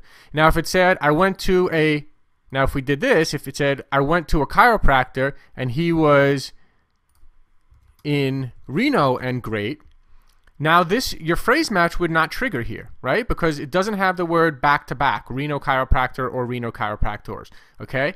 So that's just to give you an example of what the phrase match triggers there. And I'll tell you why in just a second here. Let me just show you the exact match, and then I'll show you what the purpose is of doing all of these, okay? So then you have the exact match, the last option. So these are the 4 options. When you enter a keyword, you could either enter it in just as a normal keyword, broad match, which we don't want to start doing. You could do a broad match modifier plus that and plus that, and you can do a phrase match where it's in quotation marks, or your 4th option is to do an exact match. So exact match is in brackets here, and what that means is that it only appears if someone types exactly and only what you have in brackets. So if you have chiropractor, the only time your ad would trigger is if someone literally just typed in chiropractor and nothing else, or chiropractors, because we have here in brackets chiropractors, right?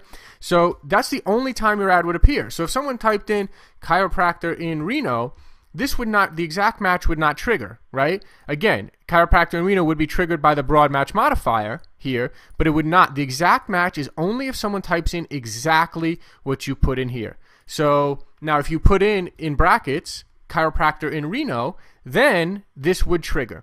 Now let me explain to you why we do this, okay? I think you understand why, and these are the 4 options that you can enter. And we're going to only, when we start campaigns, we're only going to use these bottom 3 options, okay? And we use the AdWords wrapper to give us the phrase and exact match, okay? Remember, we went to the AdWords wrapper here, and that showed us the phrase and exact match. We could wrap the keywords into the phrase and exact match, okay? Remember, we saw this here. We put in our keywords here, enter keywords, and it brought the phrase and exact match. So the reason why we use the AdWords wrapper is because when we have these, let's say here, there's 6 keywords, right? you don't want to go through each one of those and putting each one in quotation, each one in brackets. I mean, I've done it in the past manually, but this tool is just way easier. It just saves you a lot of time because it just automatically puts your keywords into quotation marks and brackets. So make sure you choose the phrase and exact match there. And then in addition to that, we're going to add the broad match modifier, which unfortunately AdWords Wrapper does not do for you. But if you have, you're going to go enter that yourself. So you take your main keyword and your city location plus that plus that. Now the reason why you do this is if you have, a lot of people don't do this. A lot of people don't have phrase match or exact match, and what happens is they're going to be paying a higher cost per click. Okay, so for example, you can have an ad group, and you can just put plus chiropractors plus Reno. You could just have this, right? And it would trigger all your ads to show. Because if anyone, Reno chiropractors and chiropractors, your phrase match and exact match are covered here, right? They're covered because anytime someone types in chiropractor and Reno, you're going to be covered by your broad match modifier. So some people would say, well, why do you have to even do a phrase match and exact match then if the broad match modifier covers everything? Well, here's why. You get a lower cost per click if someone types in chiropractor as an exact match and you have chiropractor as an exact match as one of your keywords. So you're going to pay a lower cost per click and you're more likely to be in the top position on the page. So although it may seem redundant, well, you're like, hey, broad match modifier is going to cover everything I need. Well, you still want to use the AdWords Wrapper to create your phrase match and your exact match keywords because that's going to get you a lower cost per click and it's going to ensure that your ad appears at the top of the page, okay?